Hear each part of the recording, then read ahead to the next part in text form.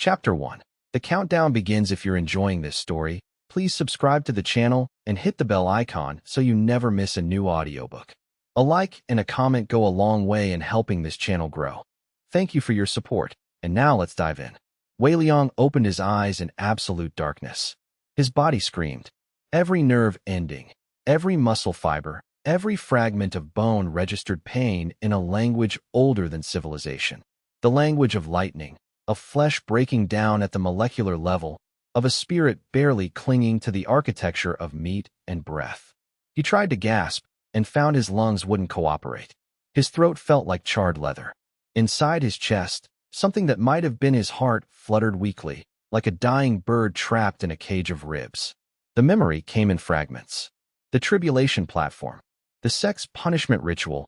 They called it an execution, not mercy, but execution was the word they used anyway. His fellow disciples had thrown him from the Eagle's Cliff at dawn, bound in iron chains, his worthless cultivation base unable to support even basic flight. The rocks below had been waiting. He remembered the first impact. He remembered his bones breaking. He remembered the sky turning red, not with blood, but with raw spiritual energy released as he fell. The tribulation clouds above the sect gathering like vultures to finish what the disciples had started. Then nothing. Then lightning. And now something else. Wei Liang forced his eyes open wider, searching for any hint of light. Wherever he was, it was so dark that he couldn't distinguish his own hand from his face. The stone beneath him was cold and slick. Water, maybe. Or blood. He didn't have the strength to investigate. Instead, he lay still, measuring each breath, taking inventory of what remained. The pain was a good sign. Pain meant nerve endings. Nerve endings meant he wasn't dead. Unless, he thought with a thin smile that made his cracked lips split open, this was the hell realm. That would explain the darkness. That would explain why everything hurt. A sound reached his ears, a dripping water, steady and patient, like the ticking of a clock. Drip, drip, drip. The rhythm was hypnotic. Wei Liang fixed his attention on it, used it as an anchor while his mind floated elsewhere, too damaged to stay present. How long he lay there, he couldn't say. Hours. Days. The darkness didn't change. The pain didn't diminish. But something in him, some stubborn, quiet thing that the disciples had never been able to beat out of him, refused to surrender to it. He pushed himself up on shaking hands. His left arm gave out immediately, and he collapsed back to the stone. Bones not healed. Some of them might not be healing at all, but his right arm held, and he used it to drag himself backward, away from the center of the chamber, until his back touched stone. Using the wall as a spine, Wei Liang slowly, impossibly, brought himself to his sitting position. The darkness was still absolute, but now he could feel a faint current of air, moving toward him, which meant there was somewhere else for it to come from. A passage. An exit. He needed water. His throat was going to close completely if he didn't get water soon, and if it closed, he'd asphyxiate. The thought was abstract enough not to frighten him. Everything frightened him less than it should. The trial was over. He was alive. What came next could not possibly be worse than the last week of his life. Wei Liang moved toward the air current. He crawled. He had no other option. His legs didn't work yet. He'd have to come back to them. For now, hands and knees, dragging himself across stone so rough it tore away what remained of his skin. Crawl. Drip. Crawl. The air current grew stronger. With it came something else, a sense of space, of the darkness being less complete, of there being something to move toward rather than simply away from. Then light. It hit his eyes like a fist, brilliant and white and absolutely merciless. Wei Liang threw his arm up, squeezed his eyes shut, but the light penetrated anyway, burned through his eyelids, made his head explode with the brightness of it. He made a sound, a small noise of protest and anguish, and pressed his face against the stone. It took minutes for his eyes to adjust. When they did, he saw he'd emerged into a ravine. A real place. Not the hell realm after all, though the relief was muted by the realization that he was naked, broken, and alone in what looked like the heart of the Bloodthorn Mountains, miles from anywhere help might be found. Wei Liang forced himself to his feet. His legs held barely. They were swollen with bruises so dark they looked black, and something in his left knee made a grinding sound when he walked, but they held. He took a step, then another. The ravine sloped downward. and he let gravity assist him, half falling down the rocky terrain until a sound finally penetrated his focus, the sound of water. Running water. A stream. He found it a moment later, a rushing ribbon of pale green water cutting through the ravine floor. Wei Liang fell to his knees on the bank and plunged his face into the water. It was so cold it felt like being struck. It was so clean it made him weep. He drank until his stomach couldn't hold any more. Then he crawled away and collapsed on the smooth rocks, shivering, alive. And that's when he noticed the numbers. At first he thought it was still an effect of the light damage to his eyes, a hallucination, a ghost image burned into his vision. A floating series of red numerals, hovering in the air just above his own chest. 47 years, 128 days, 4 hours, 23 minutes. Wei Liang blinked. The numbers remained. His breathing accelerated. He sat up and looked around wildly. They were everywhere. Above the rock formations, hanging in the air like lanterns. 823 years, 2 months, 19 hours, 41 minutes. Above the birds circling overhead. For years, 6 days, 9 hours, 15 minutes. Above the insects crawling through the grass. 2 years, for months, 11 hours, 3 minutes. Above a figure standing on the far side of the ravine. A girl wearing the violet robes of an inner disciple. Wei Liang's vision snapped to her immediately. She was perhaps 17, with sharp features and the copper skin of someone from the southern prefectures. Her eyes were wide with surprise and fear, and above her head, so vivid it seemed to glow in the afternoon sun, the numbers read, 6 years, 8 months, 9 days, 4 hours, 12 minutes. "What are you doing here?" the girl demanded, one hand moving toward the spiritual sword at her hip. "This is restricted." She stopped. She'd seen him, truly seen him. The torn body, the complete lack of robes or status marking, the way he was staring at the space above her head as though seeing something that wasn't there. "Did you?" The girl's voice trembled. "Did you fall from the eagle's cliff?" Wei Liang didn't answer. He was counting. The numbers above her head were counting down. He realized, not staying static, but shifting, ticking like the water in the darkness had ticked. Drip, drip, drip. How much time did he have? How much time did anyone have? He looked at the counting numbers above his own chest again. 47 years. "They said you'd be dead within hours," the girl continued, coming closer.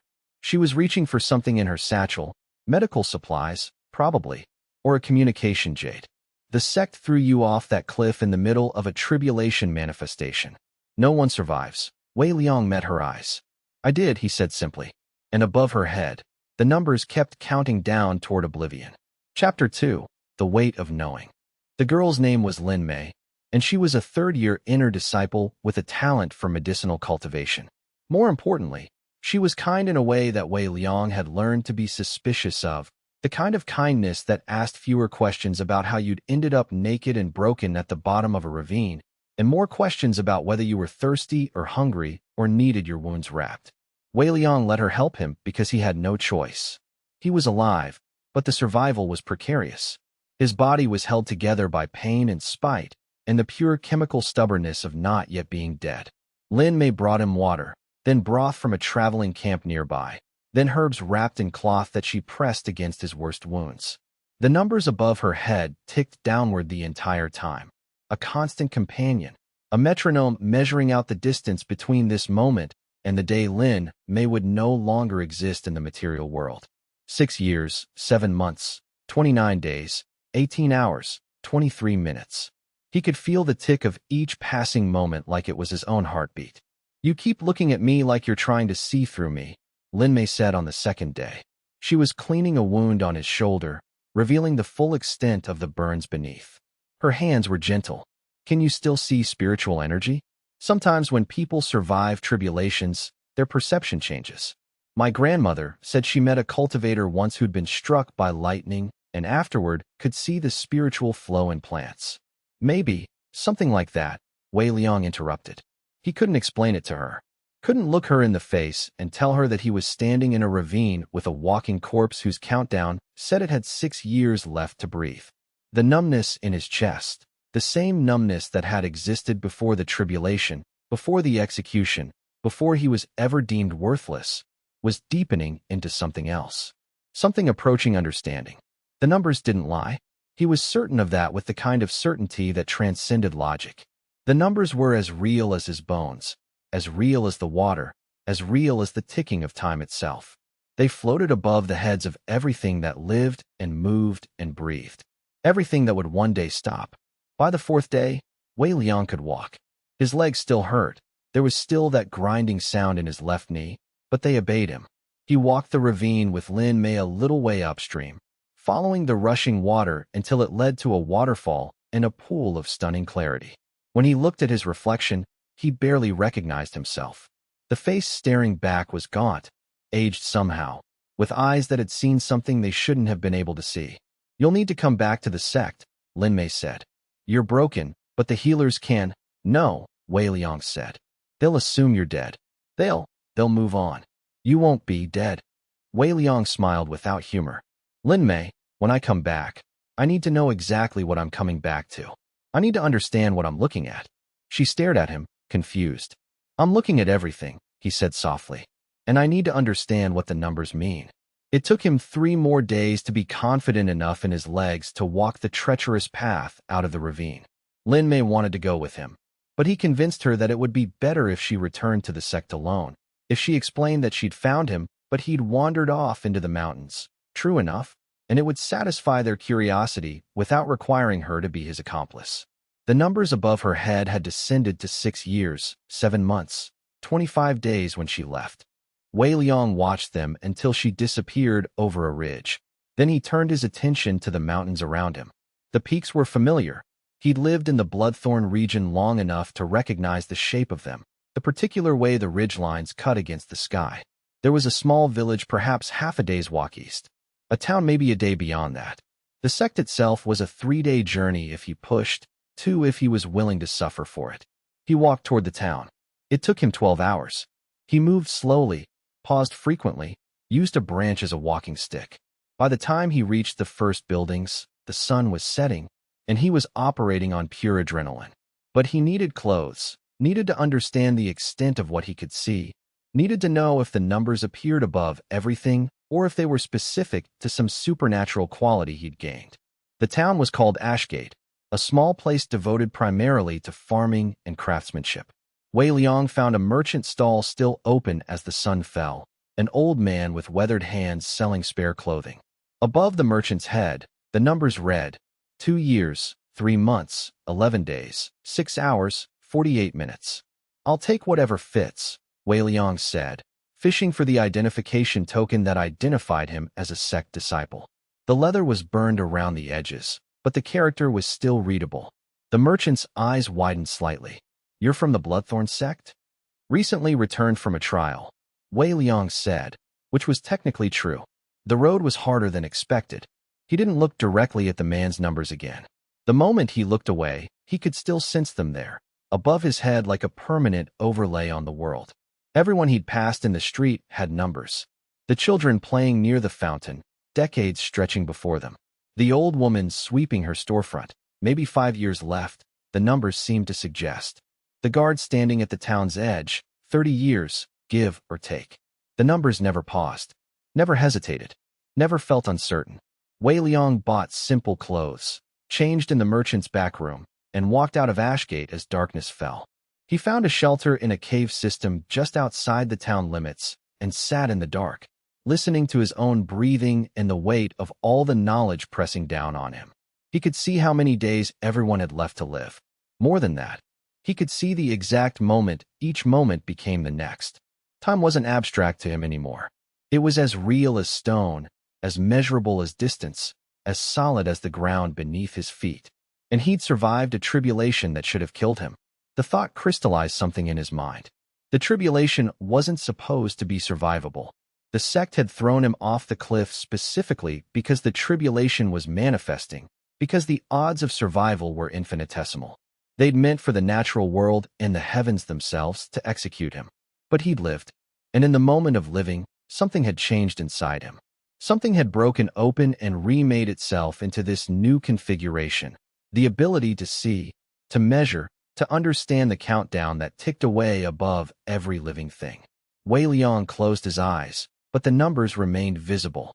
They would, he suspected, always remained visible. In the darkness of the cave, he began to plan. Chapter 3. The Value of Information. Wei Liang returned to the Bloodthorn sect on a cool morning, exactly 7 days after his escape from the ravine. He'd spent the intervening time observing, learning, testing the limits of his newfound perception. He'd learned that the numbers appeared above all living things. Animals, insects, even the roots of trees seemed to carry some kind of countdown, though he couldn't quite perceive the full span of it. He'd learned that the numbers ticked in real time, advancing once per second, and that they seemed utterly accurate. He'd learned that his own countdown, at 47 years remaining, didn't make him feel particularly special or doomed. Most importantly, he'd learned that he could use this information. There was a bandit group operating in the foothills east of Ashgate. Wei Liang had spotted them from a distance and observed their encampment for a full day. Above their leader's head, the countdown read 8 months, 3 days, 17 hours. The second in command had 4 years. The youngest member of the group had 62 years stretching ahead of him. Understanding that the bandit captain was dying had changed Wei Liang's entire approach. He walked into their camp alone, without weapons, and allowed himself to be captured. The captain was dying, and dying men become reckless. Dying men also become motivated by legacy, by the desire to leave something behind. "I'll triple your income in the next 6 months," Wei Liang said calmly, kneeling in the dirt while the captain's knife rested against his throat. "Teach me everything you know about reading people. Teach me how to recognize weakness. Then you can spend your remaining time putting your affairs in order." The captain laughed. It was a bitter, rattling sound. Wei Liang could hear the illness in it, something that was eating him from the inside. "And why would I trust a sect boy?" "Because you're scared," Wei Liang said simply. "Because you're dying, and you know it, and you want to matter. I can make you matter." The knife didn't move, but the captain's breathing changed. In the end, Wei Liang stayed with the bandits for 6 days. They taught him how to read the tells in a person's body language, how to know when someone was lying just by watching their shoulders, how to determine if someone was truly committed to a fight or merely bluffing. He taught them how to organize a more systematic approach to identifying rich merchants traveling the roads. By the time he left, he'd earned enough favor with the group that they would have followed him to the Hell Realm. But he didn't ask them to. He left them with a promise and a question. "What would you want to be remembered for?" The captain didn't answer, but his eyes told Wei Liang that the question had mattered. When he arrived at the Bloodthorn sect's gates, the disciples there barely recognized him. The trials the sect put its disciples through often left them changed: scars, weight loss, new attitudes that reflected some kind of spiritual advancement. Wei Liang's transformation seemed to fit the pattern. He walked through the gates with his back straight and his eyes forward, and none of the disciples guarding the entrance thought to question him. The sect's central compound was arranged in concentric circles, with the outer disciple quarters on the periphery and the administrative buildings and master residences at the center. Wei Liang belonged in the outer quarters. He'd been an outer disciple when they threw him off the cliff. But he didn't go there immediately. Instead, he made his way to the training grounds, where he knew the inner disciples would be practicing, and he waited.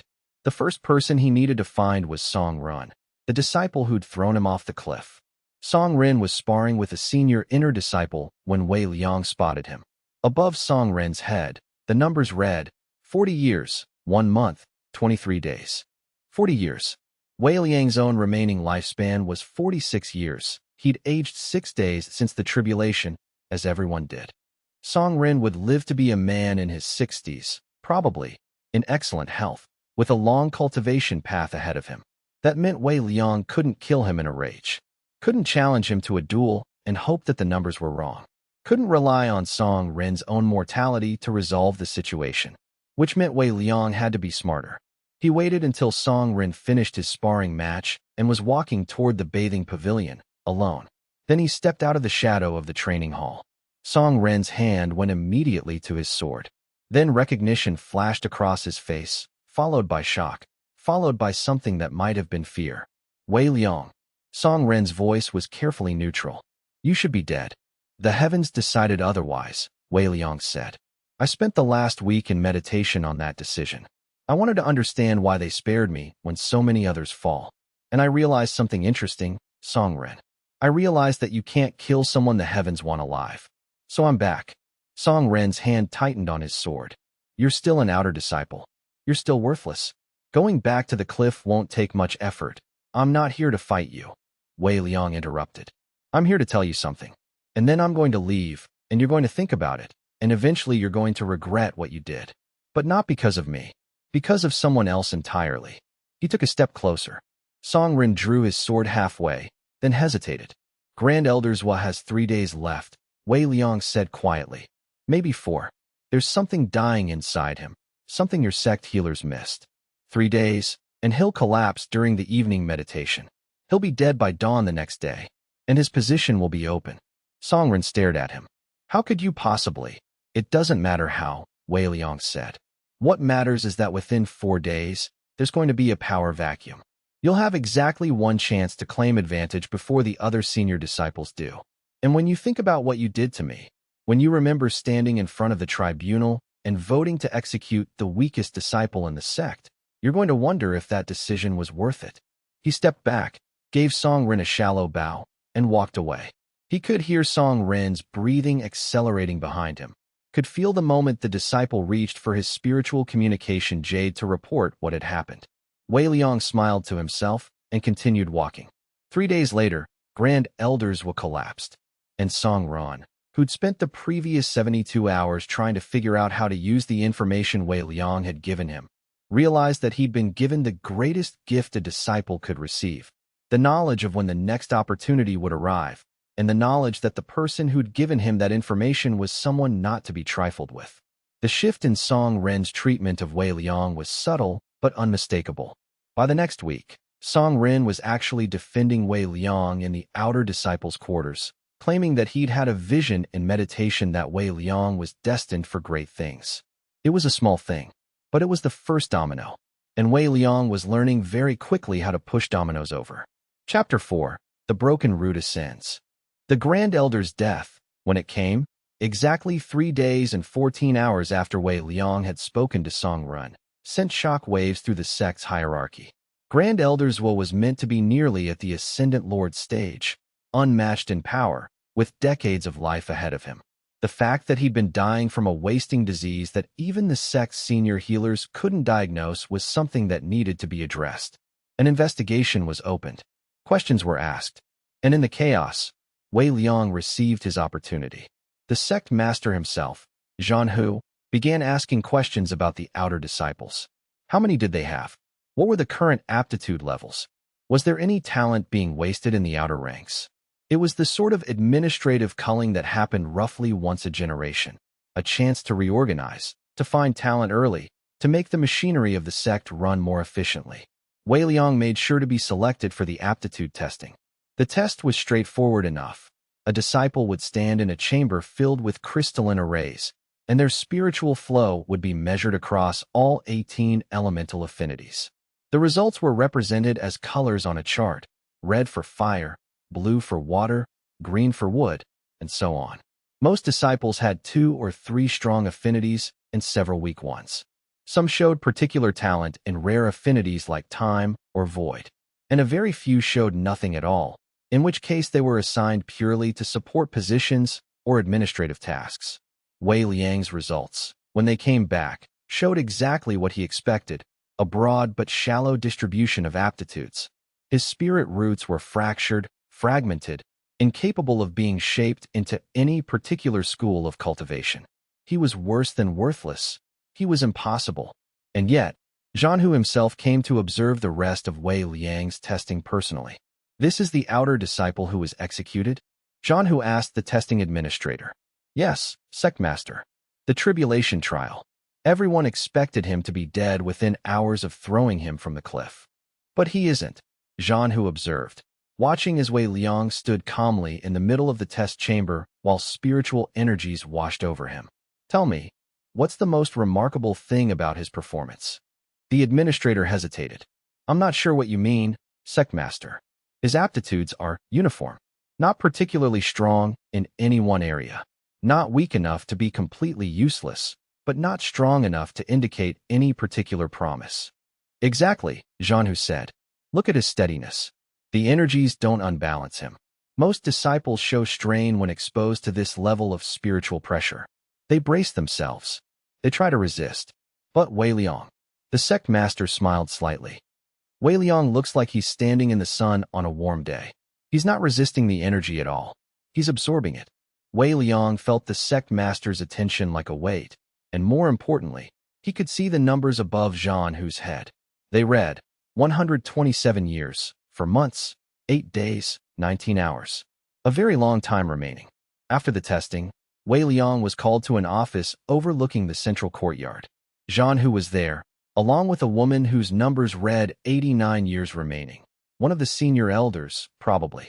They looked at Wei Liang with an intensity that made it clear something significant had shifted. Your aptitude test shows insufficient promise for standard cultivation training, Zhan Hu said without preamble. However, your reaction to pressure is unusual. I'm going to offer you a position, assistant to the sect's memory keeper. She catalogs and preserves the sect's records. It's considered a minor position, but it comes with access to the restricted archives and a higher stipend than outer disciple wages. Wei Liang bowed. I'm honored, sect master. Don't be, the woman said, with a hint of humor in her voice. The position is boring as death, and the memory keeper is nearly as cranky as death as well. But if you're interested in understanding cultivation through observation rather than practice, it's an opportunity.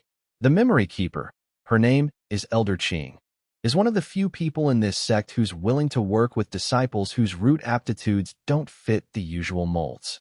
I accept, Wei Liang said. That was the moment everything changed.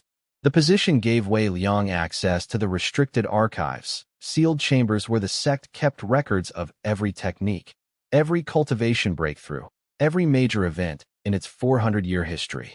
More importantly, it gave him access to Elder Qing, who turned out to be exactly what she'd promised, cranky but brilliant.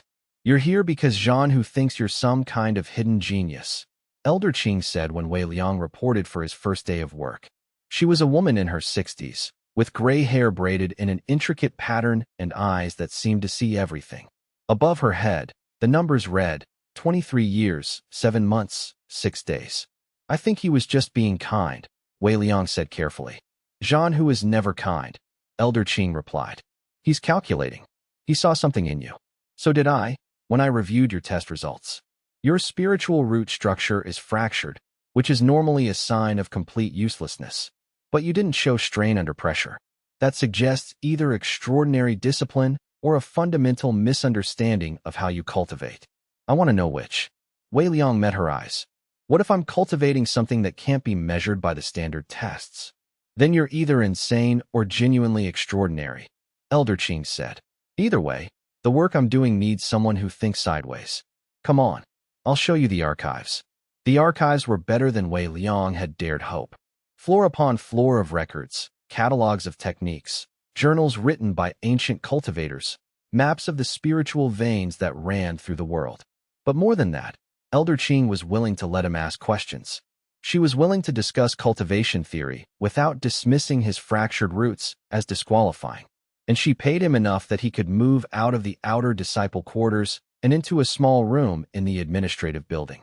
Within 2 months of taking the position, Wei Liang had fundamentally restructured how the memory keeper's office functioned. He created a cross-reference system that made finding specific techniques easier. He reorganized the catalogs by theme rather than by date. He began making notes in the margins of ancient texts about how different cultivation methods related to each other, creating a web of connections that Elder Qing found invaluable. By 4 months, he was training other administrative disciples. By 6 months, Zhan Hu himself was coming to the archives to consult with Wei Liang about the proper lineage of certain advanced techniques. And throughout all of it, Wei Liang continued to observe.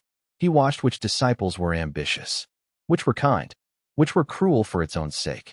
He watched the countdown numbers above every person he met, and he learned to understand the subtle differences in how people changed in the days before their deaths.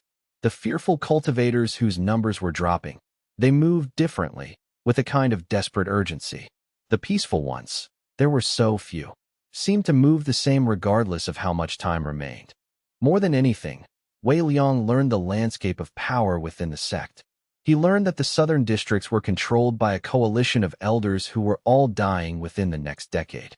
He learned that the northern training grounds were dominated by a single master whose numbers read 203 years, someone who would be difficult to displace. He learned the exact nature of every major power struggle within the sect, and he began to plan how to use that information. It was Elder Qing who first suggested that he apply for advancement to inner disciple status. "Your performance is exceptional," she said one afternoon as they cataloged a newly acquired set of meditation texts. "Jean who wouldn't pay for your position if he thought you were worthless. You could apply for advancement. Your fractured roots are a problem, but there are enough unusual cases in the archives that we could argue your case." Wei Liang considered this. An inner disciple had more authority, more resources, more freedom to move within the sect. But it also meant higher visibility, more scrutiny, more opportunities to make enemies. "Not yet," he said finally. "I want to understand more first, and I want to be ready when I do advance." "Ready for what?" Elder Qing asked, curious. Wei Liang smiled. "To change everything." Chapter 5. The Legacy Cave. It took Wei Liang exactly 9 months to position himself correctly. 9 months of work in the archives, of building relationships with the right people, of carefully arranging for information to reach the right ears at the right moments. By the time he made his move, he'd woven a web of obligation and favor and shared knowledge so intricate that his advancement to inner disciple status was practically inevitable. The presentation of his advancement came in the form of a formal tribunal. Wei Liang stood before the sect master, the senior elders, and the full council of inner disciples while they reviewed his record, his contribution to the archives, his insights into cultivation techniques, the recommendation from Elder Qing, the approval from Jean Hu himself. "Your roots are still fractured," one of the elders pointed out, a man whose numbers read 6 years remaining, and whose voice carried the kind of irritation that came from knowing his own time was running short. "That's never been overcome before. But I've shown that cultivation doesn't necessarily require the standard root configuration," Wei Liang said calmly. "My work in the archives demonstrates that there are unconventional paths. I'm asking for the opportunity to explore one of them." There was a debate. There was some resistance. But ultimately, the weight of institutional support won out. Wei Liang was promoted to inner disciple status, which came with a small stipend, access to better cultivation resources, and most importantly, the ability to claim a disciple's cell in the inner disciple quarters. What nobody expected was how quickly he would use that status. 2 weeks after his promotion, the dying elder who'd objected to Wei Liang's advancement collapsed during a meeting. His countdown had finally reached 0. Within hours, there was a scramble to claim his position, his cell, his resources, his place in the hierarchy. Wei Liang didn't participate in the scramble. Instead, he went to Grand Elder's tomb, accessed the senior sections of the archives, and found something that most disciples didn't even know existed: a record of who had inherited the Grand Elder's personal cave after his death. Grand Elder's had been one of the sect's most senior cultivators for 37 years. His death created a massive vacuum in power, but more importantly, it opened the question of what would happen to his cave, the personal cultivation space where he'd stored his most valuable techniques, his meditation journals, his private library of research. According to tradition, the cave should be sealed and its contents cataloged into the archives. But there were exceptions.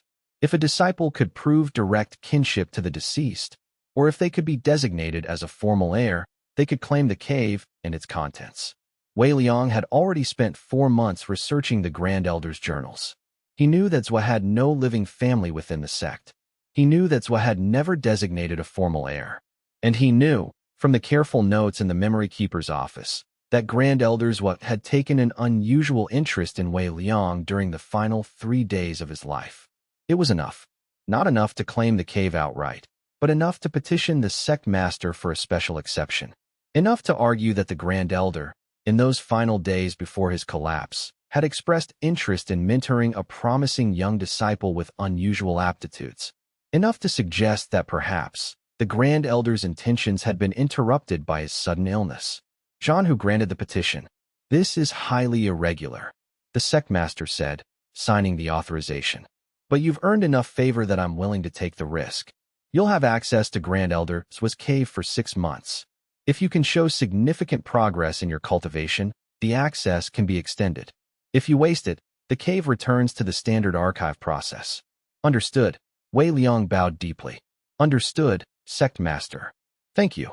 The cave was located 3 li outside the sect's central compound, carved into the side of a mountain that overlooked the valley where Bloodthorn Peak rose in the distance. The entrance was sealed with a senior-level ward that took Wei Liang nearly an hour to disable. Once inside, he found a chamber that was roughly 60 paces across and half as deep, with walls carved smooth and reinforced with spiritual anchors. And everywhere, on every available surface, were the records of Grand Elders' cultivation. Meditation journals spanning decades. Technique blueprints for advanced spells Wei Liang had never heard of. Maps of the spiritual meridian networks running through cultivators' bodies. Research into the nature of the breakthrough realms. The stages of power that separated an ordinary cultivator from an ascendant lord. And in a sealed chamber at the back of the cave, a single object. A cultivation manual bound in red silk, with golden characters on the cover reading, "The Infinite Comprehension Method." Wei Liang opened it and began to read. It was revolutionary. Every assumption that the sect made about cultivation, that strong roots were necessary, that balanced affinities were preferred, that spiritual energy had to flow along the standard meridian network, was systematically dismantled and rebuilt into something entirely new. The Infinite Comprehension Method taught cultivation without relying on root quality. It taught the use of observation and understanding to guide spiritual flow rather than inherent talent. It taught that the weakest cultivators often became the strongest ones if they developed the discipline to use unconventional paths. Wei Liang read it 3 times over the next week, barely sleeping, barely eating, absorbing every principle, every technique, every insight. And as he read, something crystallized inside him. This was why he'd survived. This was why he'd been given the ability to see the countdown numbers. His fractured roots weren't a limitation, they were an asset. They forced him to think sideways, to find unconventional paths, to understand cultivation on a level that disciples with perfect roots could never achieve. And more than that, he realized something else as he practiced the techniques in the Infinite Comprehension Method. He could adapt them. He could use his perception of the countdown numbers as a guide to his own cultivation. He could understand the flow of his spiritual energy by comparing it to the way time flowed above everyone's heads. On the 8th day in the cave, Wei Liang achieved his first deliberate breakthrough. Not a major one. He went from the foundation establishment stage to the early intermediate stage, a jump that normally took months of cultivation and careful management. But he did it in a week, using nothing but the techniques in the Infinite Comprehension Method and his own understanding of how mortality and cultivation were fundamentally linked. The breakthrough released a wave of power that shattered 2 of the spiritual anchors holding the cave's walls steady. But Wei Liang barely noticed. He was too focused on what he'd just realized. The Infinite Comprehension Method wasn't a cultivation path for the weak. It was a path for people who were willing to think differently. And Wei Liang had been thinking differently his entire life. He emerged from the cave 9 days after entering it. He'd established a foundation in the Infinite Comprehension Method, broken through to the intermediate stage, and created a personal repository of knowledge that no other disciple in the sect could access. He'd also, very deliberately, sealed the cave behind him and reinforced the wards with new protections that only he could bypass. Songren was waiting for him when he exited. "Wei Liang," Songren said, his eyes reflecting a kind of awe that hadn't been there before. "What happened to you?" "I could feel the power release from the cave. I thought the Grand Elder's chamber was supposed to be empty. It was a good trial," Wei Liang said simply. "I learned what I needed to learn. Now I'm ready to start the real work." "What real work?" Songren asked. Wei Liang looked at the sky above the peaks, at the clouds gathering in the afternoon light, and smiled. "Finding people worth saving," he said, "and people worth letting die." And above Songren's head, the numbers ticked onward toward an ending that Wei Liang could see, but Songren could never know. 39 years, 11 months, 16 days remaining. Time was the only true measure of a person's value. And Wei Liang had finally learned how to read it perfectly.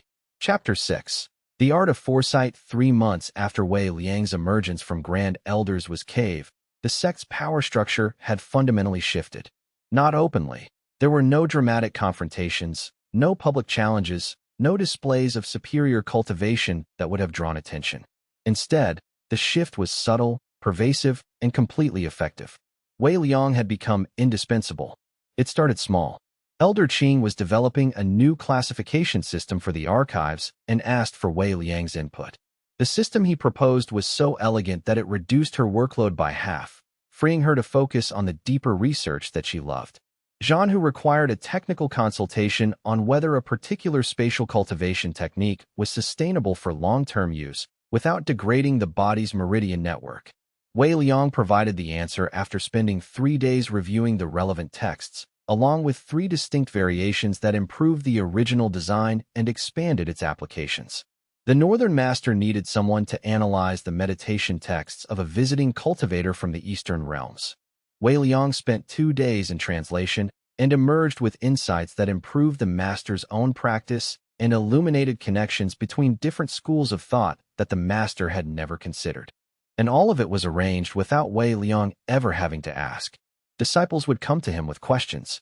Elders would mention his name in meetings when problems arose.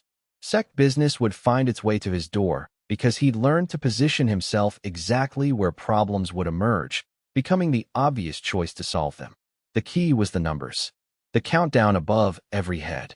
Wei Liang had begun to understand the subtle correlations between a person's remaining lifespan and their psychological state.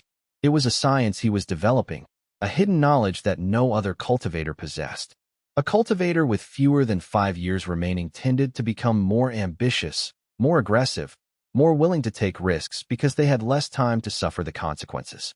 A cultivator with 50 years or more ahead seemed to move more cautiously, investing in long-term relationships rather than immediate power grabs because they would have to live with the aftermath of their choices.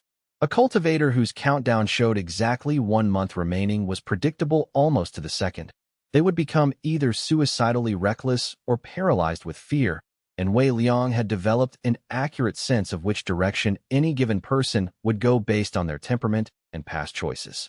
Using this information, he'd begun to manipulate the sect's internal dynamics with the precision of a master composer arranging an orchestra. There was a master in the western quarters named Shen Wei, whose numbers read 2 years and 3 months remaining. Shen Wei had been planning to challenge for a council position in the next 6 months, a move that would have created chaos within the hierarchy and disrupted the careful balance Wei Liang had been establishing. But Wei Liang had made a simple intervention.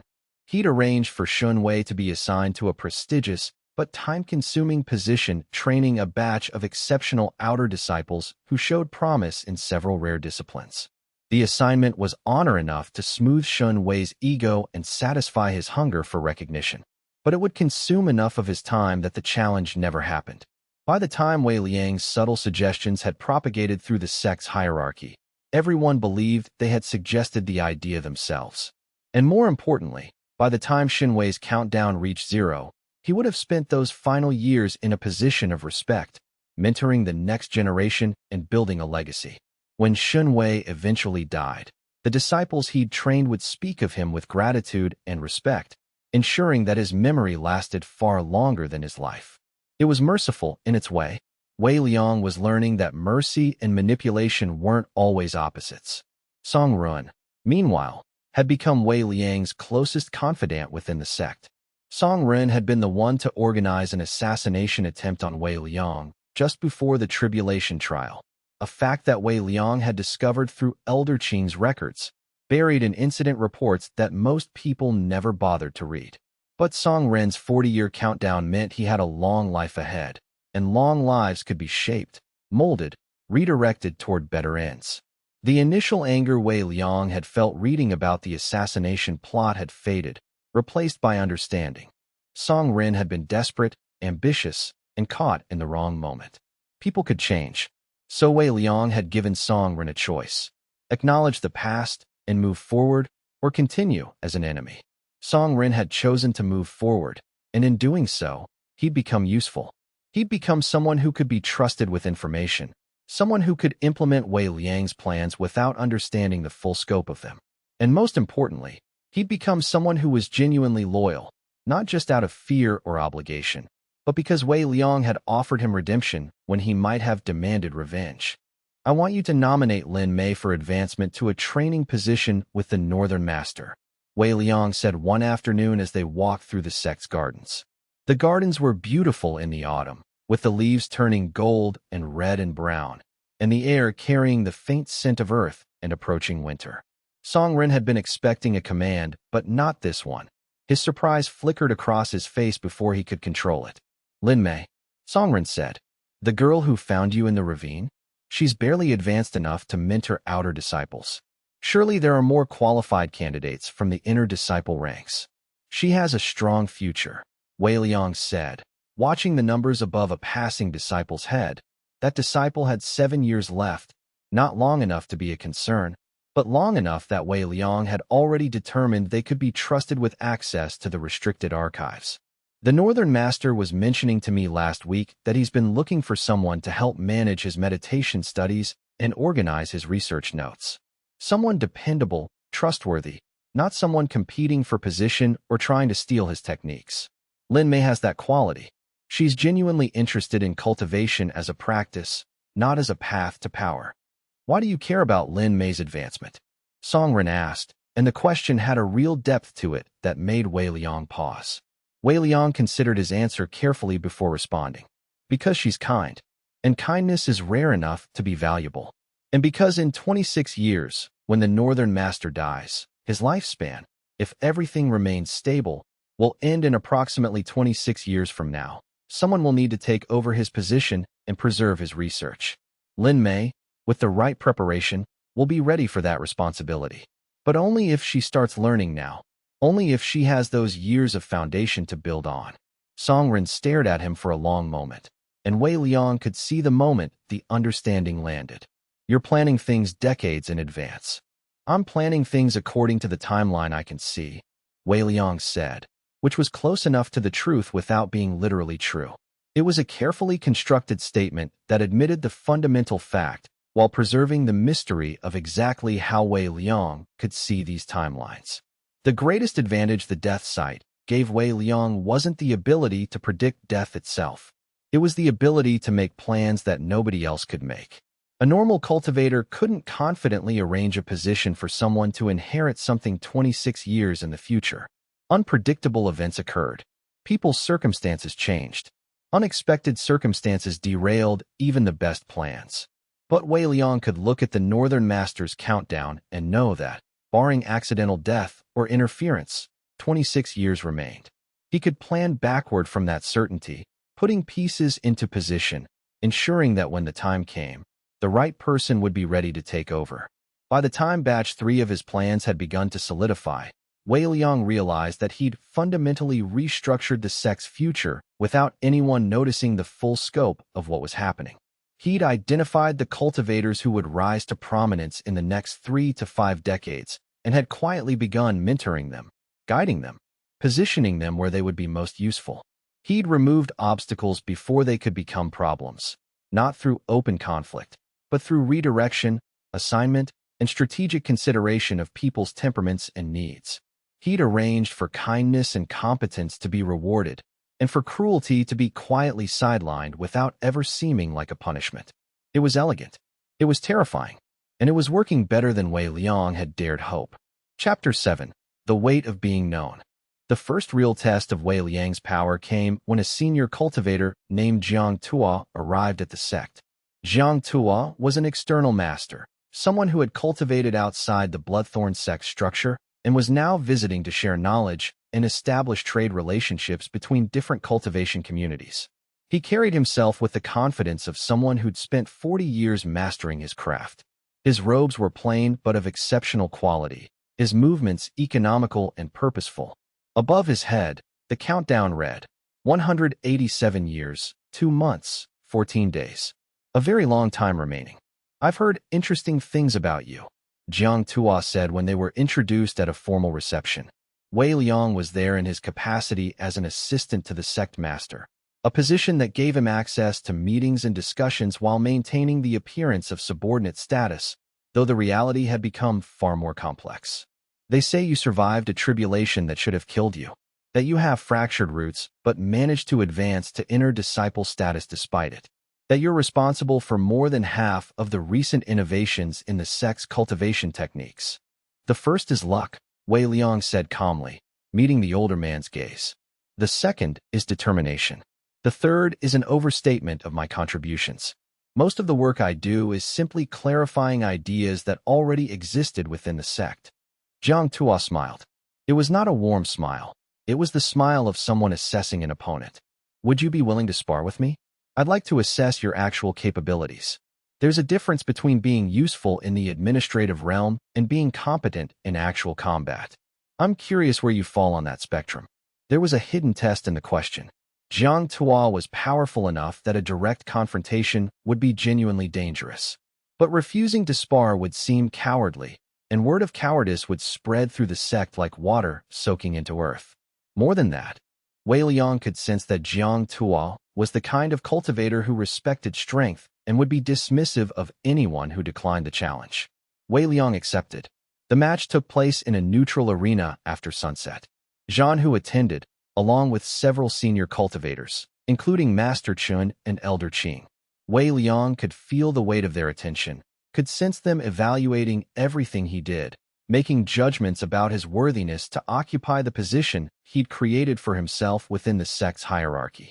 Jiang Tuo attacked with a technique that should have been overwhelming in its raw power.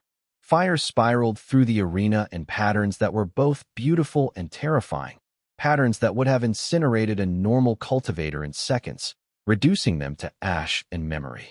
But Wei Liang didn't meet the fire with strength. He met it with observation. The infinite comprehension method had taught him that cultivation wasn't about having more power than your opponent. It was about understanding the patterns of power and responding in ways that were efficient, not powerful. Strength was like a river running downhill. It was powerful, but it was also predictable. Water simply flowed downhill. But a person could use those patterns to their advantage if they understood them deeply enough.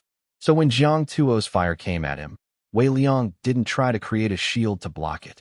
He created channels, guiding the fire around him, through him, past him, understanding the underlying structure of the technique and finding the threads he could pull to redirect its force. He absorbed the heat and converted it into stability rather than trying to overwhelm it with counterforce. Jiang Tuo, watching Wei Liang absorb his attack without apparent strain, adjusted his approach. He intensified the technique, forced more power into the flames, added secondary patterns that locked them in place and prevented them from being easily redirected. Wei Liang adapted, flowing like water, finding the gaps in the assault, understanding the moments when the structure of the technique became rigid and exploitable. And gradually, Wei Liang could see it beginning to happen. Jiang Tuo began to slow. It was a subtle thing. The fire became slightly less intense. The pattern became marginally less complex. The sweeping strikes became a touch less precise. Jiang Tuo's breathing, which had been steady despite the intensity of his cultivation, became slightly labored. His shoulders shifted, favoring the left side slightly less than the right. Wei Liang could see the numbers above Jiang Tuo's head, and he understood what he was seeing. The strain in Jiang Tuo's left shoulder that had been evident in their meeting. Some kind of old injury that had never fully healed. Some kind of damage that made sustained intense effort harder over time. It was the kind of thing that a cultivator of Jiang Tuo's level could normally overcome through sheer willpower and skill, but under the stress of a prolonged match, it became a liability. Wei Liang prolonged the match. Not to win. There was no need to win visibly, and doing so would create the impression that Wei Liang was a threat rather than an asset.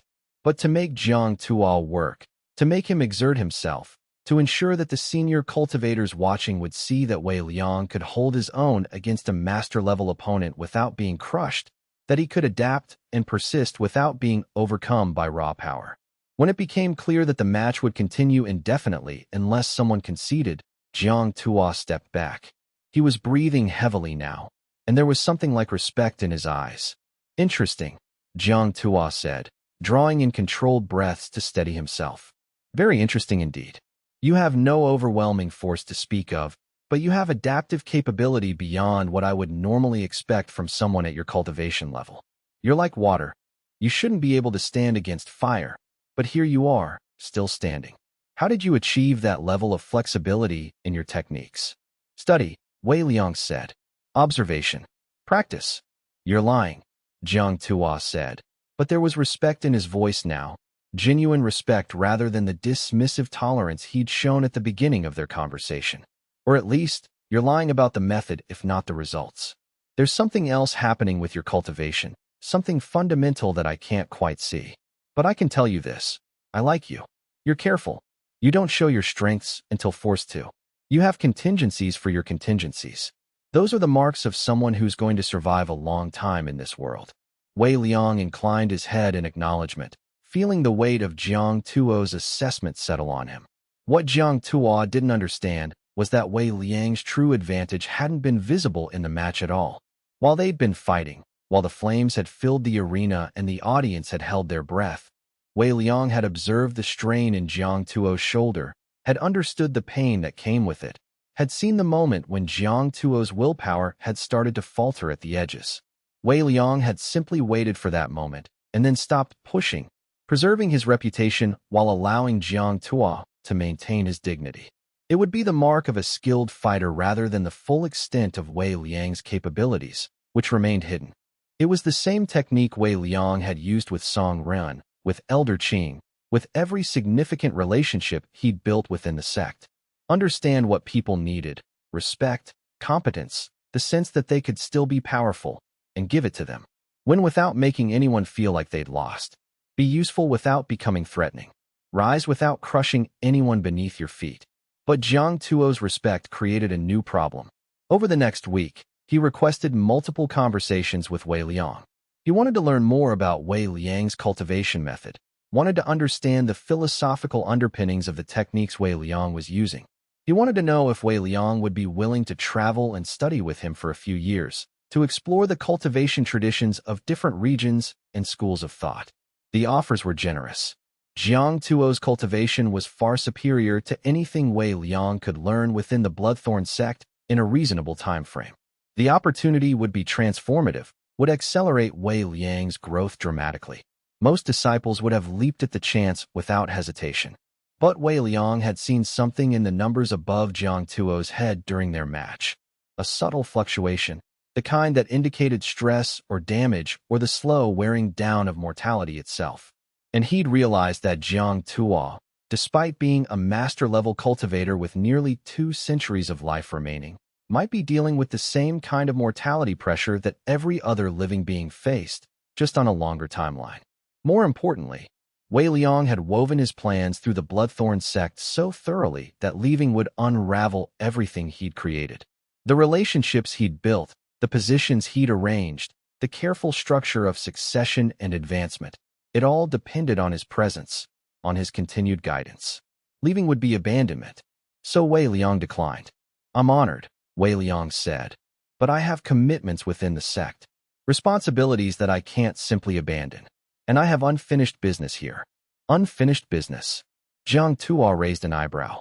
You're already reshaping the sect's entire structure for the better. You've created opportunities for disciples who would otherwise have been overlooked. You've improved the efficiency of the administrative systems. You've positioned the sect for decades of stability. What could possibly be unfinished? Wei Liang met his gaze seriously. Learning to use what I know without destroying the people around me in the process. Jiang Tuo studied him for a long moment. And in that moment, Wei Liang wondered if the older cultivator could sense what Wei Liang himself was only beginning to understand. Then Jiang Tuo nodded slowly. That, Jiang Tuo said, is the response of someone who has actually survived, not just prolonged existing. I respect that deeply. I'll leave you to your unfinished business. But if you ever reconsider, come find me. The world is large enough for 2 people who think the way you do. After Jiang Tuo left the sect, his form disappearing down the mountain path on a clear morning, Wei Liang felt the weight of what he'd chosen settle onto his shoulders like a heavy robe that he could never quite remove. He'd declined an opportunity that most cultivators would never receive. He'd chosen to stay in the Bloodthorn sect, in the complex web of relationships and responsibilities he'd created, rather than pursue greater power elsewhere. It should have felt like a limitation, like a cage made of his own design. Instead, it felt like a commitment, the kind of commitment that bound a person to a place and people that made leaving impossible without causing damage. Because Wei Liang had realized something during his conversations with Jiang Tuo, the death sight wasn't just a tool for manipulation and control. It was a responsibility that sat heavier than any cultivator's core ever could. Every person he met existed on a timeline they couldn't see. Every decision he made about who to help and who to harm, about who to push toward advancement and who to redirect toward different paths, rippled forward through their lives, affecting not just them, but everyone connected to them. He'd been treating the sect like a game board, with pieces to move and positions to arrange, like a master strategist playing a game with no real stakes. But Jiang Tuo's visit had reminded him, in a way that couldn't be ignored, that the pieces were real people. People with hopes and fears and dreams that extended far beyond Wei Liang's plans. People whose lives would continue on after Wei Liang's death, whose futures would be determined in part by the decisions he made now. It was a weight he was beginning to understand he would carry for the rest of his life, the weight of knowing, and the weight of being unable to unknow what he'd seen. Chapter 8. The silence of the loyal Song Rin came to Wei Liang's quarters 3 months after Jiang Tuo's departure, and he came in a state of barely contained excitement mixed with something darker, something like dread or concern. "There's going to be a challenge," Song Rin said without preamble, declining the tea Wei Liang offered him. "For the Grand Elder position. Someone's finally going to force the issue. The current Grand Elder's power base is fragmenting, and there are 3 candidates preparing to make their moves." Wei Liang had already known this. His information network, which was far more extensive than Song Rin realized, woven through the sect in ways that Song Rin couldn't fully comprehend, had informed him 2 weeks previous through Elder Qing, who'd overheard conversations in the council chamber. But he let Song Rin have the moment of being the one to deliver news, to be the trusted confidant bringing intelligence to his superior. "Who are the candidates?" Wei Liang asked, though he already knew. "Master Chun, from the southern quarters. He's been positioning himself for months. He's powerful, and his cultivation is stable and well-documented. He thinks he can take the position from whoever the current Grand Elder tries to promote," Song Rin said. "But there's also Master Lin from the eastern section. She's been building alliances quietly. And there's talk of the Northern Master throwing his support behind one of the senior disciples, trying to establish a younger generation in the upper hierarchy." Wei Liang nodded slowly. He could see Master Chen's countdown in his mind, 157 years remaining. A very powerful cultivator with a long future ahead. And indeed, Master Chun had been growing frustrated with the current structure for the last 2 years, waiting for his moment, planning his move with the kind of careful deliberation that long-lived cultivators could afford. Master Lin had 103 years remaining. She was an excellent administrator and a talented cultivator, but she lacked the raw power that Master Chen possessed. The Northern Master's protege had only 48 years, an excellent cultivator by sect standards, but young, inexperienced, and vulnerable. "Will Master Chen win?" Song Rin asked, and the question had urgency beneath it. Song Rin was invested in knowing the answer, in understanding which way the tide was turning. "That depends on who he's challenging," Wei Liang said carefully.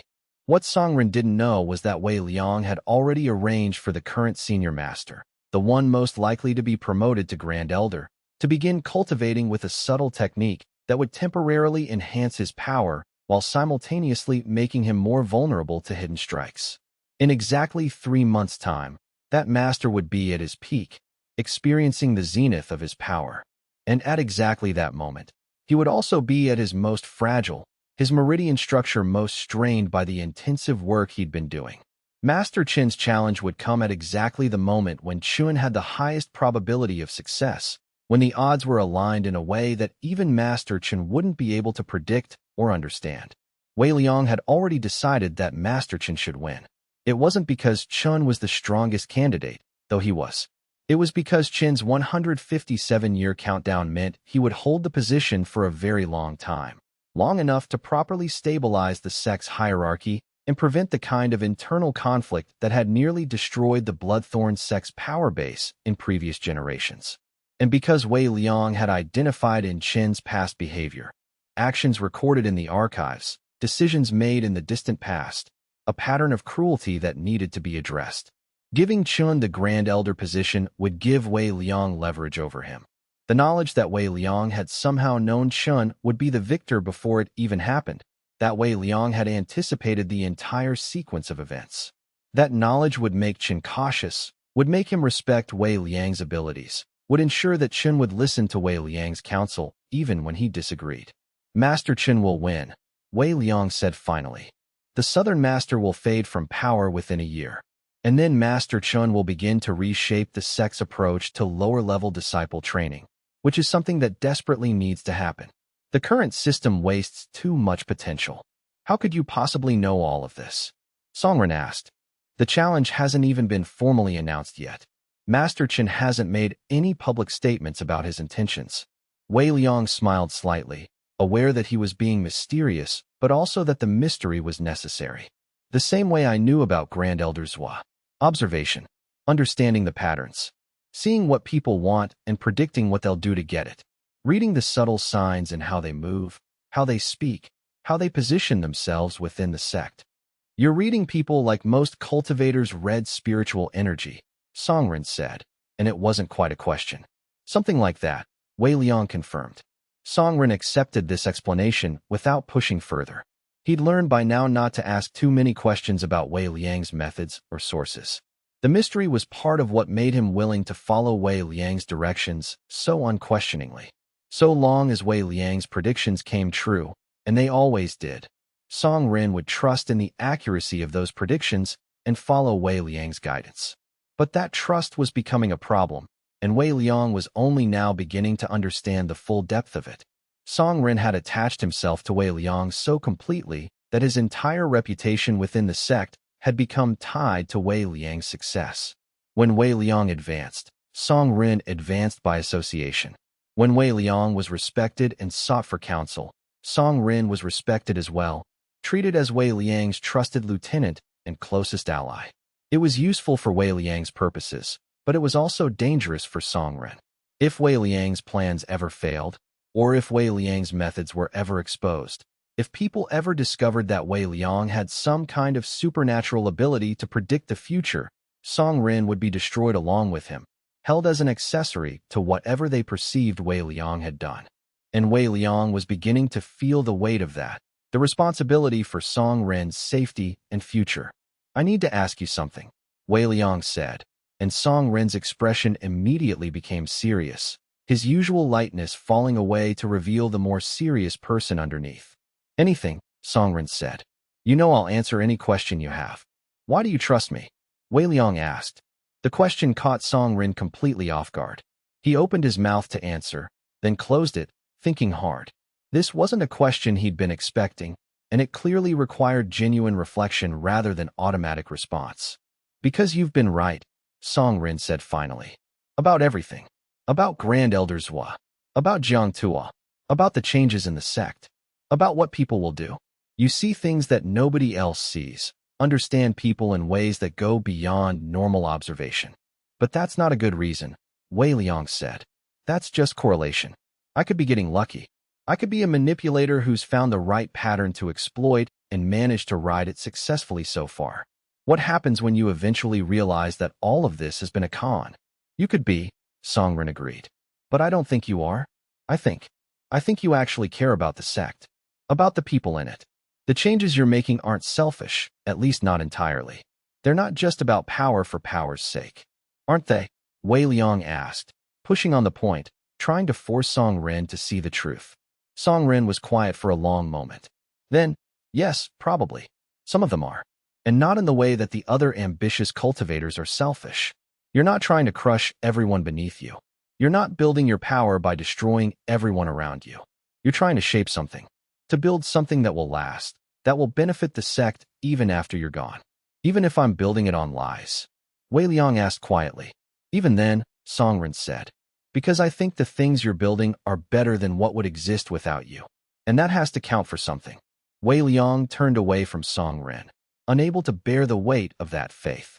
Because the truth was more complicated than Songren realized. Wei Liang wasn't just building something better because he wanted to improve the sect or help people.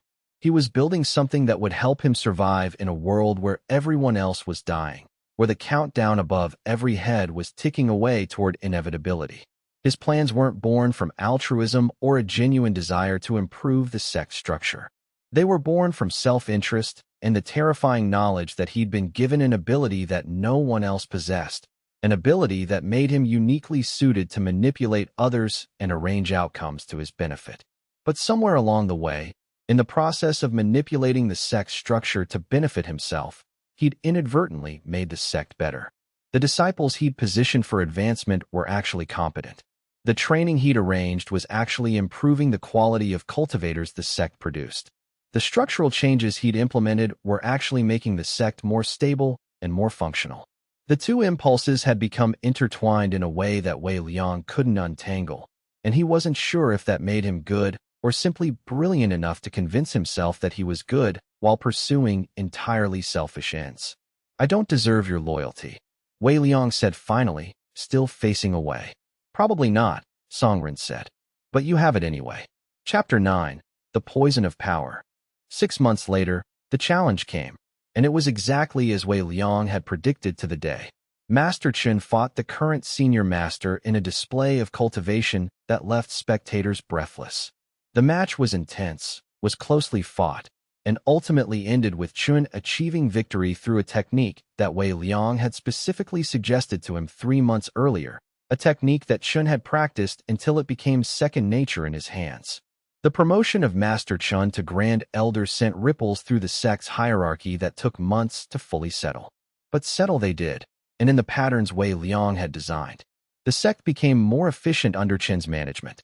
Training improved as Chen implemented the new approaches that Wei Liang had suggested. The internal conflicts that had been slowly building for years dissipated under Chen's firm but fair management, replaced by a sense of purpose and direction. And Wei Liang's position within the sect solidified to the point where he was essentially untouchable. Criticizing him became criticism of the entire system that had proven so successful. Opposing him became opposition to improvement and stability. He had become woven into the fabric of the sect's functioning so thoroughly that removing him would require removing the sect itself. It should have felt like victory. Instead, it felt like imprisonment. "You look unhappy," Elder Qing observed one afternoon as they reviewed new additions to the archives. She was making notes about the historical context of certain meditation techniques, and Wei Liang was cataloging them. But the work was secondary to the conversation they were having. "I thought you wanted this. Power. Influence. The respect of the sect." "I did," Wei Liang said, his fingers trailing across the spine of an ancient text. "I do. But I'm realizing that there's a cost to it that I didn't anticipate." "What cost?" Elder Qing asked, setting down her writing implements and turning to face him fully. Wei Liang gestured vaguely at the archives around them, at the countless records of history and achievement and failure. "The more powerful I become, the more I have to know, the more I can see. And seeing everything is exhausting in a way that I don't think normal people experience. People come to me with their problems because they believe I have answers that other people don't have. I see their deaths approaching, and I have to decide whether to warn them or let them walk into danger unknowingly. I look at disciples who are going to die in a month, and I have to decide whether it's better to let them enjoy their last weeks in peace or to prepare them for the end that's coming." Elder Qing set down her work and looked at Wei Liang carefully. "You're talking like you have information about people's deaths, knowledge of their remaining time." Wei Liang turned to face her fully. "Yes." Elder Qing was quiet for a very long moment. "Then, the tribulation. When you survived it, something changed, didn't it? Something that gave you access to a kind of information that other people don't have. Something that you've been using to guide your decisions." "Yes," Wei Liang confirmed. "And you've been using that information to manipulate the sect's hierarchy." Elder Qing continued. "Not quite a question." "Yes," Wei Liang said, seeing no point in lying now that Elder Qing had already put the pieces together. She was too intelligent to deceive, and he was too tired to keep trying. Elder Qing returned to her work, making small notes in the margin of a manuscript about the philosophical foundations of certain techniques. "That would be terrifying," she said finally. "To see the end of everyone's life before it happens. To know exactly how long they have. To measure time not in years, but in the specific number of days and hours remaining. I'm not sure that's a gift, Wei Liang." I think it might be a curse disguised as an advantage. It depends on how it's used, Wei Liang said. Does it? Elder Qing asked, setting down her writing implement and meeting his eyes. Or does it corrupt the use inevitably? Tell me, in all the plans you've made, in all the people you've positioned and repositioned, in all the manipulations and arrangements, have you ever made a choice that prioritized someone else's well-being over your own advancement? Wei Liang couldn't answer. That's what I thought, Elder Qing said, and there was something sad in her voice, something like compassion for a person who was lost but didn't yet understand how lost they were. You're not a bad person, Wei Liang, but you're becoming a person who believes their access to information justifies their control over other people. You're becoming a person who uses knowledge as a tool of dominance rather than understanding. And that's a path that ends badly, in my experience. It ends with a person so surrounded by power that they can't see outside of it anymore. So what should I do? Wei Liang asked, and he was surprised to hear how desperately the question came out, how much genuine need was beneath it. I don't know, Elder Qing said, but I think you need to start making choices that will harm you, just to prove to yourself that you can. Because right now, every decision you make is optimized for your benefit, even when you think you're helping others. That's not wisdom, Wei Liang. That's just efficient narcissism, and it will eventually consume you. The words should have angered Wei Liang, should have provoked a defensive reaction. Instead, they cut deeper than any criticism had cut before, because he knew they were true. He could feel the truth of them in his bones, in his chest, in the place where his heart kept its secrets. Chapter 10. The choice that breaks you 3 weeks after his conversation with Elder Qing. Wei Liang faced his first real test of everything she had said. A disciple came to him requesting guidance.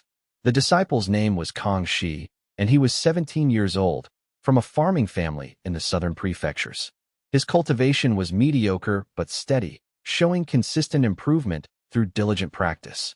His character was kind and honest, the kind of person who made others around him better simply through his presence. His spirit root configuration was nearly as fractured as Wei Liang's own. And above his head, the countdown read, 7 months, 14 days, 3 hours, 22 minutes, and counting down with each passing second. Kong Shi had less than 8 months to live. And according to Wei Liang's calculations, he would never achieve a major breakthrough in his cultivation. He would never become a powerful cultivator. He would never make a significant contribution to the sect's strength or capability. By any rational measure, spending time on Kong Shi's cultivation would be a waste of resources that could be better spent on disciples with longer lives and more potential. I want to advance, Kong Shi said, his voice earnest and hopeful. The cultivation training is hard, and I'm not naturally talented, but I work harder than anyone else in my class. I've been practicing the foundational techniques for a full year, and I feel like I'm close to a breakthrough. I think if I had access to better resources, with guidance from someone experienced, someone with your understanding, I could make a real breakthrough. I've heard you help disciples who don't fit the normal molds. People have said you see potential in places where other masters see only weakness. I'm asking for that help. Wei Liang looked at the countdown above Kong Shi's head, watched the numbers ticking down second by second. The optimal choice would be to refuse. Kong Shi would die in 8 months regardless of what resources Wei Liang provided. Any time Wei Liang spent helping Kong Shi would be wasted time from a strategic perspective, time that could be spent on more productive endeavors. Any resources spent on Kong Shi's cultivation would be resources that could benefit someone with a longer life ahead. Wei Liang could see the calculation clearly, had made calculations like it hundreds of times. Each time, he had optimized for his own benefit, had made the choice that best served his long-term goals and his accumulation of power and influence. But Elder Qing's words echoed in his mind. Make choices that will harm you. I'll help you, Wei Liang said, and felt something shift in his chest as the words left his mouth. Over the next 4 months, Wei Liang devoted a significant portion of his time to Kong Shi's cultivation. He provided access to the restricted archives, showing Kong Shi techniques that most disciples would never have the opportunity to study. He taught him techniques from the infinite comprehension method, adapted to work with Kong Shi's particular fractured roots. He guided him through meditations and breakthrough rituals, spending hours each week in instruction and practice. He made introductions to other masters who might help with specific aspects of Kangxi's cultivation. And Kangxi, in response, worked with a dedication that was humbling to witness. The disciple was intelligent and quick to learn. He adapted techniques to his own situation with creativity and insight. He practiced with a focus and discipline that reminded Wei Liang of his own approach to cultivation in those early days after the tribulation. Most importantly, Kangxi seemed to genuinely appreciate Wei Liang's teaching, seemed to understand that Wei Liang was offering him something precious and rare. Kangxi advanced steadily, not dramatically. He would never be a powerful cultivator in the way that Song Rin or Master Chen were. But he became confident. He achieved a breakthrough that he'd been pursuing for months.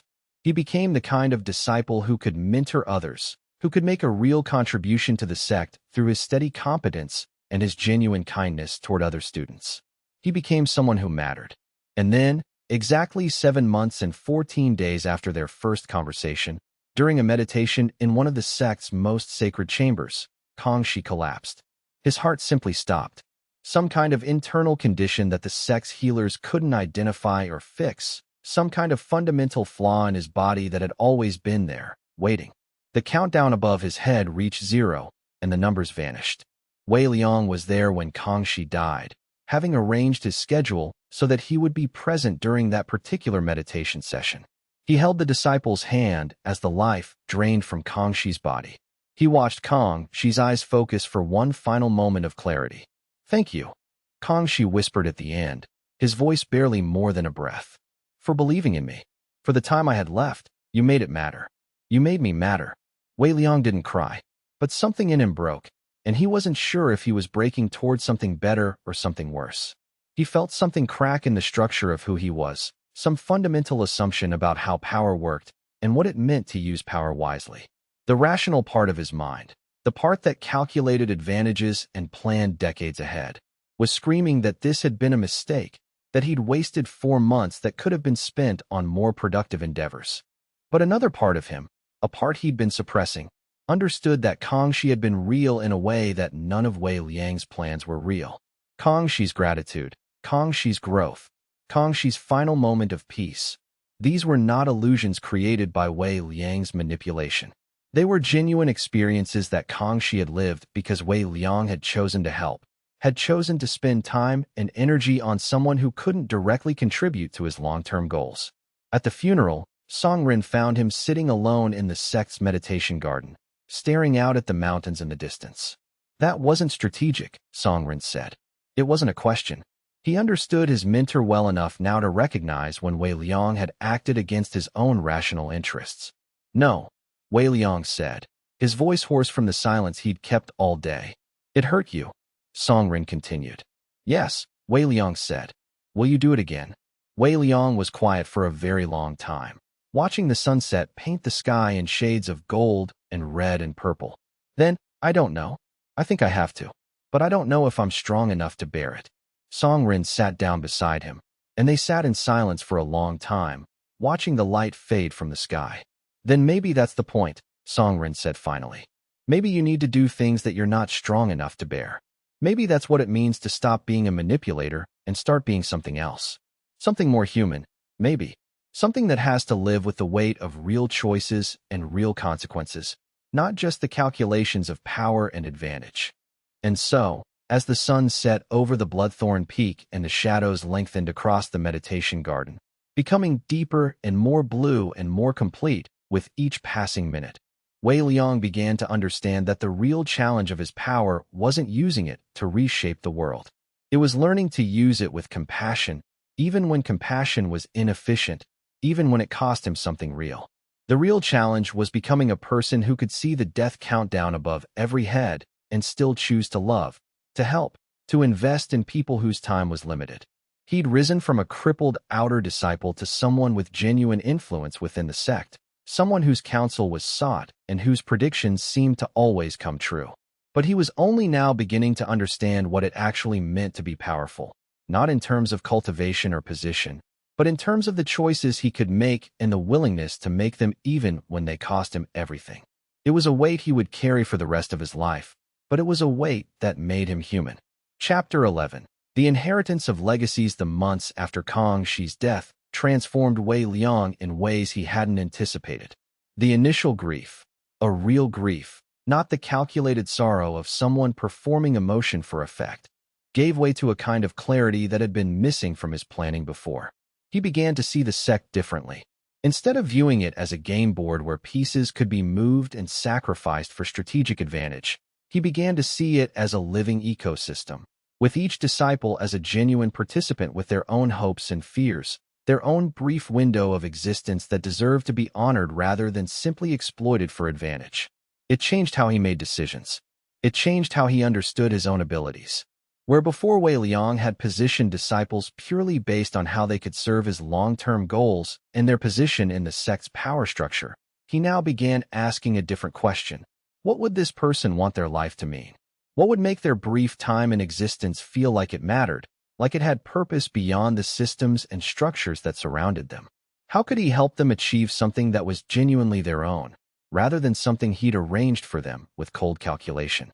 The results were subtle at first, almost invisible to anyone watching from outside the intricate web of sect politics. But they were profound in ways that Wei Liang was only beginning to understand, changes that rippled outward in ways he couldn't fully predict or control. Lin Mei, working under the Northern Master now in a formal mentorship position that Wei Liang had arranged before his change of perspective, began to flourish in ways that went beyond mere cultivation advancement. She developed genuine expertise in organizing meditation practices, in understanding the deep philosophical connections between different schools of thought that had previously seemed contradictory. The Northern Master, initially skeptical of taking on a young disciple as an assistant, worried that it would be a distraction from his work, became genuinely fond of her and began to entrust her with more significant responsibilities, allowing her to contribute her own ideas and perspectives to his research. Wei Liang, watching from a distance, understanding the countdown above her head stretching out into decades of potential, began to understand that he'd positioned her correctly not by chance, but by actually understanding what she needed at a fundamental level. Not power or advancement for its own sake, but meaningful work in an environment where knowledge and understanding were genuinely valued above political maneuvering and cultivation prowess. Songrun, meanwhile, began to change in ways that reflected his own growing independence. Watching Wei Liang grieve Kang Shi's death in that meditation garden, watching Wei Liang make choices that hurt rather than helped himself, something shifted fundamentally in Song Ren's relationship to Wei Liang's authority and counsel. The blind loyalty, the loyalty born of fear and the need for a stronger protector, began to be replaced by genuine respect, by the understanding that Wei Liang was a person trying to navigate an impossible situation, not a mastermind pulling strings with perfect certainty and absolute control. "I want to advance further," Songren said one day, almost offhandedly, while they were reviewing administrative records together in the archives. The afternoon light was slanting through the windows in golden bars. "Not because you've arranged it, or because I think it will serve your interests, or because I'm afraid of falling behind. I want to advance because I think I'm ready. Because I want my own path, separate from yours. I want to build something that's mine." Wei Liang set down the records he'd been examining and turned to face his former enemy, his current ally, his complicated friend. For a long moment, he simply looked at Song Ren, seeing the man he'd been and the man he was becoming. "That's probably the smartest thing you've said to me," Wei Liang said finally. "Is it strategic?" Song Ren asked, with a hint of amusement in his voice. "No," Wei Liang said, "but it's honest. And I've learned that honest is better than strategic." The advancement, when it came, was slower and less orchestrated than the ones that had come before. Songren had to prove himself through actual cultivation work, through genuine mastery of techniques rather than Wei Liang simply arranging positions for him and orchestrating the circumstances of his success. And Wei Liang, for the first time in his cultivation career, did nothing to accelerate the process. He simply taught when asked and trusted in Song Ren's own capabilities, allowed Song Ren to fail occasionally, to struggle, to find his own way forward. It was a strange feeling, this trust. It was also terrifying because it meant that Song Ren might fail completely, might choose a different path entirely than the one Wei Liang had foreseen in his careful calculations. But it was also real in a way that all of Wei Liang's previous arrangements had never been, grounded in genuine human connection rather than careful manipulation. 2 months after Kangxi's death, Wei Liang made another discovery that shifted his understanding of everything he'd accomplished and everything he'd planned for. Elder Qing had been cataloging some of Grand Elder Zhu's personal effects, items that had been sealed in a private chamber of the archives, preserved but not examined, and she asked Wei Liang to help her understand some of the older texts that were interleaved among Zhu's possessions. Among the papers, carefully preserved in cloth wrappings, they found a journal written by Zhu himself, entries spanning decades of his cultivation journey, his thoughts, his doubts, his fears. One entry, dated the year before Zhu's death, caught Wei Liang's attention and wouldn't let him go. I have made many decisions in my life that I thought were strategically sound. Brilliant, even. I positioned people according to their abilities and ambitions. I arranged outcomes, made choices that I believed served the long-term stability of the sect and my own continued advancement. I could see the patterns clearly, could predict what people would do with almost perfect accuracy. But I realized only near the end, and I fear I am approaching that end now, though I tell no one, that most of these decisions were made from fear, not from wisdom or genuine understanding. Fear that if I didn't control events myself, they would spiral into chaos and destruction. Fear that if I didn't manipulate people, they would make mistakes that would cascade through the sect. Fear that the world would fall apart if I wasn't holding it together. I was so focused on preventing disaster, on arranging perfect outcomes, on ensuring my own continued power and relevance, that I never created anything beautiful. I never allowed people to flourish in their own way. I never let them fail and learn and grow. I wonder if there is a cultivator somewhere who has inherited my position and who is making the same mistakes I made. I wonder if they will realize, as I did too late, that power without compassion is just careful cruelty dressed up in rationality.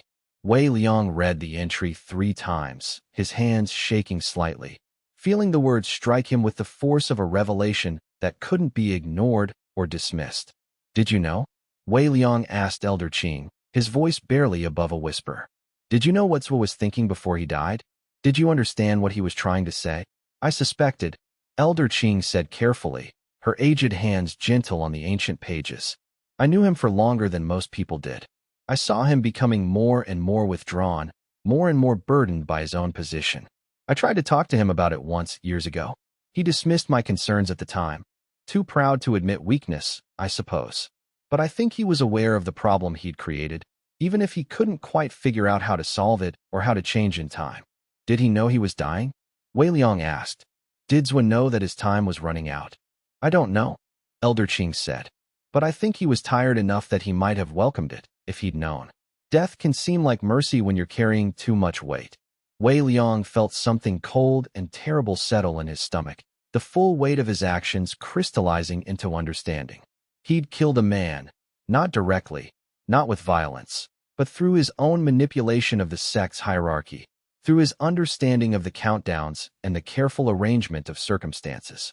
He'd realized this before, had accepted it as part of the cost of his advancement, had filed it away as a necessary consequence of consolidating power. But he'd never considered that perhaps the man he'd driven toward his death might have been ready for it, might have wanted it, might have seen relief in the approaching end. I need to stop, Wei Liang said suddenly, the words coming from a place deeper than thought. Stop what? Elder Qing asked, though Wei Liang sensed that she already understood what he meant. Stop arranging things. Stop manipulating the hierarchy. Stop positioning people for outcomes I've already determined. Stop treating people like pieces in a game. I need to just help people without trying to control the results. I need to let go. Elder Qing smiled, and there was genuine warmth in it for the first time since their difficult conversation months earlier. There was also something like vindication, as though she'd been waiting for Wei Liang to reach this realization on his own, waiting for him to understand what she'd been trying to teach him. Now you're learning something useful, she said. Chapter 12. The cost of honesty. Wei Liang's decision to change his approach had immediate and cascading consequences that he hadn't fully anticipated. For months, he'd been woven into the decision-making processes of the sect at every level. Not openly acknowledged, not formally recognized, but present nonetheless. woven through the careful influence he exerted over people he'd positioned in key places, through the subtle suggestions that his words carried, through the weight of his perfect predictions. Removing himself from that web of influence required him to actually tell people what he was doing. It required honesty about the extent of his manipulation, transparency about his ability, confession of his methods. It was far harder than simply continuing as he'd been, maintaining the illusion of mystical wisdom. It started with Master Chen. Wei Liang requested a private audience with the new Grand Elder, something that wasn't particularly unusual. They spoke regularly about sect business, about policy decisions, and cultivation matters. But this time, Wei Liang came with a different agenda, one that made his hands shake slightly as he walked toward Master Chen's office. "I need to tell you something," Wei Liang said, standing in Master Chen's private office overlooking the sect's central courtyard. The office was elegant and sparse, decorated with the works of ancient calligraphers, the space of a man who valued discipline and clarity. "Something about how you came to become Grand Elder. Something that you deserve to know, even though telling you might destroy my position in this sect." Master Chen's eyes narrowed with careful caution. "I won that position through combat. I proved myself stronger than the previous candidate. Are you telling me something different?" "You did prove yourself stronger," Wei Liang said, choosing his words with extreme care. "But you won that position at exactly the moment when your opponent was at his most vulnerable. At exactly the moment when I had calculated, through information that nobody else in this sect possesses, that your chances of success were highest. And I arranged that moment. I orchestrated the timing, suggested the technique you used, ensured that the challenge came when it would most benefit your chances of victory." There was a long silence, the kind of silence that felt heavy with consequences, that seemed to stretch and deepen with each passing heartbeat. Then Master Chen stood, walked to the window overlooking the courtyard, and stared out at the disciples training in the flowing forms that would one day make them masters themselves. "Why are you telling me this?" Chen asked finally, his voice controlled but carrying an undertone of anger that Wei Liang could hear clearly. "Because I'm tired of controlling things," Wei Liang said. "And because you deserve to know the truth. Because continuing the lie would be a betrayal deeper than the original manipulation." "And if I decide you're a threat that needs to be removed?" Chen asked, turning to face him fully.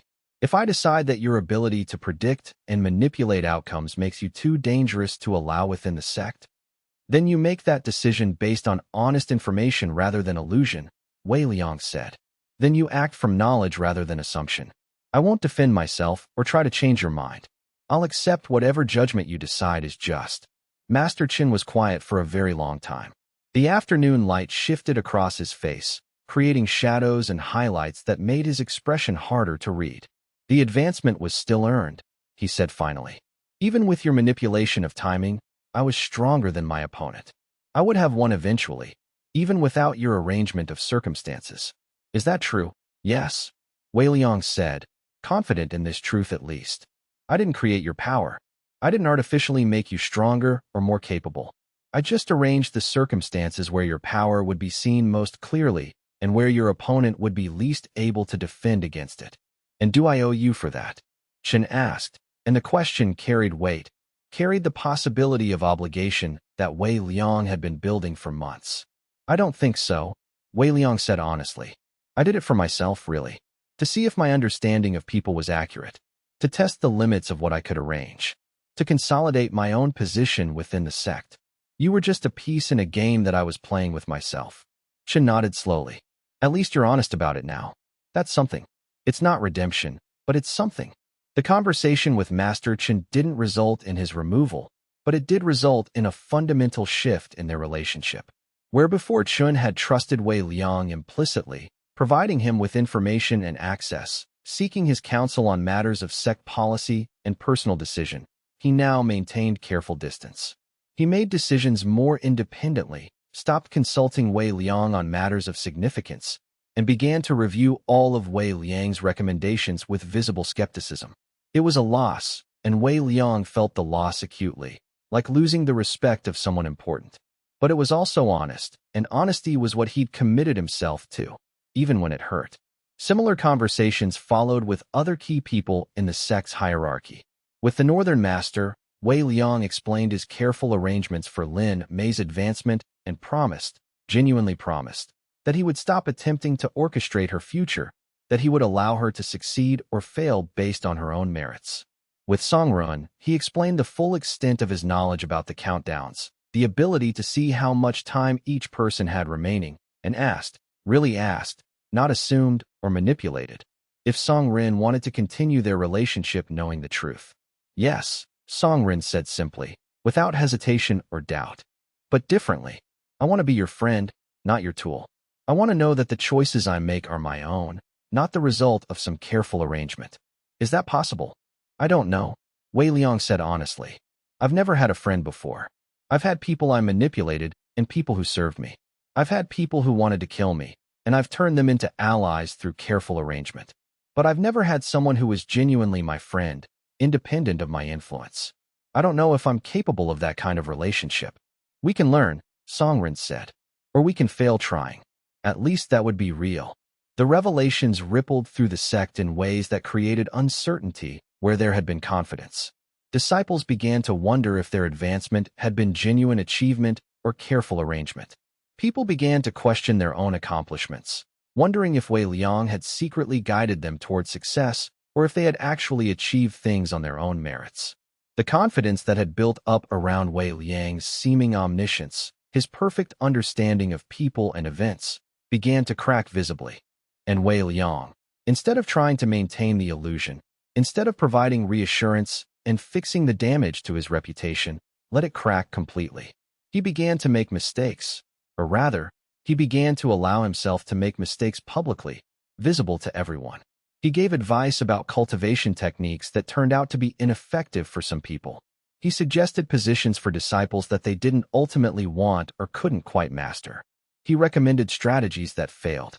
And instead of arranging their removal before anyone noticed, instead of positioning failure as success, he simply allowed the failures to happen publicly and helped people learn from them. The effect was immediate and profound in ways that seemed paradoxical. Wei Liang became less mystical, less perfect, more obviously and undeniably human. And somehow, in becoming less perfect, he actually became more influential. Because people respected honesty and genuine humility in a way they never quite respected perfect performance or infallible wisdom. People followed him not because they believed he could see the future perfectly, but because they trusted that he would tell them the truth about what he did see. Chapter 13. The weight of accountability. 6 months after beginning this new approach toward honesty and restraint, Wei Liang was called before the sect master and the full council of senior cultivators. He walked into the council chamber, knowing that he should be afraid, knowing that his confession of manipulation should result in his removal or exile. But he found himself strangely at peace, strangely ready to accept whatever judgment came. You've been operating with information that you haven't shared with the sect, Zhan Hu said without preamble, his voice carrying the weight of authority. Information about people's lifespans, about their deaths, about the countdowns that appear above everyone's head.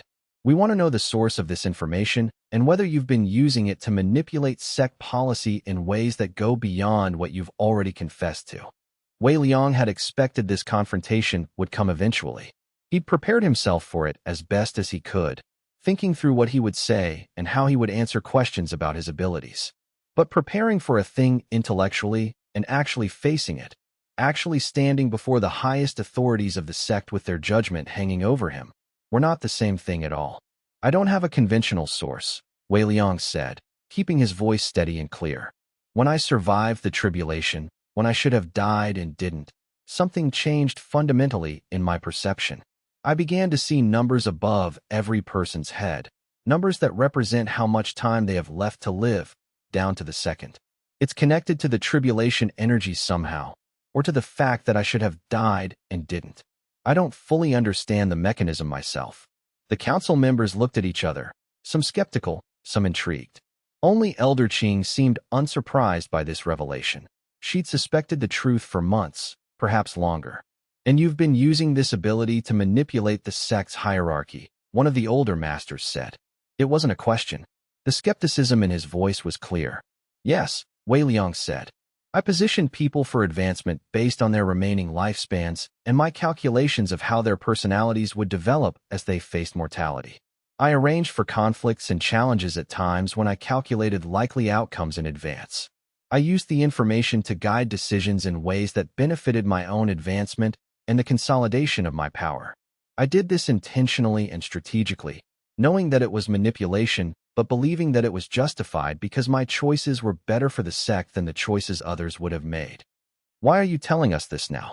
Jean Hu asked, and there was something like curiosity in his voice now, beneath the official skepticism. "Because I realized I was becoming like Grand Elder Zhua," Wei Liang said. "Controlling everything because I was afraid of what would happen if I didn't, afraid that the sect would fall apart without my careful arrangement. And because I realized that the information I have is too powerful for one person to use alone. If I'm going to use it at all, I need to do so with oversight, with accountability, with the knowledge that I'm being watched, and that my decisions can be questioned." There was a long discussion that stretched late into the evening. Some of the council members wanted Wei Liang removed entirely, wanted him stripped of his position within the sect and banished to wander in the world without connection. Others wanted to use him as a tool, wanted to exploit his ability for the sect's benefit, to consolidate the sect's power using his perfect foresight. A few, including Jean Hu and Elder Qing, seemed to understand the deeper issue at stake, that the problem wasn't the ability itself but how it was being used. "The ability itself isn't the problem," Elder Qing said during the debate, her voice cutting through the argument. "The problem is that Wei Liang was using it alone, without any accountability, without anyone checking his decisions or questioning his recommendations. But if we acknowledge what he can do, if we put limitations and oversight in place, if we require him to explain his recommendations, and if we maintain the authority to overrule him, then the ability could actually become valuable to the sect." "You're suggesting we keep him?" Master Chen asked, and there was something dark in his voice, reflecting the anger he still carried about his advancement being orchestrated. "You're suggesting that we trust the person who spent months manipulating our hierarchy?" "I'm suggesting that we acknowledge what's happened and figure out how to move forward," Elder Qing said. "Removing Wei Liang doesn't change the fact that he can see what he can see. Exiling him just means that the knowledge is no longer accountable to anyone, and perhaps someday someone will seek him out and use that knowledge for worse purposes." In the end, a compromise was reached that was harsh, but also just.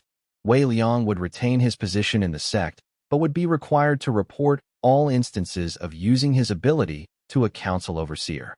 His recommendations for advancement or positioning would need to come with an explanation of what he'd seen in the countdowns. He would no longer be allowed to make unilateral decisions about sect policy, and his recommendations would need to be approved by council vote.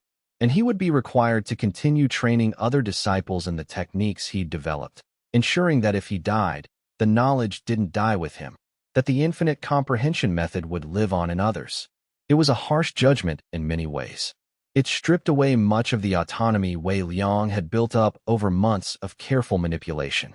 But it was also just, grounded in fairness rather than revenge, and more importantly, it was honest about what had happened and what boundaries needed to be set. Wei Liang agreed to all of the terms without negotiation, without attempting to bargain or modify the conditions. In doing so, he accepted the weight of accountability, accepted that he would be watched, accepted that his power would be constrained by the judgment of others. Chapter 14. The Building of Something Real. In the months that followed the council's judgment, Wei Liang found himself in an unexpected position. He was no longer the mysterious oracle guiding the sect from the shadows, the person with perfect foresight who could arrange outcomes with apparently effortless precision. He was now simply a person with a specific ability and specific limitations, working within a system of checks and balances that prevented him from using that ability for purely selfish ends. The adjustment was harder than he'd anticipated. The power he'd exercised so freely for months was now constrained, subject to oversight, requiring explanation and justification. The information he possessed couldn't be used without reporting it to the council overseer. He couldn't make decisions about advancement without defending those decisions, and sometimes the council would overrule his recommendations, insisting on different paths than the ones he'd foreseen. It was frustrating at first, but something else happened in that constraint, something unexpected. Wei Liang actually began to build something that was real. Instead of manipulating events from behind the scenes, instead of orchestrating outcomes with invisible threads of influence, he began to openly mentor disciples. He started a formal school within the sect dedicated to the infinite comprehension method, offering training to anyone who was interested in cultivation approaches outside the traditional framework. The school attracted disciples who felt like they didn't fit the normal molds, people with fractured roots, people with unusual aptitudes, people who had been labeled as failures by the standard system that valued power and conventional strength above all else. And these disciples thrived, not because Wei Liang arranged their advancement or positioned them for predetermined success, but because he gave them tools and knowledge and the honest belief that their unusual paths could lead to real mastery. Some of them became powerful cultivators in their own right, achieving breakthroughs that had been thought impossible for people with their root configurations. Others found their way into different roles within the sect, contributing in ways that wouldn't have been possible if they'd been forced into traditional advancement tracks that didn't suit their temperaments or aptitudes. Lin Mei, working with the Northern Master, began to publish papers analyzing the connections between different meditation schools. Her work became influential, cited by cultivators across different sects, earning her recognition based on genuine intellectual contribution rather than Wei Liang's careful positioning. When Wei Liang asked her directly if she resented learning that her advancement had been partially orchestrated, if she felt like her achievements weren't her own, she seemed almost amused. "Of course you arranged it," she said. "I've known that since the beginning, Wei Liang. But the arrangement just opened a door that I walked through on my own. I did the work. I studied the texts. I developed the ideas. I earned the recognition. The positioning just gave me the opportunity. And that's what matters." Song Ruan, having finally achieved his full advancement to senior disciple status through genuine cultivation work that took him months longer than it would have if Wei Liang had orchestrated it, began to specialize in conflict resolution within the sect. His ability to understand people, an ability that had been enhanced by years of watching Wei Liang's predictions come true, made him naturally suited to mediating disputes and finding compromises between different factions that should have been at odds. More importantly, he did this work because he was genuinely good at it, because his heart was in it, not because Wei Liang had positioned him to do it, or because Wei Liang had orchestrated the circumstances that led to his specialization. And Wei Liang, for the first time since the tribulation, found himself with something resembling peace. Not the peace of control, not the peace of knowing exactly how everything would unfold, not the peace of having arranged all the pieces perfectly. It was the peace of having honest relationships with people, of contributing to something without trying to own it, of accepting that he couldn't see the future perfectly and didn't need to. The numbers still appeared above everyone's head. The countdown kept ticking its relentless progression toward zero. Wei Liang could still see exactly how much time each person had left, still possessed the knowledge that no one else in the sect shared. But instead of using that information to manipulate outcomes, to arrange circumstances for his advantage, he began to use it differently, to offer each person the gift of knowing, if they wanted to know, how much time they actually had remaining. Not all of them wanted to know. Most didn't, fearing that such knowledge would be a curse rather than a gift. But the ones who did, the brave few who wanted the truth about their own mortality, found it liberating in unexpected ways. A cultivator with only 3 years left suddenly began to mentor younger disciples with a generosity of spirit that came from understanding that his legacy would outlast his mortality. A master who discovered she had another 50 years left began taking on ambitious projects that she'd previously been too cautious to attempt, too afraid of failure. A disciple with a decade remaining made peace with a family member he'd been estranged from, understanding that time was the one resource that couldn't be recovered or made up for later. Chapter 15. The Foundation of Empires. A year after the Council's judgment, after a full 12 months of working within oversight and constraints, Wei Liang found himself organizing a formal ceremony to commemorate the disciples who had died in the sect's service over the past decades.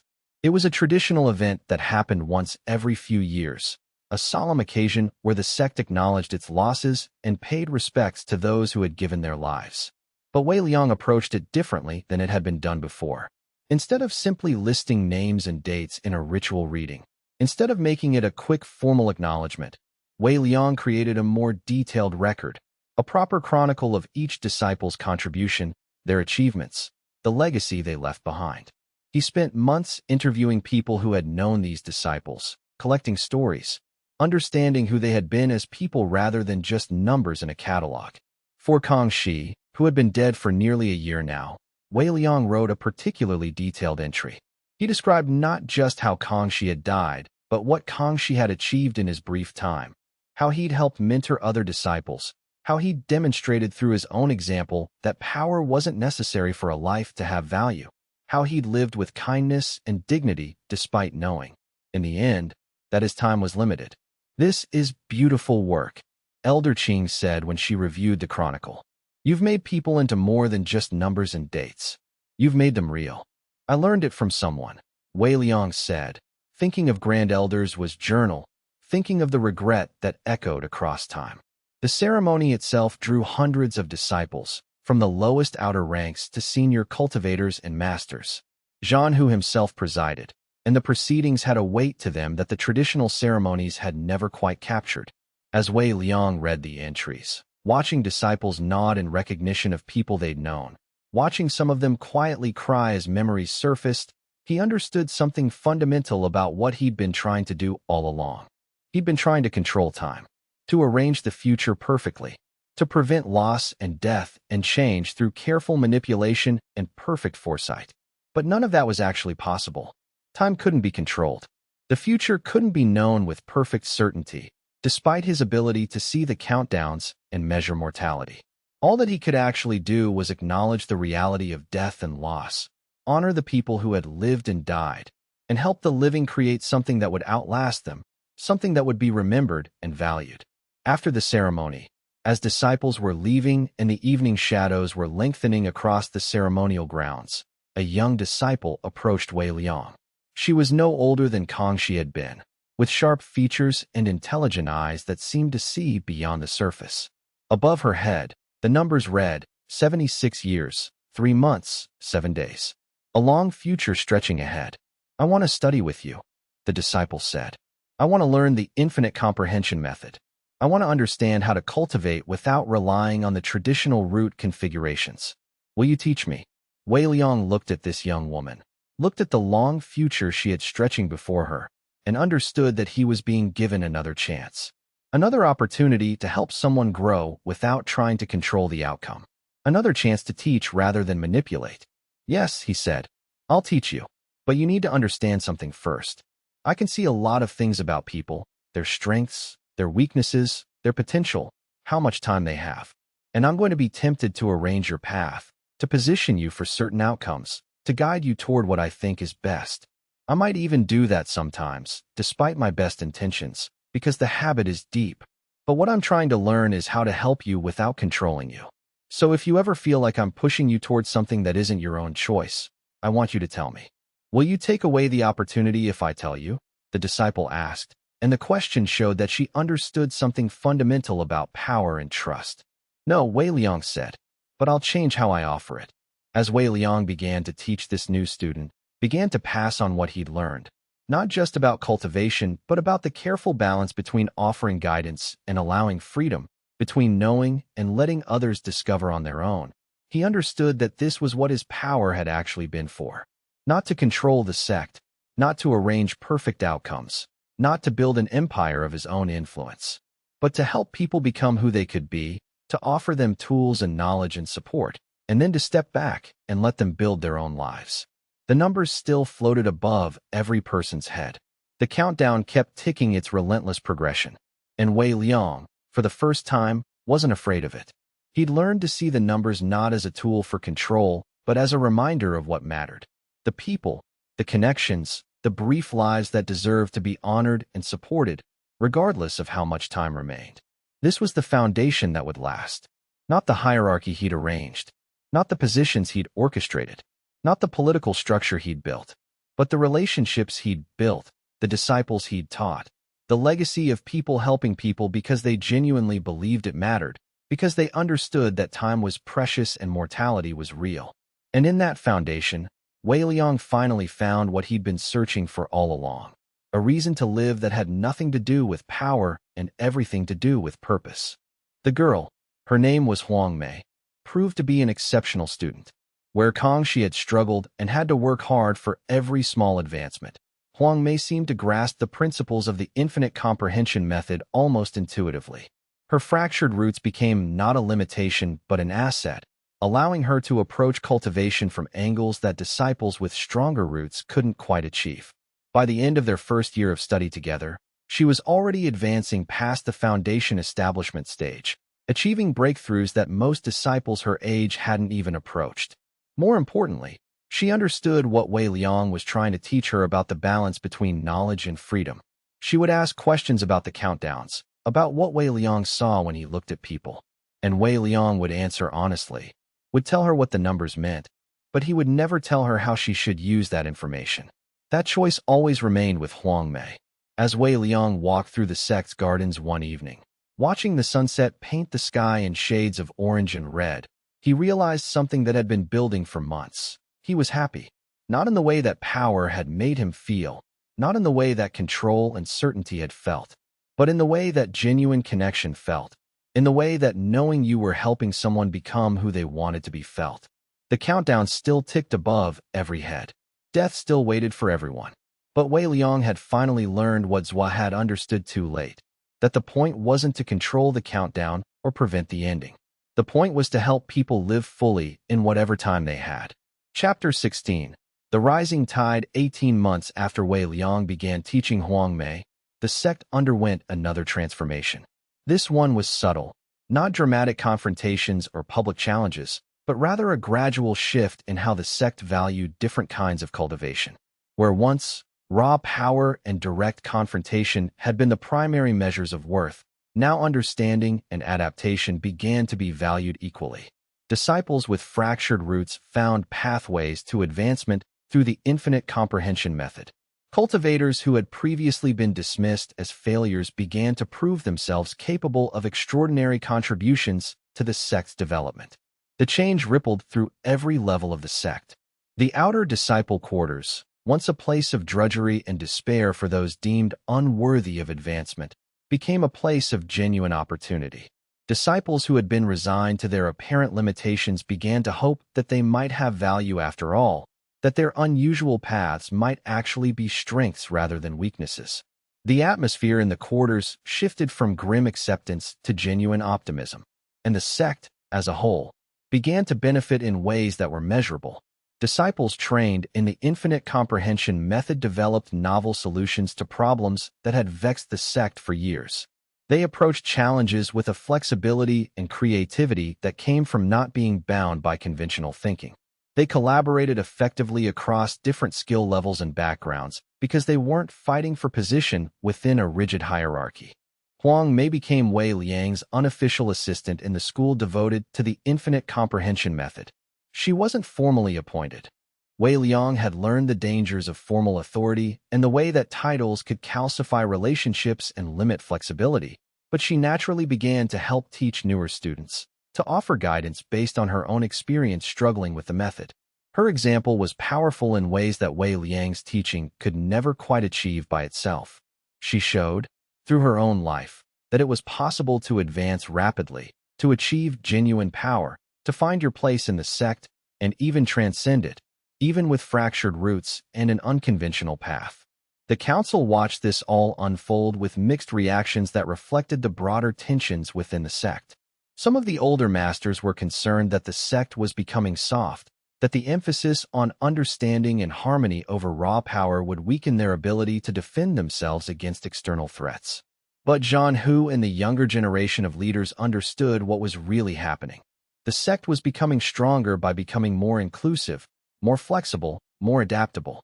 A sect that could welcome and develop different kinds of practitioners would be more resilient to change and uncertainty. It was during this period of quiet growth that Wei Liang made an interesting discovery while reviewing older historical records in the archives. He found detailed accounts of the sect's founding, written by the first Grand Elder in a sprawling manuscript that filled several volumes. The founding had happened almost exactly 400 years earlier, when a small group of cultivators had decided to create a place where unconventional students could learn and grow, where the rigid hierarchies of other cultivation communities didn't apply. Wei Liang read the account carefully, noting how the first Grand Elder had specifically built the sect to be different, deliberately establishing policies to accept disciples who had been rejected elsewhere. The sect was supposed to be a refuge, a place where fractured roots didn't condemn you to failure, where individual understanding could substitute for overwhelming power, where different paths were not just tolerated but actively encouraged and celebrated. Somehow, over the centuries, that original vision had been gradually lost in a slow drift that nobody had quite noticed. The sect had gradually shifted toward valuing power above all else, toward creating rigid hierarchies that mimicked the very structures the founders had rejected, toward dismissing any cultivator whose path didn't fit the standard patterns. It had become the very thing it was founded to oppose. "I think I've been trying to restore what was always supposed to be here," Wei Liang said to Elder Qing as they reviewed the founding documents together in her private study, surrounded by the artifacts of a century of scholarship. "No," Elder Qing said, setting down her notes carefully. "You've been trying to reimagine what could be here. The founding vision was good, yes, but the world changes. Societies evolve. The sect has to evolve. What you're doing isn't restoring the past. It's building something new that honors the values of the past while adapting to the present and future. It's synthesis rather than restoration." Wei Liang understood that Elder Qing was giving him permission to see his work as legitimate, not just as correction of historical drift, but as genuine creation. It was an important distinction because it freed him from the pressure to be correct historically and allowed him to simply be effective in the present. Chapter 17. The Challenge from Above. The first real external threat to Wei Liang's position came 8 months later, in the form of a visitor from the Heavenly Peak sect. The Heavenly Peak sect was one of the major cultivation powers in the region, known for producing incredibly strong individual cultivators who dominated cultivation competitions and tournaments. But they were also known for their rigid hierarchies and their harsh treatment of disciples who didn't meet their exacting standards of power and obedience. The visitor's name was Master Ling, and she carried herself with the confidence of someone who had spent decades at the apex of power within a fiercely competitive structure. She was perhaps 2 centuries old, with hands that showed the marks of centuries of cultivation work. Above her head, the countdown read, 213 years remaining. A very long time, and enough time to do virtually anything she wanted. "I've heard interesting reports from the Bloodthorn sect," Master Ling said during a formal banquet, speaking directly to Wei Liang with the casual directness of someone so powerful that she didn't need to worry about social niceties. "I've heard that you've been teaching an unconventional cultivation method that allows people with weak roots to become powerful.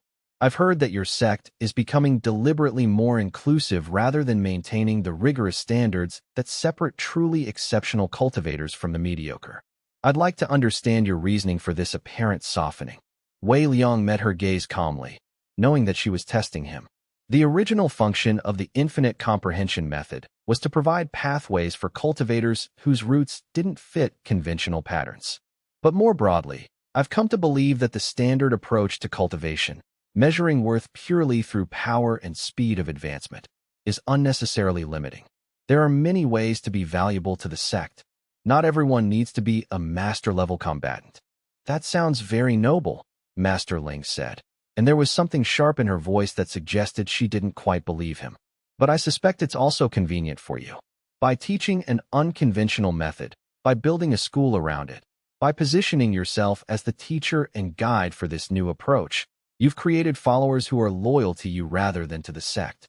You've built a power base disguised as philosophy. You've created disciples who depend on you for their understanding of cultivation." The words struck exactly at Wei Liang's deepest fears about his own motivations, the doubts he still carried about whether he'd truly changed or simply become more sophisticated in his manipulation. He knew that part of what Master Ling was saying was true. Even now, even after months of working on letting go of control and manipulation, he was still the center of a network of relationships, still wielding influence, still creating loyalty in others. The method had changed, the intent had shifted, but perhaps the underlying impulse hadn't been entirely transformed. "That's partially true," Wei Liang said, and he could see the surprise in Master Ling's eyes at his honesty. I did initially use the school as a way to consolidate power and create a base of loyal followers. I was deliberately manipulating people and arranging situations to benefit myself. But over time, I've tried to shift toward actually helping people rather than building loyalty to myself. That's an ongoing process. I still struggle with it. I still sometimes find myself making suggestions that are designed to reinforce people's dependence on me rather than pushing them toward independence. Master Ling smiled, and it was a genuine smile this time, reflecting actual appreciation. That honesty is worth something. Most powerful people would have lied to me, would have convinced themselves that their motivations were pure, would have created a narrative that allowed them to see themselves as benevolent. You're admitting your own complicity in power dynamics, admitting that you're still working on your own corruption. I respect that. However, Master Ling's visit wasn't just a social call or a test of Wei Liang's character. Over the following weeks, as she remained at the sect as an observer and honored guest, she made it increasingly clear that she was interested in challenging Wei Liang's influence within the Bloodthorn sect structure. She suggested publicly that the sect was becoming weaker, that they should return to more traditional standards of cultivation and harder discipline. She recommended that several of Wei Liang's key students be transferred to the Heavenly Peak sect for advanced training, a suggestion that everyone understood meant they would be incorporated into Heavenly Peak structure and might never return to the Bloodthorn sect. It was a direct threat to everything Wei Liang had built, but it was also a test of whether he truly changed. Wei Liang understood, watching the events unfold with the clear vision that came from knowing Master Ling's countdown, that he was being given the opportunity to respond the way he'd used to respond to challenges. He could manipulate outcomes with surgical precision. He could find ways to force Master Ling's hand, to make her regret her challenge. He could use his knowledge of her remaining centuries of life against her, could predict her moves years in advance and position countermeasures. He possessed knowledge of her countdown that she didn't have, and he could potentially use that knowledge to predict her future moves and counter them before they happened. Instead, Wei Liang did something entirely different. He went to the council and explained the situation honestly. He presented Master Ling's concerns as legitimate criticisms, acknowledged that some of them had validity, and asked for the council's decision about how to proceed. He allowed the outcome to be determined by genuine choice rather than by his careful manipulation. Do you have students who want to go to the Heavenly Peak sect? Zhan Hu asked during the council session. No, Wei Liang said, but I won't force them to stay. If they want to go, they should be allowed to. I want them to make that choice freely, not because I've arranged circumstances to bind them here. To Wei Liang's surprise, none of his students chose to leave, despite Master Ling's extensive efforts to recruit them. Huang Mei, when asked directly if she was tempted by the offer, simply said, "This is where I want to study. This is where my path is taking me." The Heavenly Peak sect values power. The Bloodthorn sect values understanding. I choose understanding. Master Ling, when she saw that her challenge had failed, left the sect quietly. But before she departed, she asked to speak with Wei Liang one last time.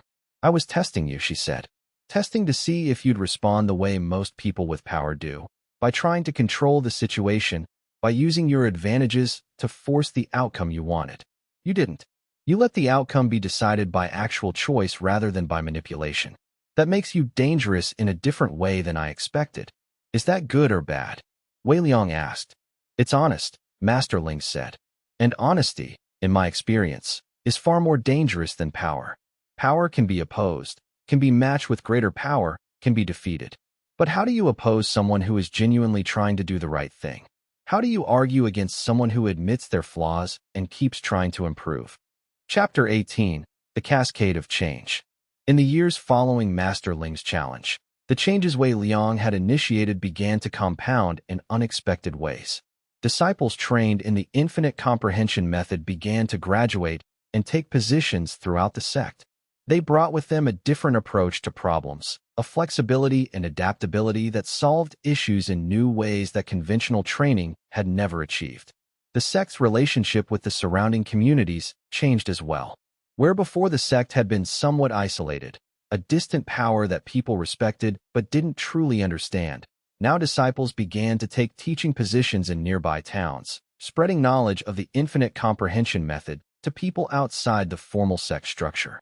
This created a broader network of support for the sect and also expanded the potential pool of future disciples. Young cultivators with fractured roots who might never have sought out the Bloodthorn sect before began arriving, asking to join specifically because they'd heard about the school and wanted to study with Wei Liang's students. Huang Mei, now a fully developed master in her own right at only 25 years old, began to establish her own teaching lineage within the sect. She specialized in helping young disciples find their own unique approach to cultivation rather than forcing them into conventional patterns. Her students revered her not just for her power, which was considerable, but for her wisdom and her genuine care for their development as people, not just as cultivators. Wei Liang found himself with less direct influence on the sect's day-to-day operations than he had at his peak of power, but paradoxically, his influence on the sect's fundamental values became deeper. The ideas he'd promoted, understanding over power, inclusivity over exclusion, personal growth over hierarchical advancement, compassion over domination, had taken root in ways that went beyond any single person's control. They'd become part of the sect's culture. Songrun, now a senior master himself after years of genuine cultivation work, approached Wei Liang one day with a proposal that surprised him. "I want to establish a council of conflict resolution," Songrun said. "A formal position within the sect structure dedicated to mediating disputes and helping people work through difficulties before they escalate to formal challenges or violence. I want you to help me develop the structure and principles, but I want to implement it and make the actual decisions. Would you be willing to step back into that kind of advisory position, even though it's different from the direct authority you've had?" Wei Liang considered this carefully, thinking about what Songrun was really asking. "What would my role be? How much authority would I have?" "Advisor," Songrun said, "not decision-maker. You would help me understand the principles, would offer counsel and wisdom drawn from your experience, but I would implement them and make the actual decisions. I would be responsible for outcomes. Would you be willing to live with that kind of limitation?" Wei Liang said yes. He understood that what Songrun was asking for was the continuation of everything Wei Liang had been trying to learn over the past years. How to offer guidance without demanding control, how to help without dominating, how to be influential without being authoritative, how to mentor someone toward power while remaining a trusted advisor rather than a hidden authority. The Conflict Resolution Council, once established, became one of the most valued institutions in the sect. Songrun's genius for understanding people, developed partly through years of watching Wei Liang's methods and predictions, and partly through his own natural aptitude, made him exceptionally skilled at helping people find common ground and work through difficulties without resorting to violence or formal challenges that could divide the sect. Chapter 19. The Weight of Legacy. 7 years after Wei Liang's initial transformation, after 7 years of working within oversight and constraints, after 7 years of genuinely trying to help people rather than control them, the sect master called him to a private meeting. Wei Liang went, wondering what the summons meant. Zhan, who seemed older now, his face lined with the weight of decades of leadership. The countdown above his head showed only 43 years remaining, a relatively short time for a cultivator at his level of power. "I'm going to retire from the position of sect master," Zhan, who said without preamble, getting straight to the point. "Not immediately, but within the next 5 years. I'm going to recommend that Master Chen take over as my successor." Wei Liang understood the implications immediately and completely. Master Chen, who had been Grand Elder for years now and who had proven himself to be an effective administrator and wise leader, would move into the sect master position. Master Chen's countdown showed another 150 years remaining. He would guide the sect for multiple human lifetimes, would be able to implement long-term vision and strategy in ways that wouldn't be possible with Zhan, whose limited remaining lifespan. "Why are you telling me this?" Wei Liang asked. "This is a decision for the council to make, for the sect to decide. Why do you need my approval or input?" "Because I want to know if you're all right with it," Zhan, who said directly. "Because your influence has shaped the direction this sect has taken over the past years, and I want to ensure that you understand what comes next and that you support the transition." Wei Liang realized, in that moment, that Zhan, who understood something about Wei Liang that even Wei Liang himself had only recently come to terms with, that Wei Liang would never not be influential in the sect, that his power might be constrained by council oversight. His authority might be checked by formal structures, but his fundamental influence on how the sect thought about itself would persist because it had become baked into the sect's values and culture. I think Master Qin will be a good sect master, Wei Liang said after careful consideration. He has the strength to lead the sect through external challenges, the intelligence to understand nuance and complexity, and enough remaining lifespan to implement lasting changes and see them through to completion. And honestly, he will be better at actual governance than I would be. I prefer to teach and advise rather than rule. That's a mature answer, Zhanhu said. And I believe it's sincere. You've learned something important, Wei Liang. You've learned the difference between power and influence, and you've chosen to use your influence for good rather than for domination. That's rarer than you might think. As Wei Liang walked back to his quarters that evening, through the sect's gardens where moonlight was painting everything in shades of silver and shadow, he found himself reflecting on how far he'd come. 7 years ago, he'd been a person willing to manipulate individuals for strategic advantage. Now he was someone who tried, not always successfully, but genuinely, to help people become their best selves. Chapter 20. The Infinite Comprehension on the Anniversary of Kang Shi's Death. Now 7 years passed, a full rotation through the calendar. Wei Liang held a meditation session dedicated to remembering those who had passed away while studying the Infinite Comprehension method. The session drew hundreds of participants, not just disciples currently studying the method, but also those who had trained with it in the past, who had learned its principles and carried them forward in their own lives and teachings. Among the participants was Huang Mei, now recognized as a master teacher in her own right, training the next generation of practitioners in the subtle arts of understanding and flexible cultivation. There was Song Run, who had brought the principles of understanding and harmony to his work in conflict resolution, fundamentally changing how disputes were handled within the sect. There were countless disciples whose names Wei Liang didn't know, but whose faces he recognized from teaching sessions, from small acts of kindness observed in passing, from moments of genuine growth witnessed and supported. As Wei Liang looked out at the assembled people, as he felt the weight of collective presence in the meditation chamber, he understood something profound. The infinite comprehension method was no longer just his method. It had become something larger, something that belonged to all of them. It had evolved through their contributions, shaped and refined by each person's unique understanding and creative adaptation. The method was alive in a way that transcended any individual person's vision. The countdown numbers floated above every head, unchanged in their essential reality, showing time's steady progression toward the inevitable end. Some of the younger disciples there would live for only a few more decades. Some, like Wei Liang himself, might have 50 or 100 years remaining. Some of the masters might have several centuries. But the numbers were all ticking downward, all pointing toward the same ultimate destination. But Wei Liang no longer looked at those numbers with fear or with the desire to manipulate. He looked at them with understanding. The understanding that time was precious precisely because it was limited, that mortality gave meaning to the brief span of consciousness and choice that each person possessed. That knowledge of the end didn't diminish life, it intensified it. After the meditation, as disciples were leaving the chamber and walking out into the night, as the physical space was emptying but the spiritual resonance of their presence remained, Huang Mei approached Wei Liang. "I've been thinking about what you taught me," Huang Mei said, her voice carrying the confidence of someone who had moved past student status into genuine mastery. "About the countdowns. About using knowledge without trying to control outcomes. And I realized something important. The infinite comprehension method isn't really about cultivation at all, not fundamentally. It's about understanding that our time is limited and choosing to use that time for something meaningful."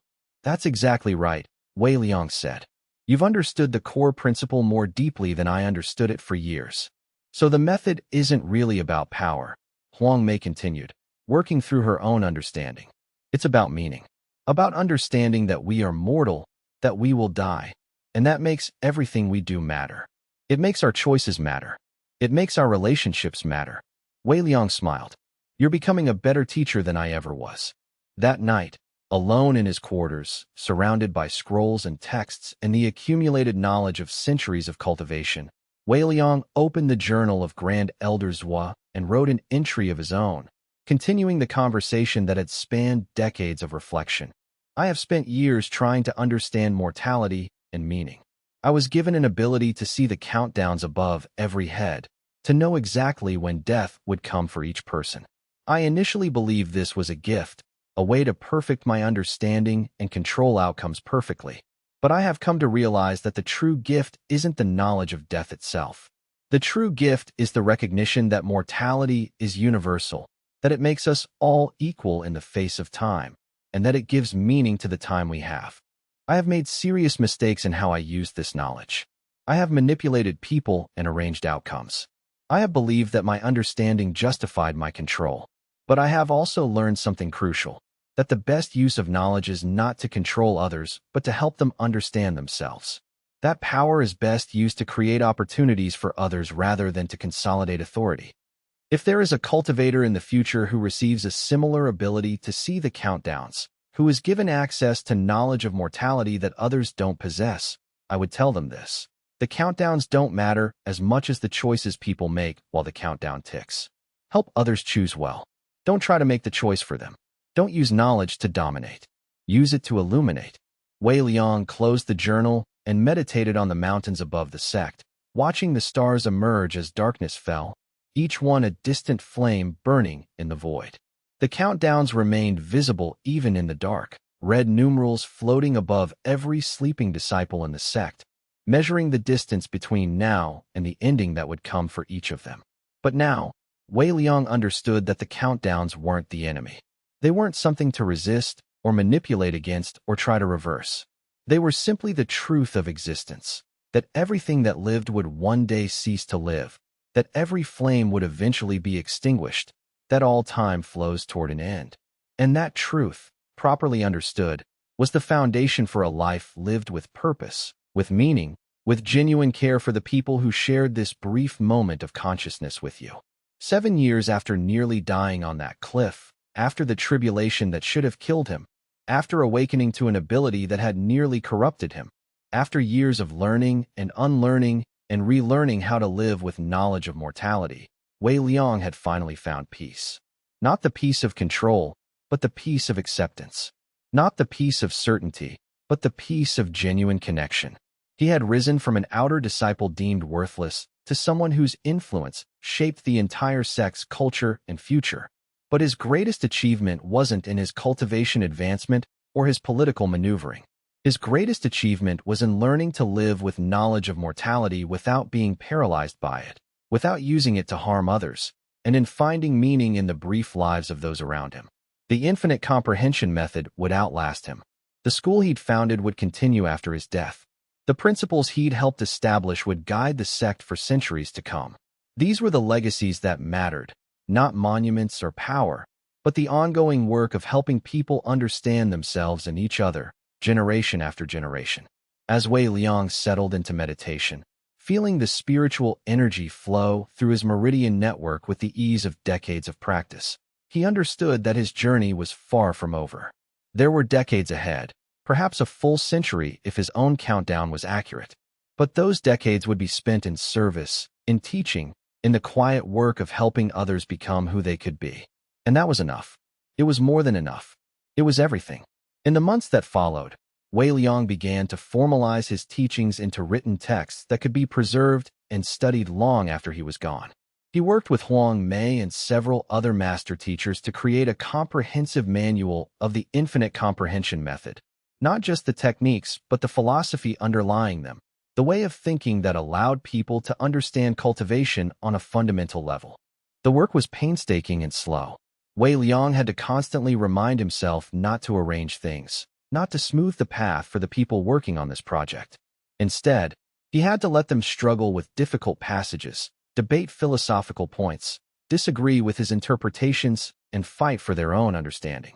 It was harder than simply telling them what to write. But the texts that emerged from this process were far richer than anything Wei Liang could have written alone. They contained multiple perspectives, different approaches to the same principles, acknowledgement of competing ideas.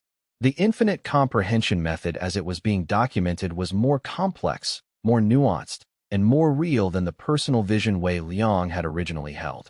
He began to teach new students in his final years of active instruction, taking on perhaps a dozen disciples who showed particular aptitude or unusual root configurations. Among them was a girl named Mei Chun, with a countdown that showed 41 years remaining, meaning she would have enough time to become a full master and teach others in turn. Another was a boy named Lao Tian who showed extraordinary insight into spiritual philosophy despite having almost completely blocked meridians. Wei Liang taught them not just the techniques of the infinite comprehension method, but also the most important lesson he'd learned, that the ability to see the countdowns, the knowledge of mortality, was most valuable not as a tool for control, but as a reminder of what truly mattered. Every person you teach, he told them, will one day die. Some in decades, some in centuries, but all of them eventually. That's not sad. That's just true. But because it's true, your responsibility as a teacher becomes very clear. Help them become the best version of themselves while they're here. Don't waste their time. Don't make them smaller or more dependent on you. Make them bigger, freer, more capable of becoming what they could be. On his 70th birthday, celebrated quietly with a small gathering of his closest students and friends, Wei Liang reflected on the man he'd been when he started. That younger Wei Liang would have been horrified at how he'd wasted his power, how he'd stepped back from influence, how he'd allowed others to make decisions he could have orchestrated perfectly. That younger Wei Liang would have seen contentment in service as a form of defeat. But the Wei Liang of now understood that the path he'd taken was the only path that had ever been worth taking. The power to control had been an illusion. Real power, the power to change people's lives, to shape how they thought about themselves and the world, came from humility, from genuine connection, from allowing others to be free. The countdowns continued their remorseless ticking. Wei Liang's own countdown showed approximately 27 years remaining. It was enough time to complete the great work he'd begun, to ensure that the principles of the infinite comprehension method would be preserved and transmitted to future generations. It was enough time to see some of his students become teachers, to watch the ripples of his influence extend beyond his lifetime. But more importantly, it was enough time to be fully present in each moment, to genuinely help the people around him, to live the principles he'd learned rather than just teaching them. On a clear evening, as Wei Liang walked through the sect's gardens, now expanded and more beautiful than they'd ever been, maintained by disciples who took pride in creating spaces of peace and reflection, Songren caught up with him. The council is considering a new position, Songren said. They want to create a formal archive of the sect's history and philosophy, a place where the fundamental principles that guide us are preserved and studied. They're asking if you'd be willing to oversee it, not as an authority figure, but as an elder who has lived through decades of the sect's transformation. Wei Liang considered the offer carefully. It was asking him to step away from direct teaching, to take on a more passive, archival role. It was also asking him to allow others to learn from the work of preservation and documentation, rather than trying to control exactly how the sect's history was presented. Yes, Wei Liang said, I'll do it, but with conditions. I choose a successor immediately, someone who will eventually take over and improve on the work I do. And I'll be documented alongside the history, including my mistakes and what I learned from them. I don't want future disciples to think I was always wise. I want them to know that even someone who could see the countdowns, even someone with supernatural knowledge, could still be foolish and could still learn. Songren smiled. That's exactly what we hoped you'd say. In his final years, Wei Liang worked on this archive, helping to document the sect's transformation. He wrote about his own journey, not hiding his earlier manipulations, but explaining them, analyzing what had driven him to those choices and what he'd learned from recognizing his own flaws.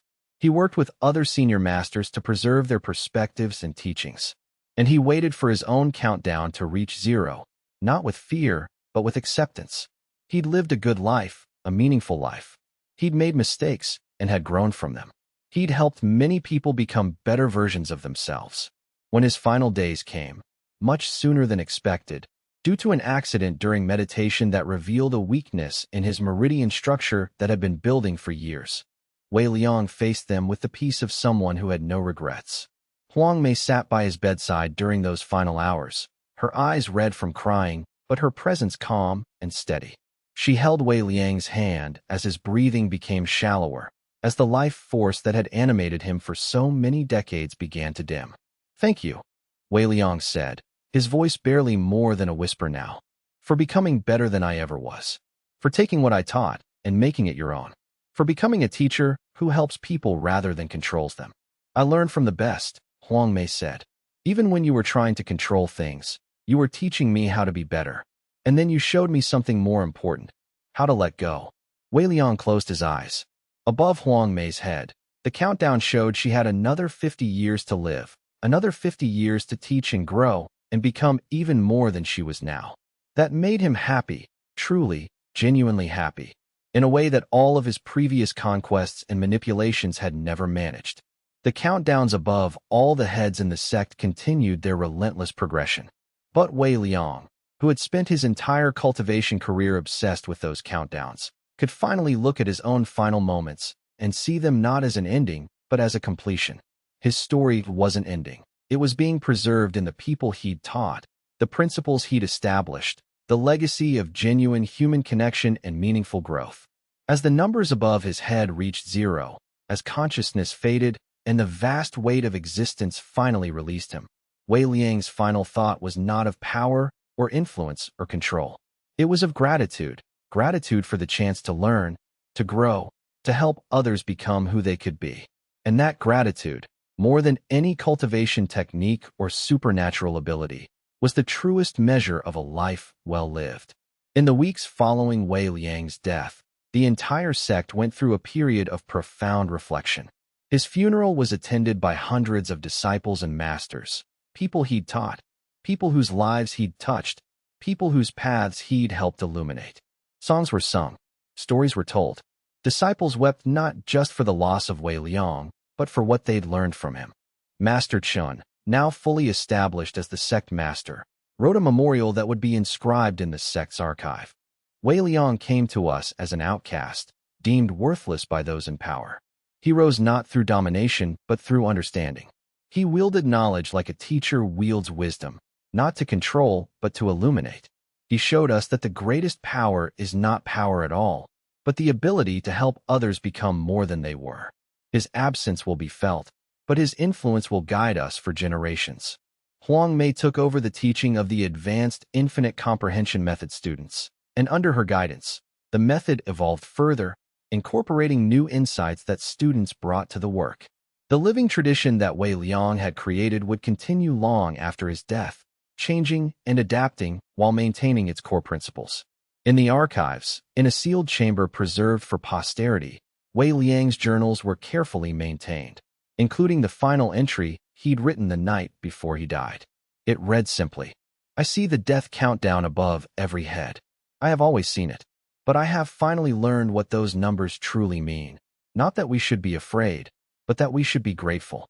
Not that we should try to control the future, but that we should be fully present in each moment we have." To those who read this, your countdown is ticking too. Every moment that passes is a moment you cannot recover. Use your time wisely. Help others become who they could be. Don't waste your life trying to control what cannot be controlled. Be present. Be kind. Be genuine. And know that your life, no matter how long it lasts, matters more than you can possibly imagine. This was Wei Liang's true legacy. Not the position he'd achieved, not the disciples he'd taught, not even the method that would continue in his name. His true legacy was the understanding that mortality was not something to fear or control, but something to honor. That time was precious precisely because it was limited. That the greatest power was the power to help others live fully in whatever time they had. Chapter 21. The inner sanctum. The transition from outer to inner disciple happened in silence. There were no ceremonies, no sect-wide announcements. Only a simple administrative log that redistributed Wei Liang's quarterly cultivation allowance and assigned him a cell in the inner mountain dormitory. He ascended the steep stone stairs carved into the cliff face, his new jade token catching the afternoon sun, and felt the weight of what he had done settle into his chest like a second heart. The inner mountain was another world, where the outer sect bustled with the low hum of competition and desperation. The inner sanctum breathed with a different kind of hunger, one born from having already proven oneself. The disciples here moved with the confidence of those who had passed through the first great filter. They studied advanced arrays, trained in elemental fusion, and had access to cultivation chambers that amplified spiritual density. Wei Liang could feel it in the air itself, a thickness to the qi that made each breath more nourishing than 10 breaths outside. His quarters were modest compared to what a few of the senior inner disciples enjoyed, but they were immaculate. A sleeping chamber, a meditation room, and a small study with shelves carved into the stone walls. The windows faced east toward the hidden peaks, where morning light broke over the ridges like molten gold. He stood at the threshold for nearly an hour, simply absorbing the silence. Death's sight had evolved with his advancement. When he looked at the other inner disciples passing in the corridors, the countdowns were no longer blocky red numerals, but flowing, almost liquid digits, as though his ability to perceive death had grown more refined. Some numbers flashed steadily. Others flickered with subtle variations as they walked, meditated, or trained. He began to understand that the timers were responsive to behavior. A disciple who meditated appeared stable. One who overexerted themselves showed a slight acceleration. The first elder of the inner sect was named Jian Meng, a thin, precise man of 93 years whose countdown hung above his head like a sword. For years, 7 months, 12 days. Wei Liang watched him move through the sect facilities with the gait of someone still commanding respect despite his obvious frailty. He taught the advanced theory of meridian alignment and had accumulated a private library of forbidden texts on array theory. When Wei Liang requested to attend his lectures, Jian Meng's weathered face softened with something like approval. The new disciple who inherited the Grand Elder's cave, Jian Meng said, tapping his brush against his desk. His voice was thin but sharp. You showed cunning in that negotiation. Desperate, perhaps, but cunning nonetheless. Attend my lectures. Study hard. The Grand Elder left behind more secrets than just a cave. Wei Liang bowed deeply, feeling the first threads of a plan take shape in his mind. Not yet fully formed, but beginning to crystallize. If Jian Meng had less than 5 years, and if that cave had contained valuable techniques, then there might be others. Other elders, other caves, other legacies waiting to fall to someone patient enough to position himself correctly. He began mapping the deaths. Not the distant ones. Those were statistical noise, 5 and 10 and 15 years away. But the ones within striking distance. The second elder of the inner sect, Lu Chun, had 2 years, 3 months, 8 days. The array master, Gong Yu, had 1 year, 11 months, 14 days. And deep in the high tower, the poison master Su held his secrets close while his countdown read 3 years, 6 months, 2 days. It was not cruel to observe them. It was not cruel to position himself in their orbits. They were dying whether he watched or not. If his presence in their final years brought them comfort, brought them students worthy of their knowledge, then perhaps he was offering them a gift. The rationalization came easily now, smoother than it had in the beginning. His mind had learned to shape itself around necessity. The other inner disciples regarded him with curiosity rather than hostility. He was an outlier, ascended too quickly, came from nowhere, carried himself with a quietness that suggested hidden depths. Some were intrigued. Others simply accepted his presence as they accepted the presence of the mountains. He studied with Jian Meng 3 times a week, learning the language of arrays and the resonance between intent and structure. The array theory was beautiful in a way that surprised him. It was mathematics and poetry combined, the skeleton of magic made visible. But it was also isolating. The inner disciples had formed their alliances over years. They knew each other's weaknesses, strengths, the precise angle of ambition that drove each one. Wei Liang was an unknown quantity. He was studied but not embraced. He was present but not included. That changed on his 15th day, when a senior inner disciple named Ran Tao invited him to meditate in one of the deep chambers, spaces carved so far into the mountain that the ambient qi became almost solid. Ran Tao had 8 years, for months, 19 days. He was tall and broad-shouldered, with the kind of open face that came naturally to people accustomed to being liked. I wanted to know what you were really after, Ran Tao said as they descended the spiral staircase into the lower levels. Being friendly with Jian Meng won't help you survive your advancement to the next level. The real power in the sect lies in networks. Alliances. The disciples who will watch your back when you attempt your breakthrough. Wei Liang considered this.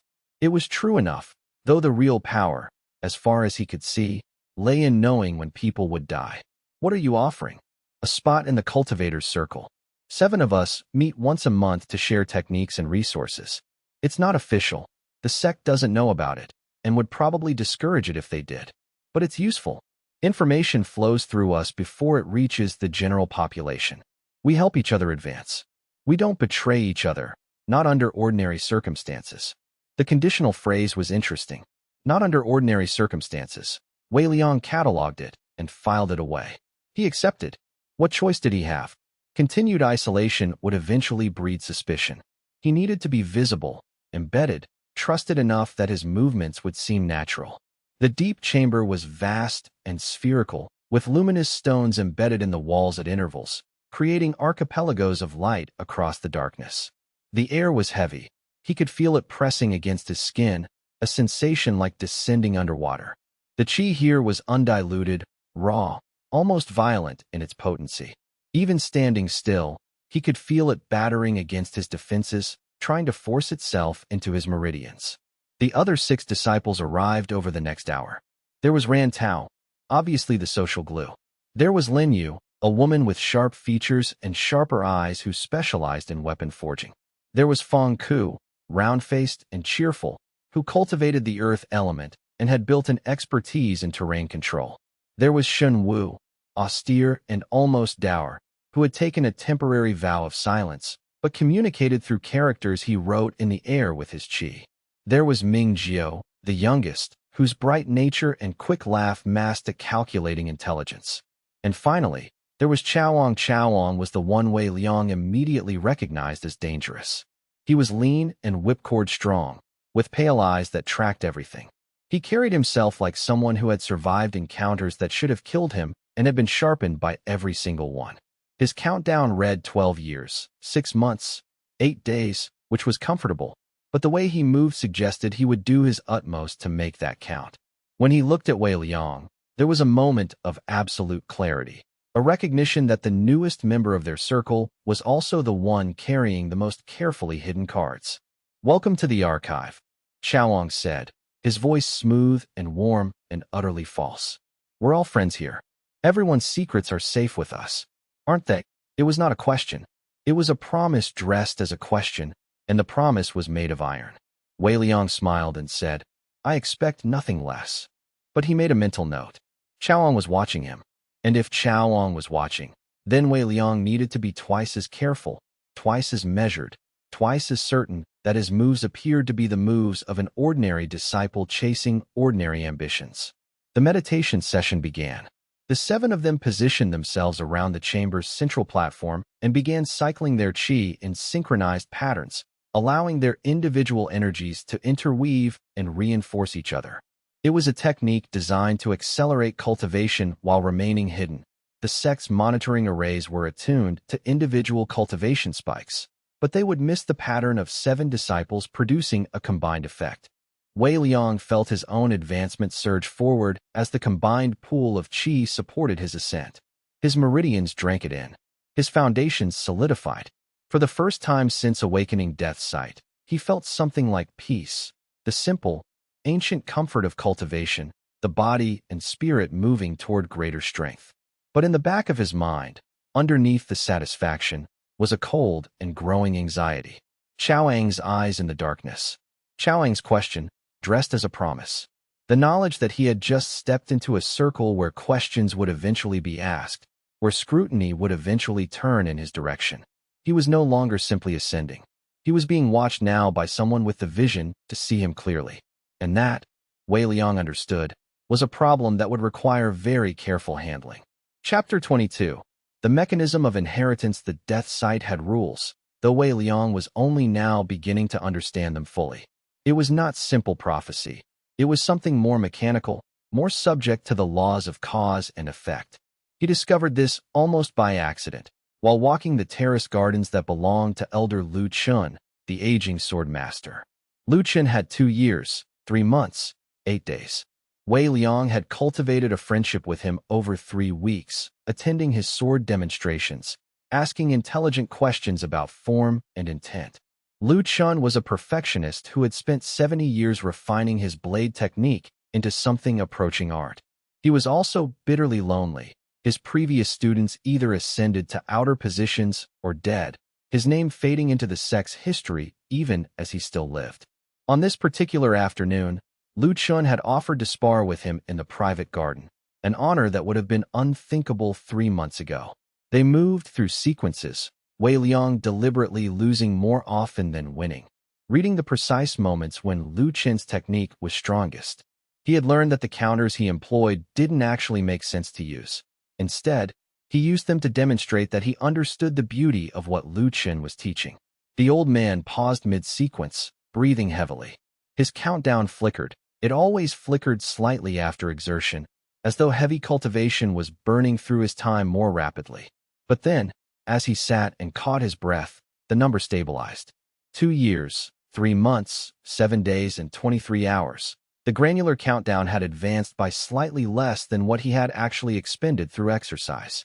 "You move like someone who appreciates precision," Lu Chen said, setting down his blade. "Most young disciples slash and thrust with their whole bodies. They think strength is in the limbs. It's not. Strength is in the mind deciding where every finger will be. Every breath decides whether you live another year or whether the heavens collect on their debt." The way he phrased it was chilling, as though he, too, felt the invisible weight of time pressing against him. Wei Liang wondered if other cultivators experienced death as a presence, a constant negotiation between their vitality and the universe's hunger. "How do you not go mad?" Wei Liang asked, "knowing what you know about mortality." Lu Chen's smile was ancient. "By refusing to count. The heavens know the total. That's sufficient. For us, it's only meaningful in the moment. This breath, this technique, this moment with a disciple who actually cares to learn. That's where the living happens." Wei Liang accepted this and filed it away, but it wasn't quite his philosophy. He wanted to count. He wanted to know precisely what he was working with, what margins he had. But the real revelation came 3 days later, in a section of the sect library where he was researching advanced cultivation techniques. He found a reference in one of the forbidden texts, a barely annotated passage about the nature of causality and how the future could be altered through sufficient application of will and power.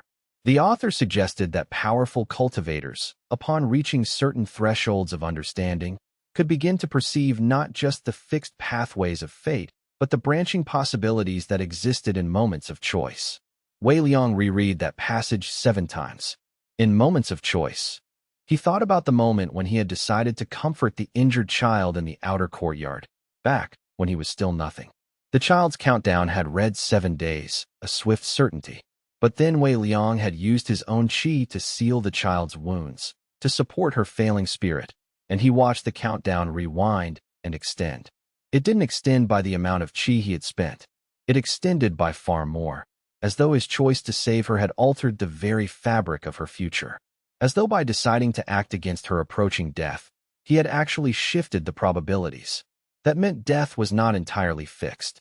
It was a default, a trajectory, but trajectories could be altered. Wei Liang sat in the dusty library for hours, turning this concept over in his mind. If deaths could be altered, then the countdowns he watched were not prophecies.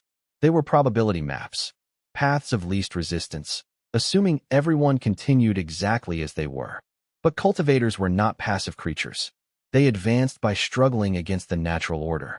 They meditated to extend their lifespans, trained to exceed their limits, made choices that sent ripples outward, which meant that an astute observer could begin to map not just how people would die, but how they might be prevented from dying.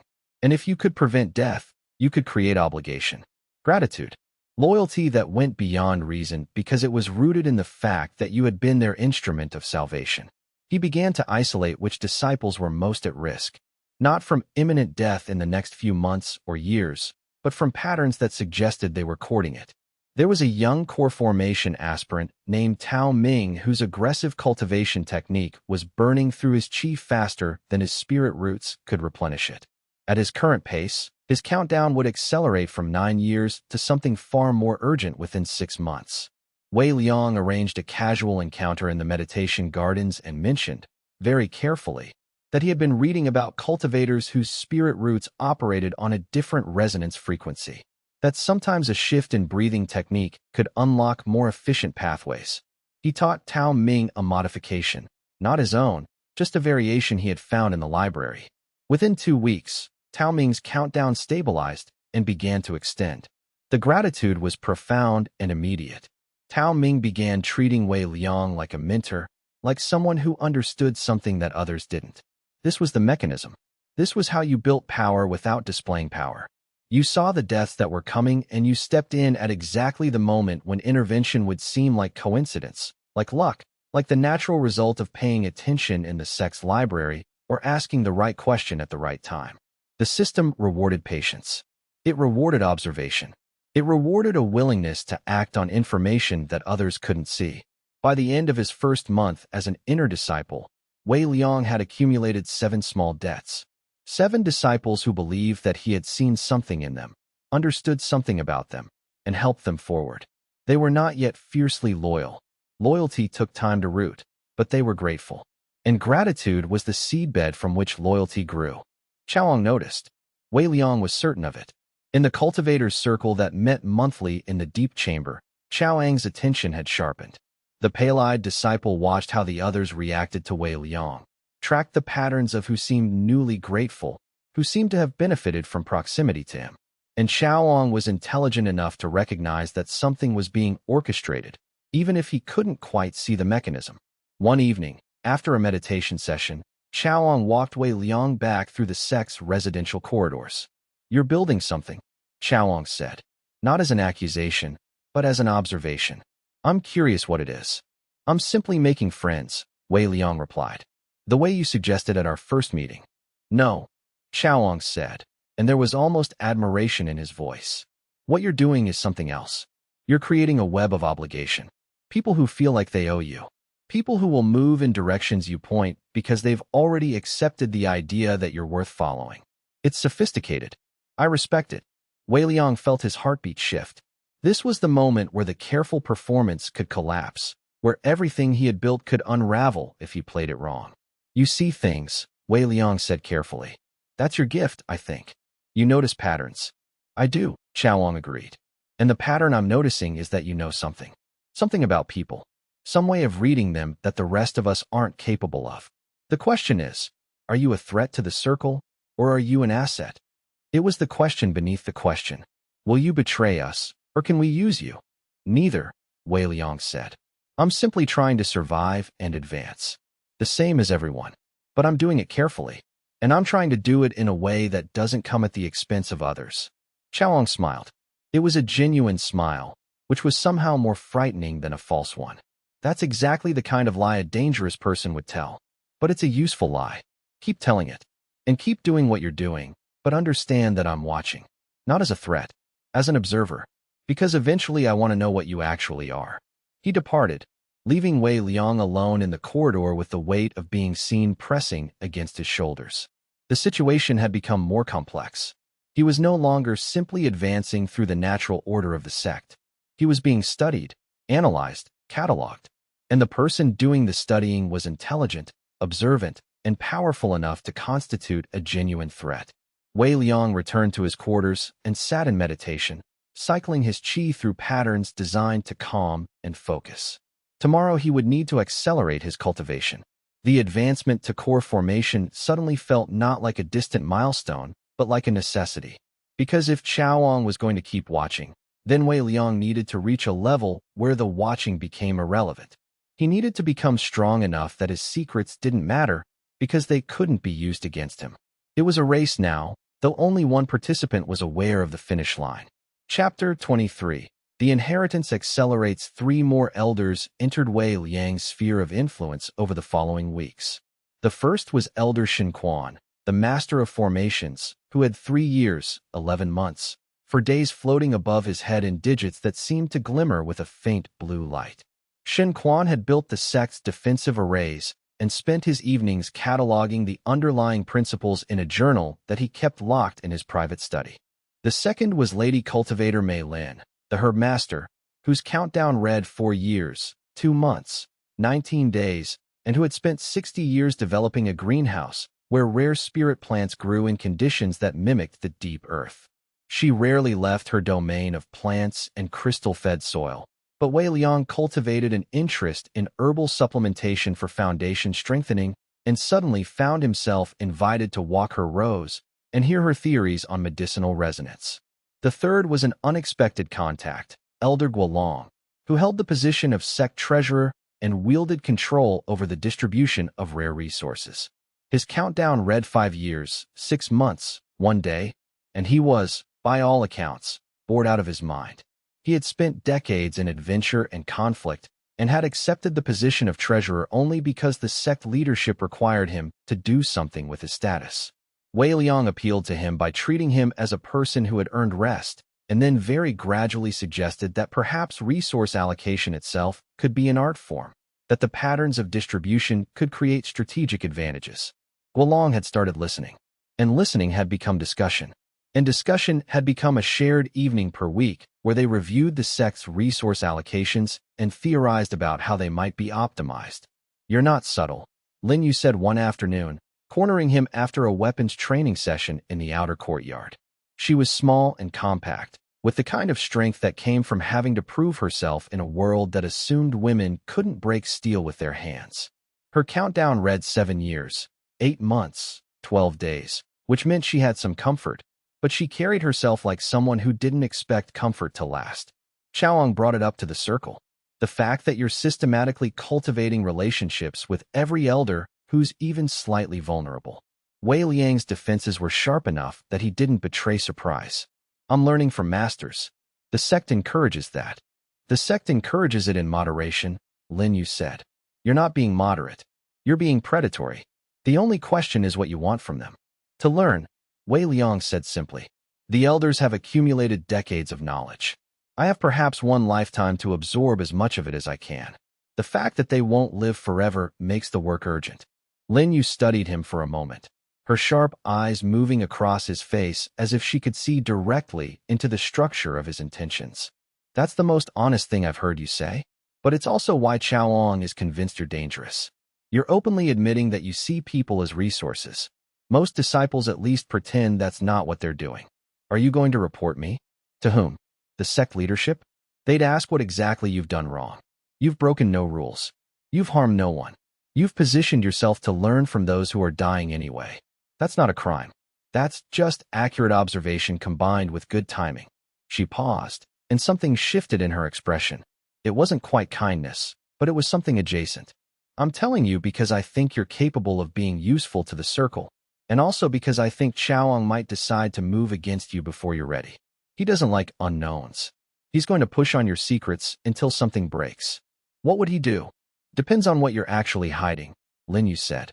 "But knowing Chaoang, it would involve putting you in a position where you have to either reveal yourself or choose between self-preservation and loyalty. He's tested me the same way 3 times. I'm still here because I passed. You need to decide in advance what you're willing to reveal and what you'll die to protect. Otherwise, he'll choose for you." She walked away before Wei Liang could respond, leaving him alone with the weight of that assessment. The revelation was useful, but it didn't change his trajectory. If anything, it accelerated it. He needed to advance to core formation before Chaoang's probing became too precise.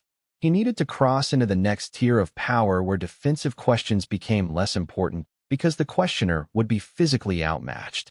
His cultivation pace increased. He spent the deep chamber sessions pushing harder, cycling chi faster, attempting techniques that previous disciples had abandoned as too risky. Within 6 weeks, his foundation establishment reached the limits of what that realm could contain. His meridians were beginning to reject additional chi. To retain any more energy would require a fundamental restructuring of his spiritual anatomy. It was time for the breakthrough. Wei Liang prepared by spending 3 days in unbroken meditation, cycling through every technique he had learned from Jianming and Lu Chun and Shin Quan. He reinforced his intent, sharpened his focus, and set himself toward the fundamental shift that would allow him to ascend from foundation establishment into the first stage of core formation. The breakthrough happened on the night of a new moon, when the heavens were still and the ambient qi seemed to pause in its usual circulation. Wei Liang sat in his meditation chamber and began the process, expanding his consciousness outward, pulling energy from the deep reserves of his spiritual roots and feeding it against the barriers that had started to crystallize within his core. The first barrier shattered almost immediately. His power had been building for months, and he had prepared the ground carefully. But the second barrier was more resistant. It was the barrier between who he had been and who he would become. It resisted because that transition required death, the dissolution of the old self, the unification of the new. Pain unlike anything he had experienced before raced through his meridians. Every cell in his body screamed as his spiritual anatomy restructured itself. New pathways opened up. Old barriers dissolved. He felt his consciousness fragmenting and reforming, a rhythm like waves against stone. And then something shifted. He felt death sight change with him. The countdowns above imagined had suddenly appeared not as simple numerals, but as waves of probability, trees of possibility that branched and reformed based on choices and circumstances.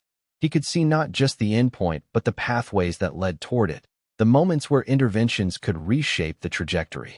For a moment, just a fraction of a second, he perceived the universe as a thing that could be negotiated with, not controlled, but influenced. Every death was not a single fixed point, but a conversation between the person dying and the vast machinery of fate.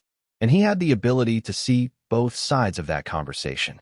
Then the moment collapsed, and he was simply Wei Liang again, sitting in his meditation chamber, his clothes soaked with sweat, his body trembling with the exertion of restructuring itself from the foundation up. His countdown, for he could see it now, reflected in the polished bronze on his wall, read 67 years, 3 months, 14 days. He had 67 years to live, assuming nothing intervened. It was far longer than most people could expect. It was enough time to build an empire. It was enough time to achieve things that would outlast him. It was enough time to become something that mattered. The congratulations came swiftly. The sect acknowledged his advancement formally, updating his status and assigning him a higher cultivation allowance. But the real acknowledgement came from the elders. Shun Quan requested his presence in the formation tower. Mei Lin offered him access to a restricted section of her greenhouse, where rare immortal plants grew. Guolong suddenly had access to a treasury of resources that had been locked away for precisely this kind of advancement. And Xiaoong arrived at his quarters with wine and a simple statement. Congratulations. You've made the leap. Now we see what you actually do with it. The cultivator's circle met that evening in the deep chamber, and Wei Liang felt the difference immediately. He was no longer the newest member. He was one of them, a core formation cultivator with genuine power. The circle's dynamic shifted around him like water reforming after a stone falls through it. But more importantly, he had crossed a threshold. He had advanced beyond the point where being observed was a threat.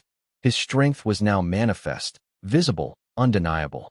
Any move Xiaoong made against him would be a direct confrontation between two core formation cultivators, and Wei Liang was no longer certain that Xiaoong would be certain of victory. The advantage had shifted, and with that shift came something that Wei Liang had not fully anticipated: loneliness. Because now that he had built the power structure, now that he had positioned himself to inherit the legacies of dying elders, he realized that none of it had actually brought him closer to anyone. He was stronger, more secure, better positioned to survive. But he was also more isolated. Every elder he cultivated a relationship with he knew was finite. Every disciple who owed him gratitude would eventually move on or ascend beyond his influence. He was building a kingdom, but he was building it entirely alone. That night, after the circle dispersed, Wei Liang walked the inner mountain's highest terrace and looked out over the valley. Somewhere below, in the outer sect, disciples were training and competing and believing that advancement meant something. Here, in the inner sanctum, everyone knew better. Advancement was just a slower descent toward oblivion. The only question was how you filled the time between now and then. And Wei Liang was beginning to realize that he had no clear answer. Chapter 24. The first infinite 3 weeks after his advancement to core formation, Wei Liang encountered something that shattered his understanding of how the world actually worked. It happened in the Immortal Peak Archive, the deepest library of the sect where the oldest texts were stored.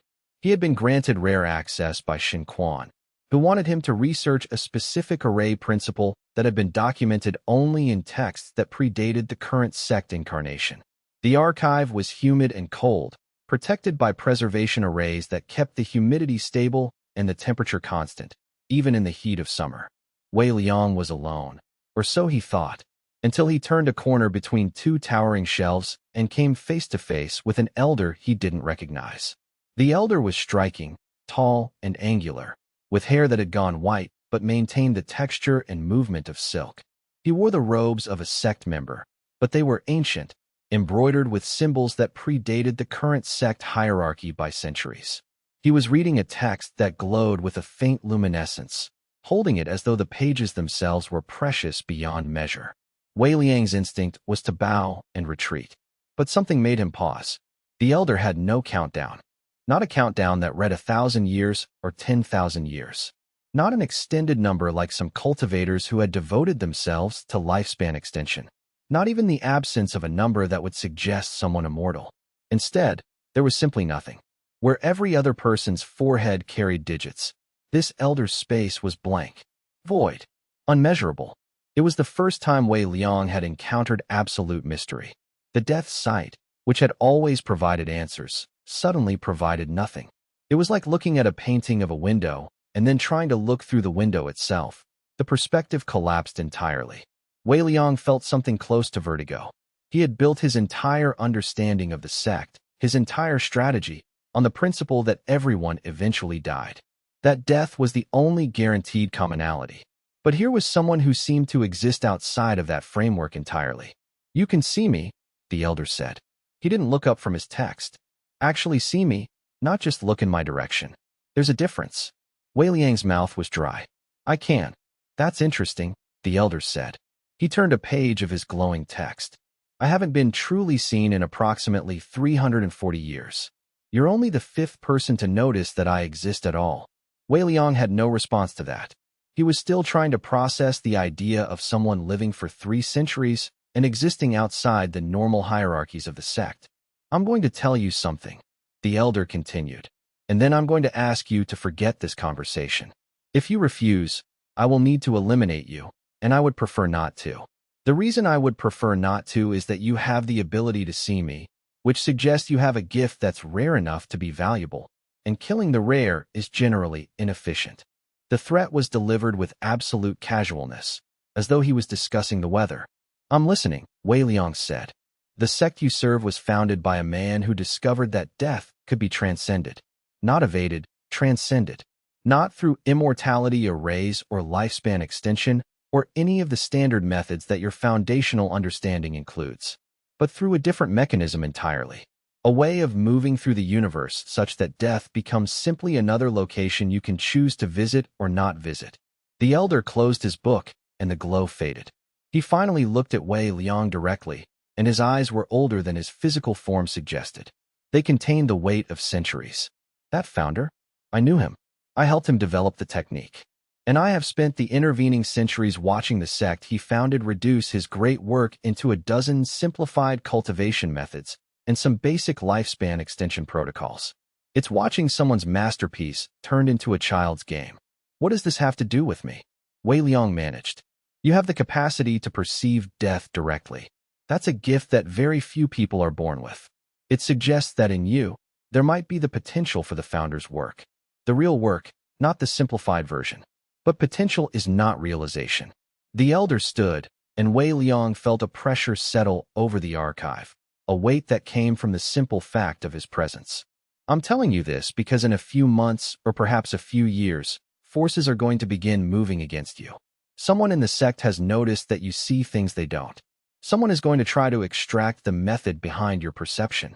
Someone might even try to kill you to prevent the method from spreading." "Why would they care about my ability?" Wei Liang asked. "Because power is a ladder," the elder said. "Every rung above you is threatened by the next rung that develops below.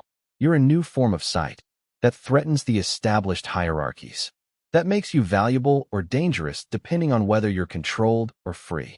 The elder moved toward the shelf and pulled down a text that Wei Liang hadn't noticed before. It was wrapped in silk and clearly ancient. "This is a book called The Discourse on Seeing. It discusses the perception of death and the ways that perception can be expanded. I can't teach you directly. I've taken a vow of silence regarding the founder's methods. But you can read. And if you're intelligent enough, you'll find the gaps in the argument and fill them yourself." He pressed the book into Wei Liang's hands. It was warm, as though it had been sitting by a fire, though Wei Liang knew that was impossible. Now forget this conversation. Tell yourself you met an elder you didn't know, had a brief discussion about archive procedures, and received a text recommendation. The human mind is excellent at simplification when it's convenient. Use that.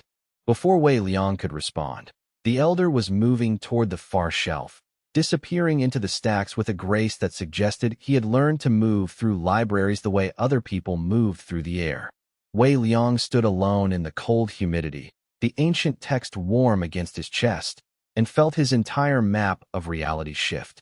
Everything he had believed about the sect, about advancement, about death and power and the nature of immortality, suddenly seemed like a sketch drawn by someone who had only heard descriptions of the territory and never actually walked it. He waited until evening to open the text, secure in his quarters with the doors barred and the walls inscribed with privacy arrays. The discourse on seeing was written in an archaic form of the imperial script, with annotations in multiple different hands across centuries. The core argument suggested that death was not actually something external that happened to people. It was something internal, a fundamental acceptance of limitation that people carried with them. A cultivator who learned to reject that internal acceptance could begin to see death not as fate, but as option, not as a force acting upon them, but as a tool they could choose to use or not use. The implications made his head spin. All of his careful observation of countdowns, his use of death sight to build advantage, it was all based on the principle that death was fixed, that it was information to be exploited. But what if death wasn't actually fixed at all? What if the countdowns he saw were simply the default pathways, the roads that people would walk if they never learned to walk anything else? What if someone could actually learn to walk away from their own death? Wei Liang read until dawn, and then he read again the next night, and the night after that. The text became the center of his attention, more important than his studies with Jian Meng, or his work in the deep chamber, or even his relationship building with the dying elders. And all the while, a question grew in his mind, quiet but insistent. If I learn what this text is teaching, if I cross that threshold, will I become like the elder I met?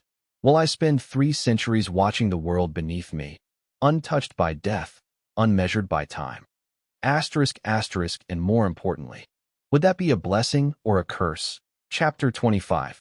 The rival's gambit. Chao Ong made his move on the night of a blood moon, when the sky turned copper and the qi itself seemed to shift into a different frequency.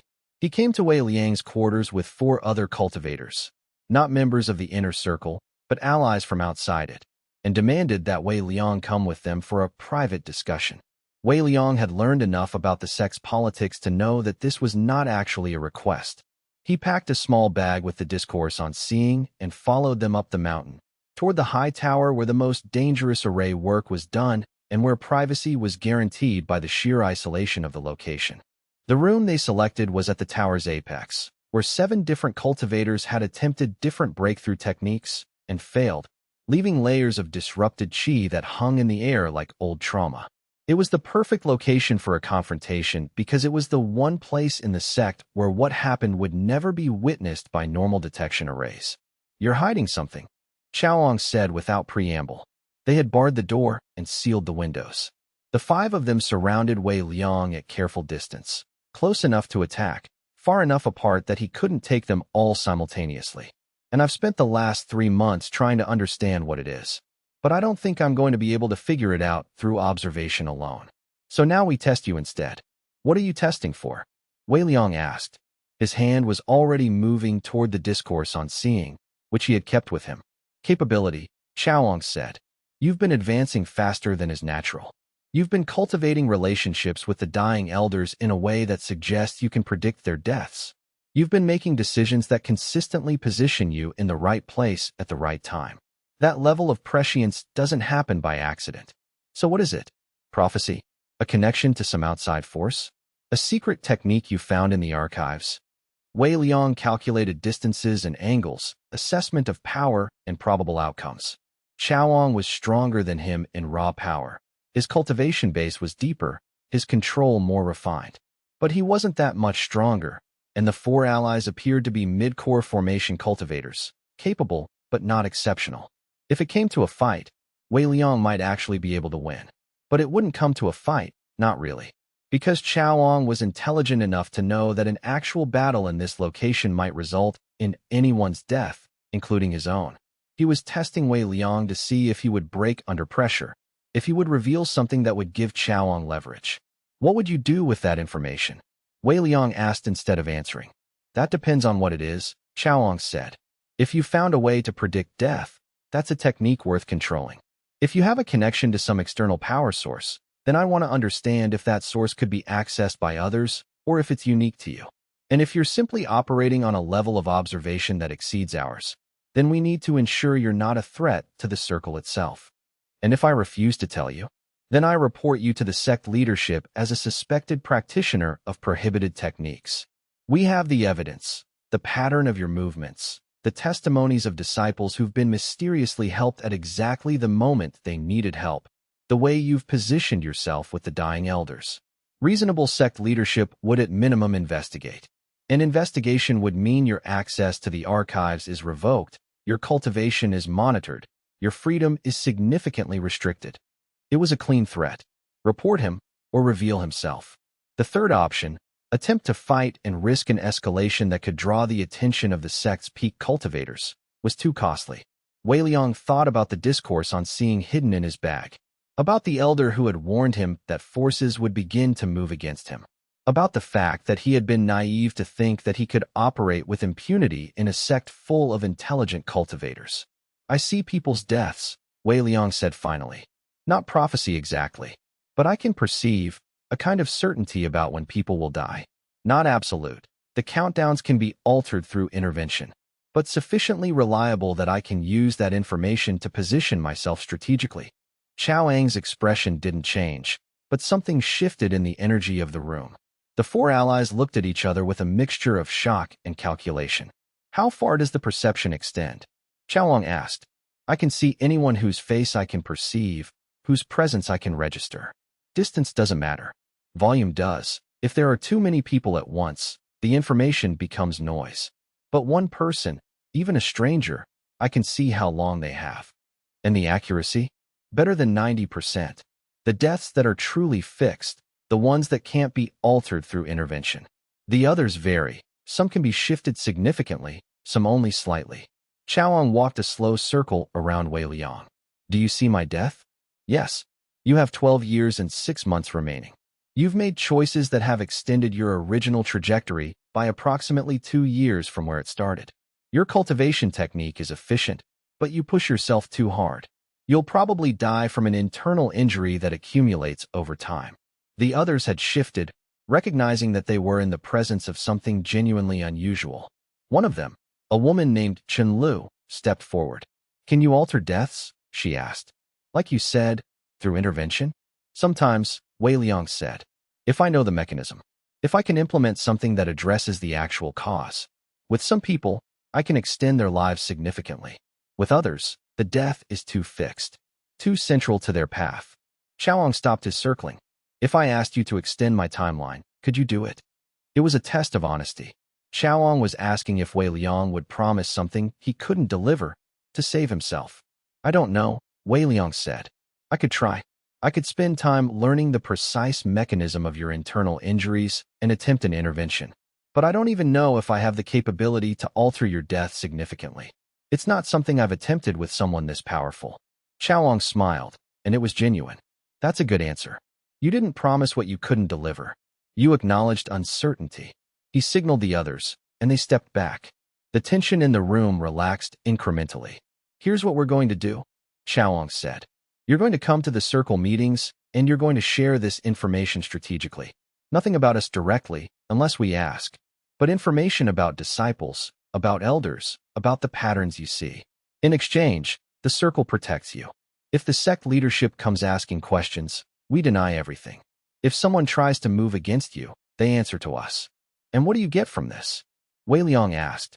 Advantage, Chaoang said simply. Knowing which disciples are going to die young means we can identify who's worth investing time in. Knowing which elders have limited time means we can position ourselves to inherit their knowledge. And having someone who can see death means we're always going to be a step ahead of everyone else in the sect. Wei Liang considered it. It was a trap of sorts, binding him to the circle, making his ability a shared resource. But it was also protection. And it was honest, in a way that Chaoang's threats weren't dishonest exactly, but weren't entirely transparent either. If I do this, Wei Liang said, I need something in exchange.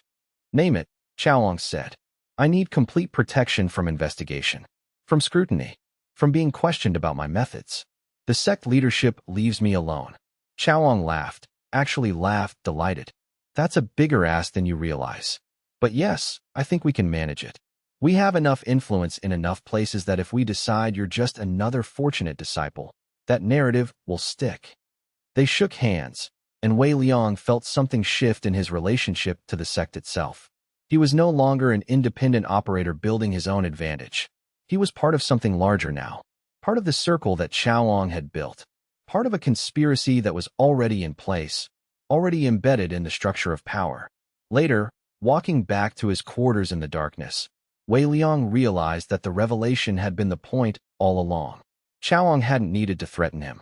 He just needed to confirm that Wei Liang's advantage was real and then offer him the choice between continued isolation with constant risk or integration into an existing power structure. It was a clean move. Chaoang was genuinely dangerous, and Wei Liang had just agreed to work for him. But he had also, he realized, been given something valuable, legitimacy. The circle would protect him because he was now useful. The sect leadership wouldn't investigate him because the circle wouldn't allow it. He had traded autonomy for security. Whether it was a good trade remained to be seen. But for now, at least, the heat had decreased. The immediate threat had passed, and Wei Liang could return to studying the discourse on seeing, learning how to perceive death not just as a measurement, but as a doorway to something beyond death entirely. The game had changed, but he was still alive to play it. That, for now, was enough. Chapter 26. The inheritance web with the protection of the circle secured. Wei Liang accelerated his cultivation of the dying elders. The strategy became less subtle and more efficient. He no longer needed to pretend that chance had brought him into their orbits. He could simply be present, attentive, and helpful in a way that acknowledged that time was limited and therefore precious. The first major inheritance came from Lu Chen. The old sword master had fallen ill during the autumn cultivation season. Nothing dramatic, just a slow decline in his qi circulation and a weakening of his physical form. His countdown, which had hovered around 2 years, suddenly shifted downward in rapid increments. 6 months remaining. 4 months remaining. 2 months. Wei Liang was with him constantly in the final weeks. He brought medicines that slowed the deterioration of Lu Chen's spirit root. He practiced sword forms with him even as the old master's movements became sluggish and imprecise. And in the last days, when Lu Chen could barely move, Wei Liang simply sat beside him and listened to the stories of a life spent pursuing excellence. On the night before his death, Lu Chen made a bequest. His legacy technique, the sword form that had taken him 70 years to perfect, was not recorded anywhere. It existed only in the movements, in the muscle memory of someone who had spent nearly a century refining it. And on that final night, he taught all of it to Wei Liang, pouring 7 decades of accumulated mastery into a single, crystalline transfer. When Lu Chen died the next morning, his countdown simply ceased. It didn't tick down to 0, it simply vanished, like a candle snuffed out. And Wei Liang found himself the inheritor of not just the technique, but of Lu Chen's reputation. He was now known as the disciple who had earned the old master's favor, who had carried forward his legacy. The inheritance from Shen Quan came more formally. The master of formations grew weak from a prolonged imbalance in his qi circulation.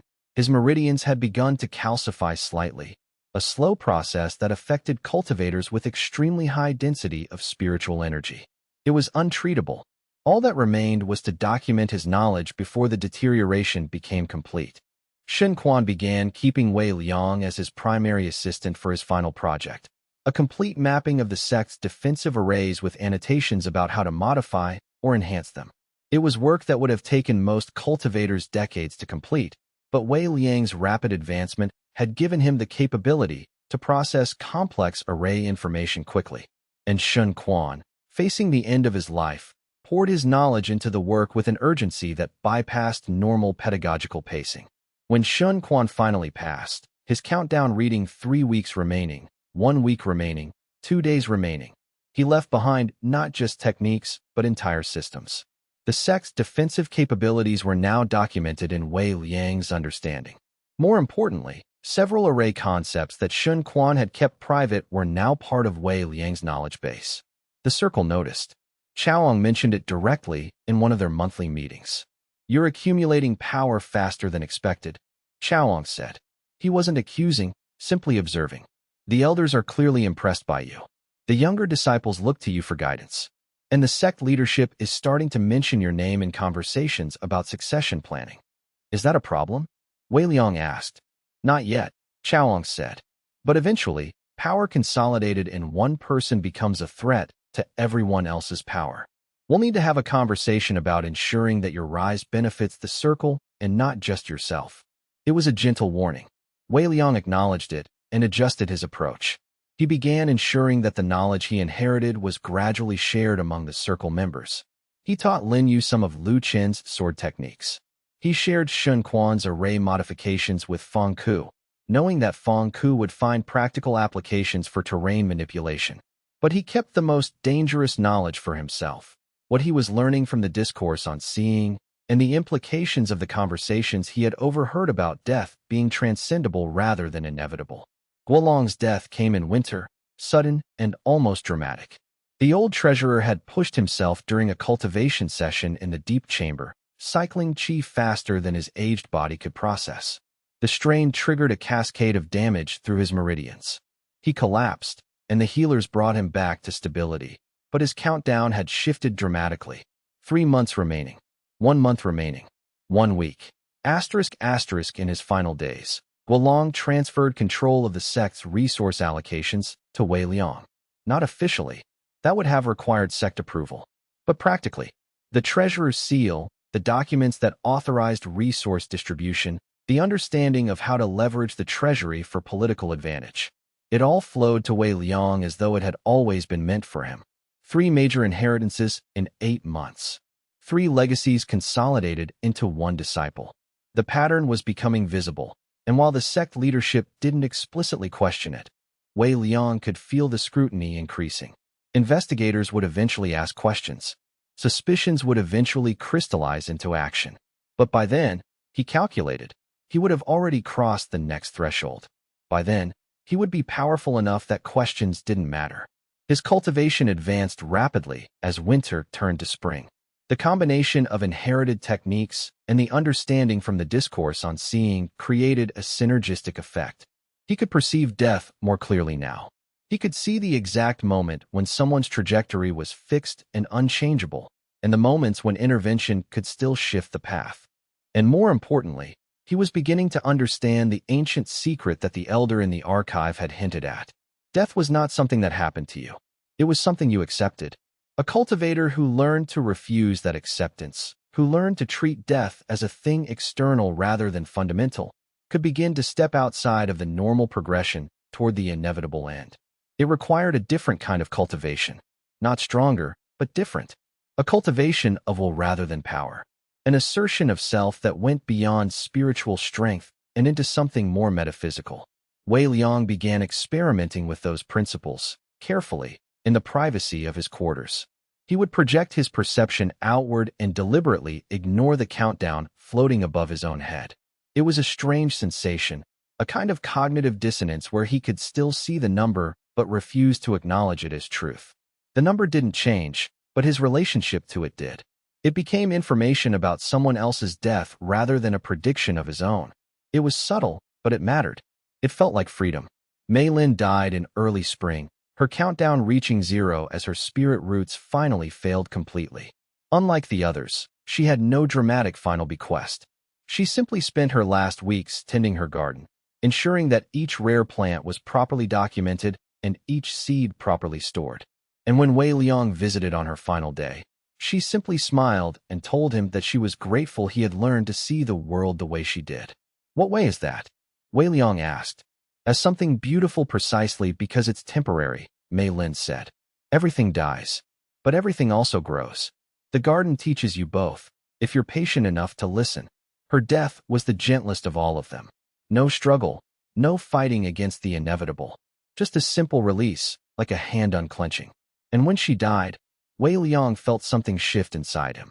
The elder in the archive had spoken of 3 centuries spent watching the world beneath him, untouched by the normal cycle of life and death. Wei Liang was beginning to understand that that particular path required a kind of distance that he wasn't certain he wanted.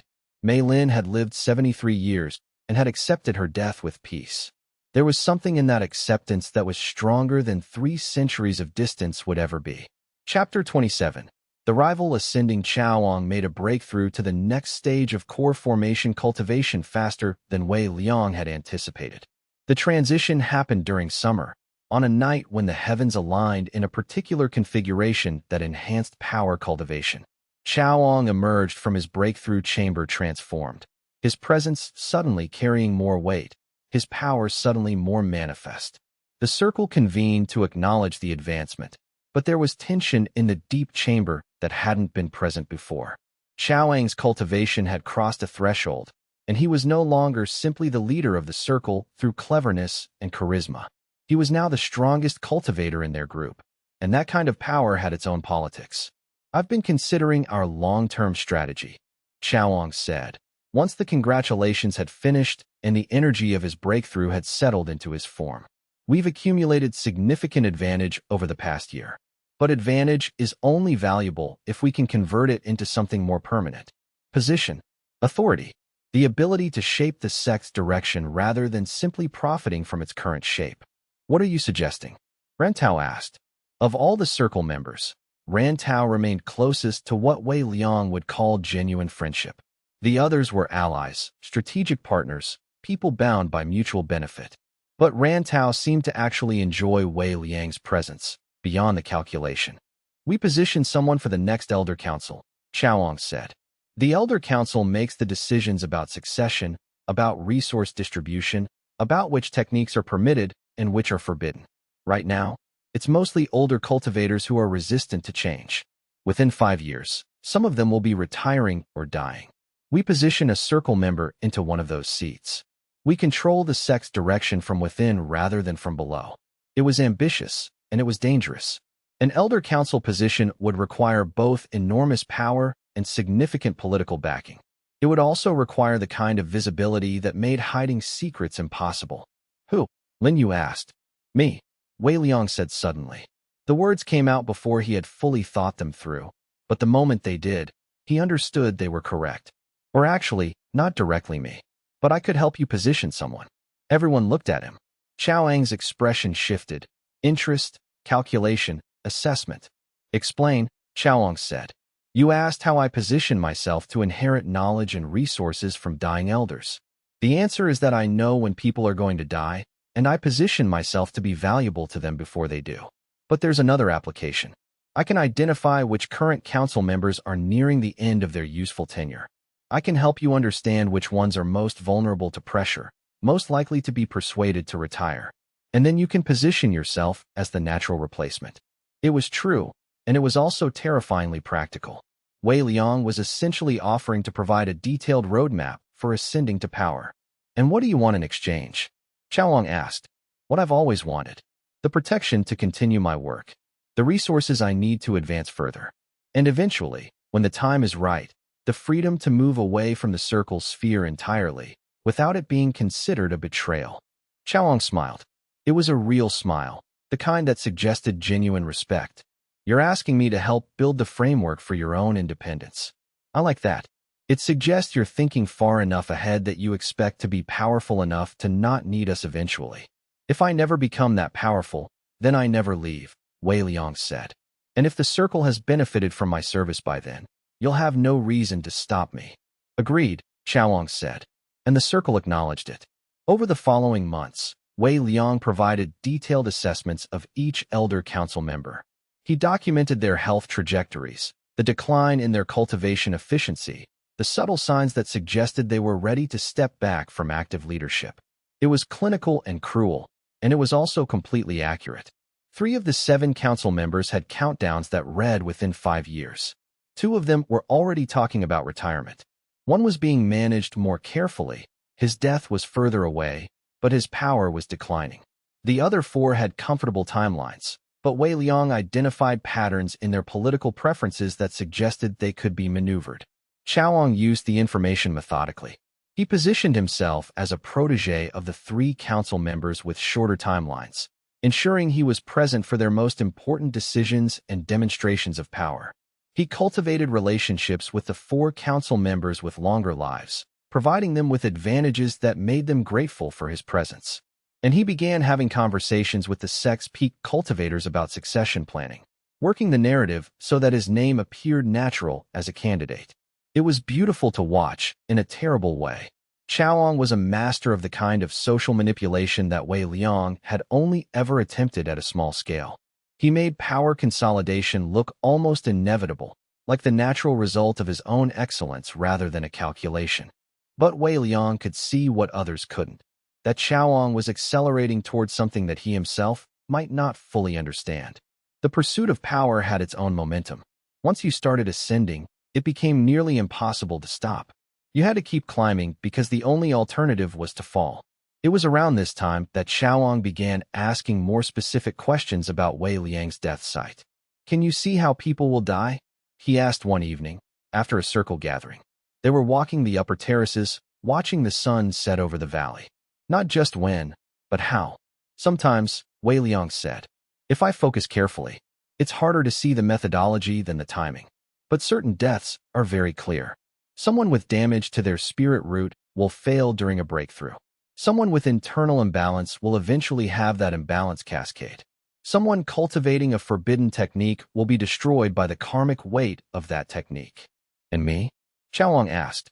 Wei Liang focused on Chaoang's countdown, which had extended slightly since his breakthrough. 12 years, 8 months remaining. He let his perception deepen, searching for the mechanism of death beneath the simple temporal measurement. What he found was complex. Chaoang's death was not a simple thing. It was entangled with his choices, his ambitions, his fundamental nature. The elevated cultivation he had achieved through his breakthrough had actually altered the mechanism of his death, making it more acute, but less certain. "You'll die from the weight of your own advancement," Wei Liang said finally. "You're pushing yourself toward power so deliberately that the pursuit itself is becoming the danger. At some point, you'll reach for something beyond what you can control, and the attempt to control it will break you." Chaoang was quiet for a long time. "That's a poetic way of saying I'm going to get myself killed through overreach."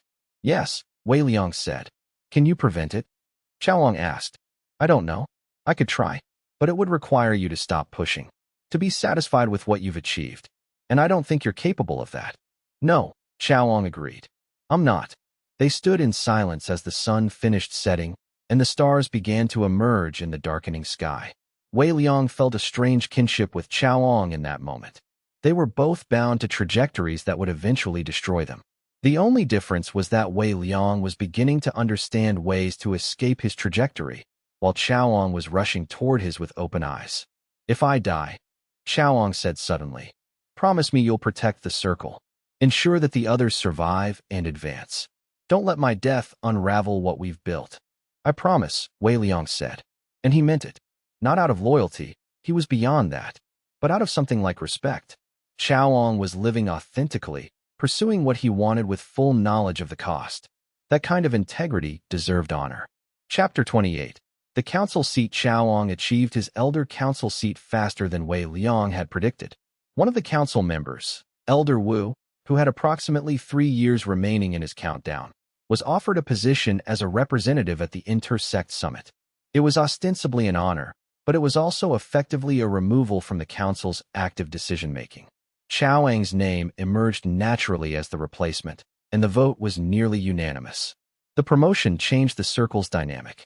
Chaoang was no longer simply a strong cultivator operating within the sect. He was now part of its governance structure. He had access to information, resources, and decision-making authority that the others didn't possess. It elevated the circle, but also created new tensions. Ming Jiao, the youngest member, became noticeably more nervous. His countdown read 73 years remaining, which should have given him comfort.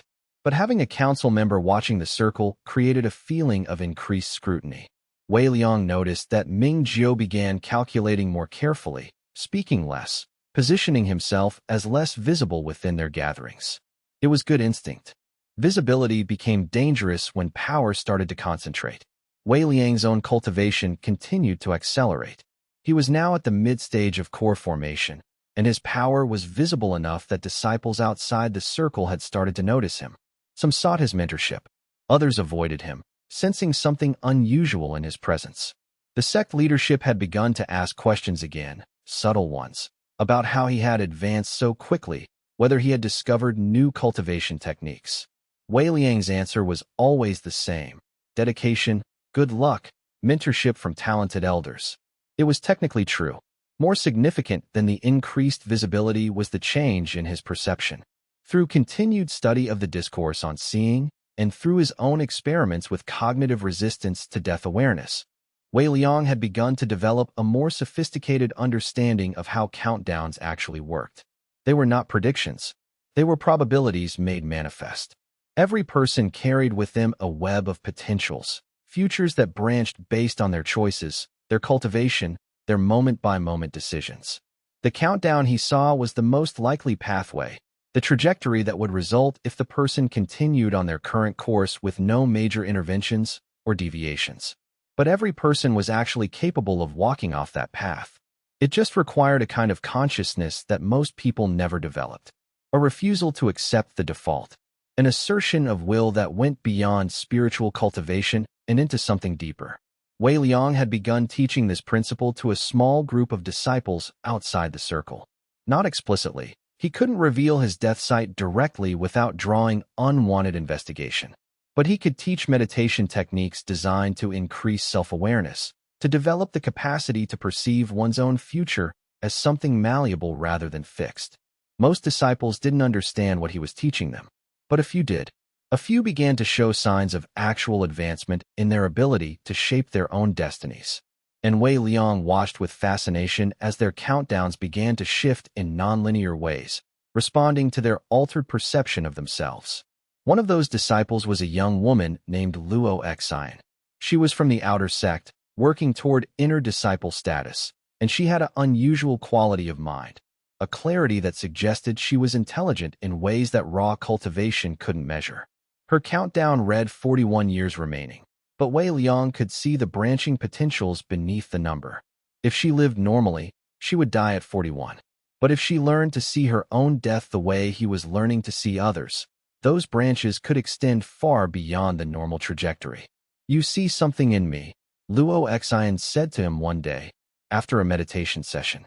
It wasn't a question. "I do," Wei Liang admitted. "I see someone capable of becoming something beyond what the sect expects." "What would that cost?" she asked. "Everything," Wei Liang said. "You would have to give up the normal path. You would have to refuse security and embrace uncertainty. You would have to become comfortable with isolation, because people who see what you would see are always alone." Luo Xian nodded as though this was exactly what she had expected to hear. "Teach me," she said. Wei Liang began to work with her more directly. He couldn't teach her about her own countdown. Revealing death sight directly would raise too many questions. But he could teach her the principles from the discourse on seeing, could guide her toward the kind of consciousness that would allow her to perceive her own future and reject the paths she didn't want to walk. It took months, but gradually, something shifted in her. Her countdown began to change, to extend. More importantly, she developed a quality of presence that was unusual for someone her age. She moved through the sect with a kind of confidence that suggested she knew something others didn't. Chaoang noticed, as Chaoang noticed everything. "You're teaching someone," he said to Wei Liang, in one of their private conversations. "I don't know what, but you're teaching someone something that's creating visible changes in them. It's not a cultivation technique. I would have recognized that. It's something else. Philosophy," Wei Liang said. "A way of thinking about one's place in the world that creates more efficient advancement. Can you teach it to the circle?" Chaoang asked. "No," Wei Liang said. "Some knowledge only works if the student comes to it independently. If I try to force it onto someone else, it becomes distorted, useless." Chaoang accepted this, but Wei Liang could see that it bothered him. Chaoang had spent his entire life accumulating power, and now he had encountered something that couldn't be simply taken or taught, that had to be discovered. It made him hungry. And hunger, Wei Liang was beginning to understand, was exactly the thing that would eventually kill him. The autumn cultivation season arrived, and with it, the council began planning the next round of advancements and resources. Chaoong was now influential enough that his recommendations were seriously considered.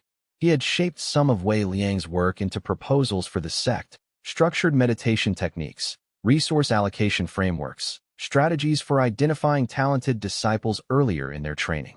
The sect had begun to benefit from Chaoong's position, which meant they had begun to benefit from Wei Liang's insights, even though Wei Liang's name appeared nowhere in any official documentation. It was good work, in a way. The sect was becoming stronger. More disciples were being helped. The overall level of cultivation was increasing, and Wei Liang was becoming increasingly invisible. That invisibility felt like power, but sometimes late at night in his quarters, he wondered if it was actually just isolation dressed up as advantage. He had built a position where he could shape the sect from behind the scenes, but he had done so at the cost of ever being seen, ever being acknowledged, ever being anything other than a useful tool in Chaoong's ascending career. He had traded visibility for power, and now he was beginning to wonder if the trade had been wise. But there was no path back from that now. He was committed to the trajectory. All he could do was continue forward and hope that the end point justified the isolation it required. Chapter 29. The breaking point. Wei Liang's relationship with the discourse on seeing reached a critical moment during the winter cultivation season. He had been meditating on its principles for nearly a year, applying its teachings to his own consciousness, and the results were becoming more pronounced. He could now choose to perceive his own death or choose not to perceive it. He could step in and out of death awareness the way most people walked through doorways. It gave him a peculiar kind of freedom, but it also created an existential problem. If he wasn't bound by his own countdown, if his death was genuinely optional rather than inevitable, then what was the basis of his fear, his caution, his need to accumulate power and secure himself against an uncertain future? The answer was, there wasn't one. Not really.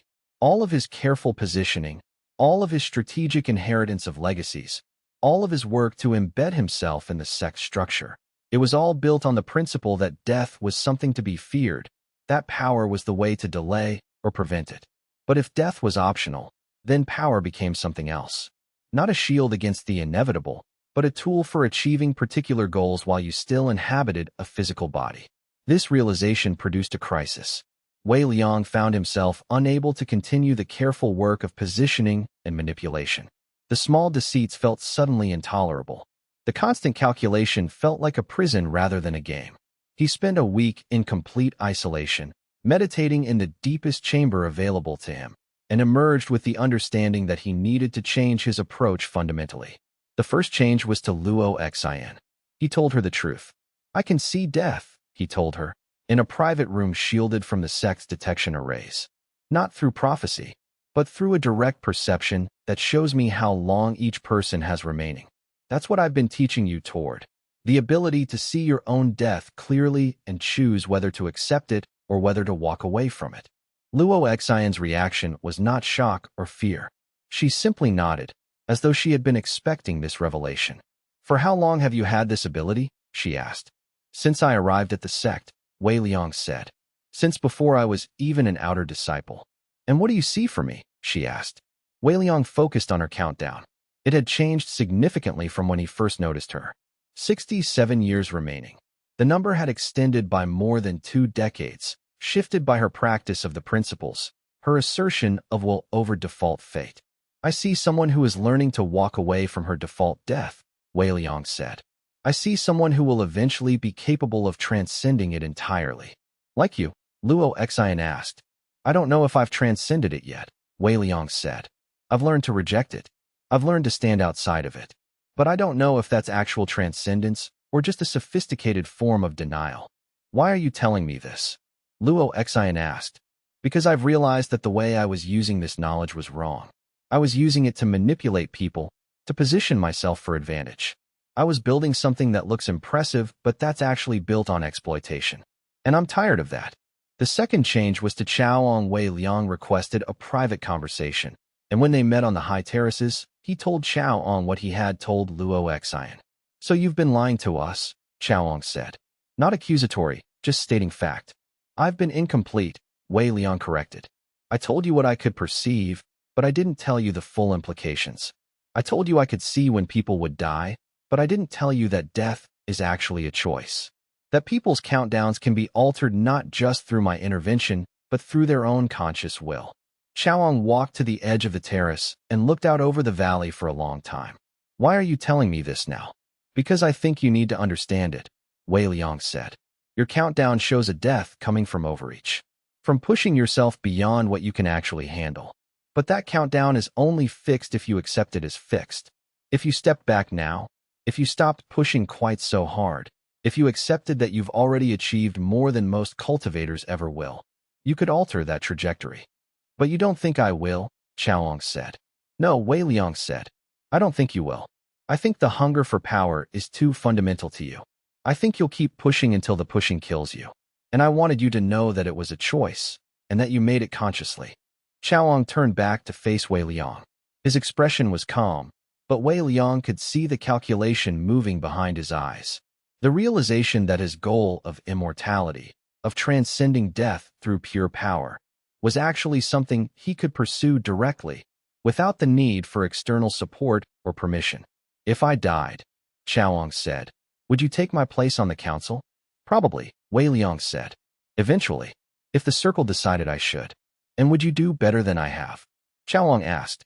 I would do differently, Wei Liang said. Whether differently is better depends on what you value. I would be less ambitious, less visible. I would try to move the sect in directions that create less suffering. But that might be less effective than your approach. Chaoang smiled. You're an interesting person, Wei Liang. And I respect the fact that you're being honest with me now, even if the honesty is coming a bit late. It is, Wei Liang agreed. I'm going to continue pursuing what I'm pursuing, Chaoang said. I'm going to push as hard as I can. I'm going to reach for transcendence through power, and if it kills me, then it kills me. But I'm doing it now with the full knowledge that I'm making a choice. And that's worth something.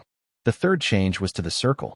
Wei Liang called them together in the deep chamber and told them the same things he had told Chaoang and Luo Xian. The reactions varied. Lin Yu was angry at first. The deception bothered her more than the actual revelation. Ran Tao was simply fascinated, peppering Wei Liang with questions about how the death perception worked. Fang Ke was concerned about the implications for terrain control and life extension arrays. Shen Wu, despite his vow of silence, clearly had many thoughts he couldn't articulate with his limited communication methods. And Mingjiu? Mingjiu looked relieved. I knew you were hiding something, Mingjiu said. And I've been terrified that when it came out, it would be something that threatened me. But this is actually useful. This means I'm not trapped by my trajectory either. I can actually change what happens to me. Wei Liang saw in Mingjiu's expression the beginning of a different kind of power. Not the power that came from accumulation and control, but the power that came from accepting freedom and choosing to walk a path that you actually wanted to walk. That night, after the circle dispersed, Wei Liang walked the sect's gardens and realized that he had just made a decision that might fundamentally alter his position in the sect. By being honest, he had given up the leverage that secrecy had provided. People would now adjust their behavior based on what they knew. They would pursue transcendence more aggressively or retreat more cautiously, and either way, the delicate balance that Wei Liang had maintained was going to shift. But the shift felt necessary. Felt right in a way that his previous careful manipulations hadn't. He had 4 more months until his advancement to the next stage of core formation. 4 months to see what would happen with this new transparency, this new honesty, this new willingness to let others see him more completely. For months to see if freedom was actually possible, or if it was just another kind of trap. Chapter 30.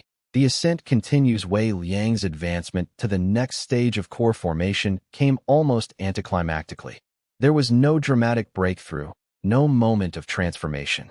Instead, his power simply continued to accumulate at an accelerated pace until one evening. He sat in meditation and realized that he had crossed the threshold sometime during the previous week without even noticing. He was now in the later stages of core formation cultivation. He was stronger than all but the peak cultivators of the sect. He was, by most measures, approaching the level where he could eventually attempt the dangerous breakthrough to immortal ascension. The final transformation that would allow a cultivator to transcend the normal limitations of physical form. The advancement changed his position in the sect again. The council began to ask more directly about his cultivation techniques. Disciples who had previously kept their distance began to approach him for guidance. The sect leadership started discussing him as a potential candidate for positions of authority, despite his youth and his relatively short time as an inner disciple. Wei Liang deflected most of it. He gave vague answers to questions about his techniques. He provided guidance to younger disciples, but was careful not to create a formal mentorship structure. He made it clear that he had no interest in council positions or formal authority. What he did was continue the work with Luo Xian and slowly begin to extend it to others who showed the capacity to learn.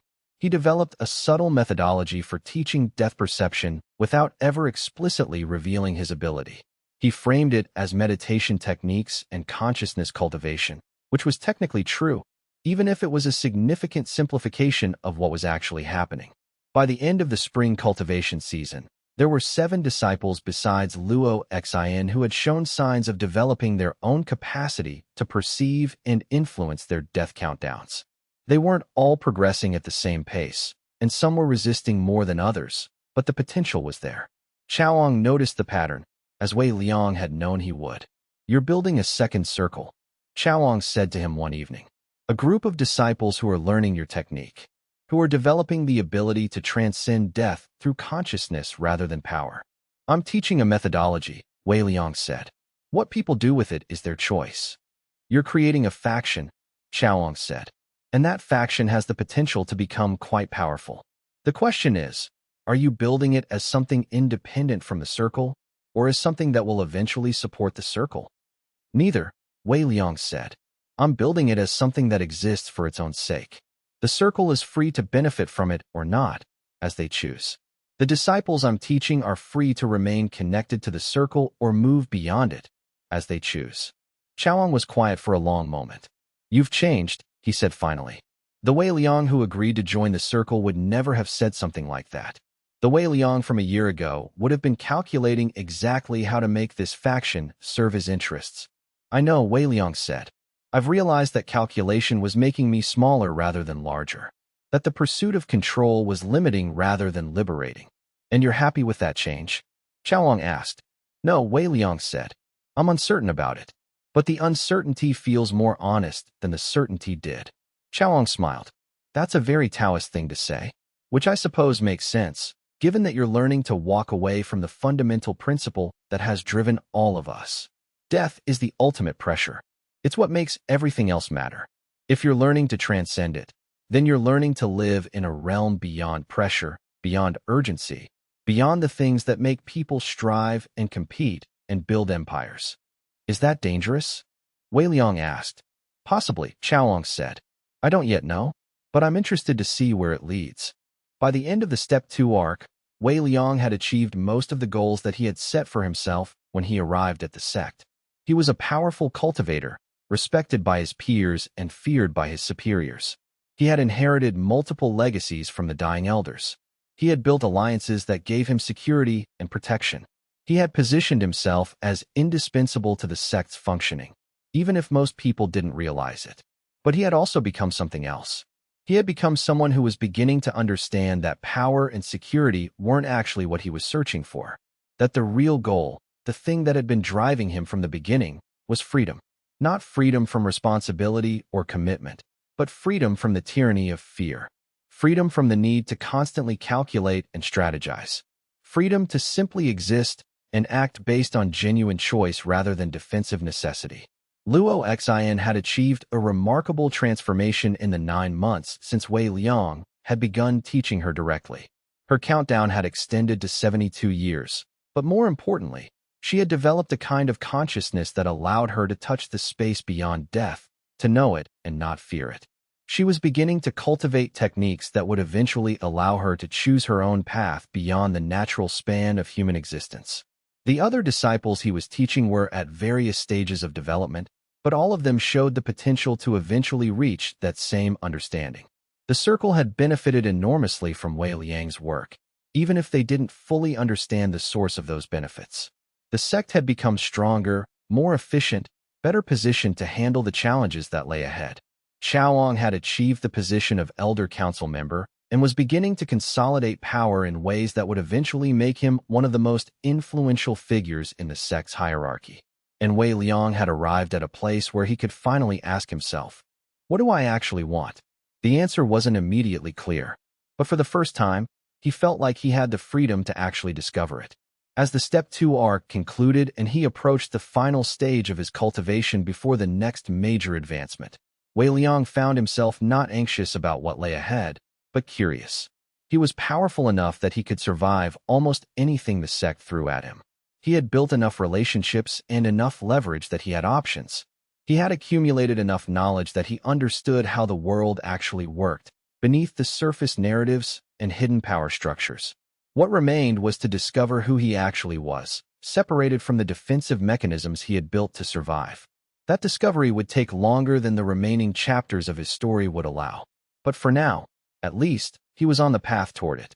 And sometimes, a path toward genuine self-knowledge was worth far more than a kingdom built on fear and calculation. Chapter 31. The Infinite Elder returns. The discourse on seeing had been sitting on Wei Liang's shelf for nearly a year, but he had not yet fully integrated its most radical propositions. The elder who had given it to him appeared one evening in his quarters without any warning, walking through the sealed doors as though they were mist. Wei Liang's first instinct was to fight. His second instinct was to flee. His third instinct, which actually won out, was to remain completely still and acknowledge that he was in the presence of something far beyond his current level of power. I've been monitoring your progress, the elder said, moving to the window and gazing out over the valley. You've learned the basics. You can perceive death and reject its governance of your consciousness. You've taught others to do the same. That's commendable, but it's not yet transcendence. It's defense against transcendence. What's the difference? Wei Liang asked. Defense implies that you're trying to protect yourself from something external, the elder said. But death isn't actually external. It's internal. It's a choice you make every moment, either consciously or unconsciously. Most people choose it without knowing they're choosing. They accept the narrative that life is bounded, that the body is finite, that time is a river they're floating down. That acceptance is what creates the death they fear. The elder turned to face Wei Liang. His eyes were ancient beyond measure. They carried the weight of centuries, and yet they were also luminous with something that looked like joy. To transcend death, you don't fight against it. You step sideways from it. You develop a consciousness that exists parallel to the narrative of death, that can observe the narrative without being controlled by it. You become like me, present in the world but not subject to its rules. How long did that take you? Wei Liang asked. Approximately 200 years of dedicated practice, the elder said. Though time becomes slippery when you're no longer bound to aging. From my perspective, it felt like 30 years or so. From the perspective of an observer watching it happen, it took centuries. Wei Liang felt the weight of that statement settle into him. 200 years of cultivation, of conscious effort, of holding two realities in mind simultaneously. It was incomprehensible to someone who had lived only 20 years. Is it worth it? Wei Liang asked. The elder smiled. That's the wrong question. The question isn't whether it's worth it to me. I clearly think it is, given that I'm still here. The question is whether it's worth it to you. And only you can answer that. If I started now, Wei Liang said, how long would it take me? You have a gift that I didn't have when I started, the elder said. You can already perceive death directly. That took me the first 50 years to develop. So conservatively, you could accomplish what I've accomplished in roughly 150 years. Maybe less, if you're cleverer than I was. Wei Liang did the mental math. 150 years would take him well past 200 years old, assuming he didn't die in some accident before then. It would mean spending a century and a half in constant cultivation, in the pursuit of a goal that might not even be worth achieving. I came to tell you something else, the elder said. In the next year or so, the sect is going to be tested. There are forces moving in the world that you don't yet perceive. There are cultivators from other sects, cultivators with their own agendas, cultivators who are interested in you specifically because of your death perception ability. Why would they be interested in that? Wei Liang asked. Because death perception is rare, and the ability to transcend death is rarer still. And the people who can teach others to do both are rarest of all. There are individuals who have spent centuries hunting people like you. The elder moved toward the door, which opened for him as though it had been waiting for his passage the entire time. I'm telling you this because you may have to make a choice very soon about who you're willing to be. The path of transcendence requires isolation. It requires stepping back from the normal world and its dramas. But if you choose that path, you'll be abandoning the people you've grown connected to, the disciples you're teaching, the circle that depends on you, the sect that relies on your influence. And if I don't choose it, Wei Liang asked, then you'll probably be killed by someone who wants your knowledge, the elders said. Eventually, in 10 years or 30 or 70. But the killing will come because knowledge like this is too dangerous to leave loose in the world. The elder paused at the threshold. Choose wisely, Wei Liang. The choice you make will echo for centuries. Then he was gone, and Wei Liang was alone again, with only the echo of the elder's presence to confirm that the conversation had actually happened. Wei Liang didn't sleep that night. Instead, he sat in meditation and contemplated the two paths that had opened before him. The path of isolation and transcendence, which would take him beyond death, but require him to abandon everything he had built and everyone he had grown to care about. And the path of integration, of remaining connected to the world and the sect, which would eventually result in his death, but would allow him to continue the work of helping others understand their own freedom. Neither path was actually appealing. Both required enormous sacrifice. The only difference was whether he was sacrificing his life or his identity. By dawn, he still hadn't decided. But he had accepted that the decision would need to be made soon. Chapter 32. The faction solidifies over the following weeks. Wei Liang's teaching became more explicit. He began to openly acknowledge to Luo Xin and the other advanced disciples that what he was teaching was a method for transcending death, not through immortality techniques or power cultivation, but through consciousness itself. The reaction was mixed. Some disciples withdrew from the teaching, finding it too heretical, too contrary to the sect's foundational approach. But others, particularly Luo Xin and two others named Jianming and Suyin, became more deeply committed to the work. If this is true, Luo Xin said to him during a private session, then everything the sect teaches is built on a lie. They claim that advancement through cultivation is the path to immortality, but if you're right, then immortality is just a decision about consciousness. The cultivation is unnecessary.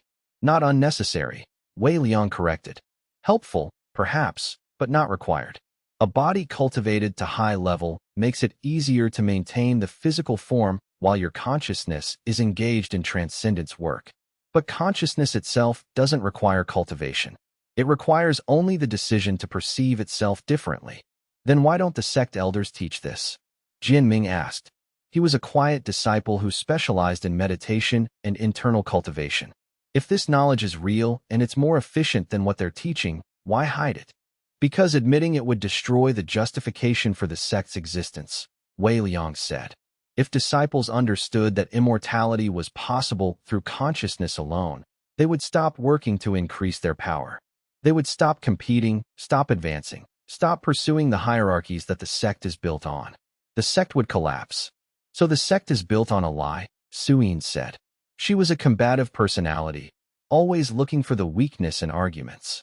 That's helpful to know. Does that mean we should abandon it? I don't know, Wei Liang said. I'm still trying to figure out whether the lie is necessary or whether it's just convenient. Whether the sect structure serves some purpose beyond accumulating power for its leadership. The conversation was dangerous to be having inside the sect, and all of them knew it. If the leadership learned that Wei Liang was teaching a philosophy that questioned the fundamental justification for the sect's existence, he would be eliminated. Not killed exactly. The sect avoided open violence when possible, but removed. Cast out. Declared heretical. So Wei Liang and his small faction began to be more careful about where they met and what they discussed.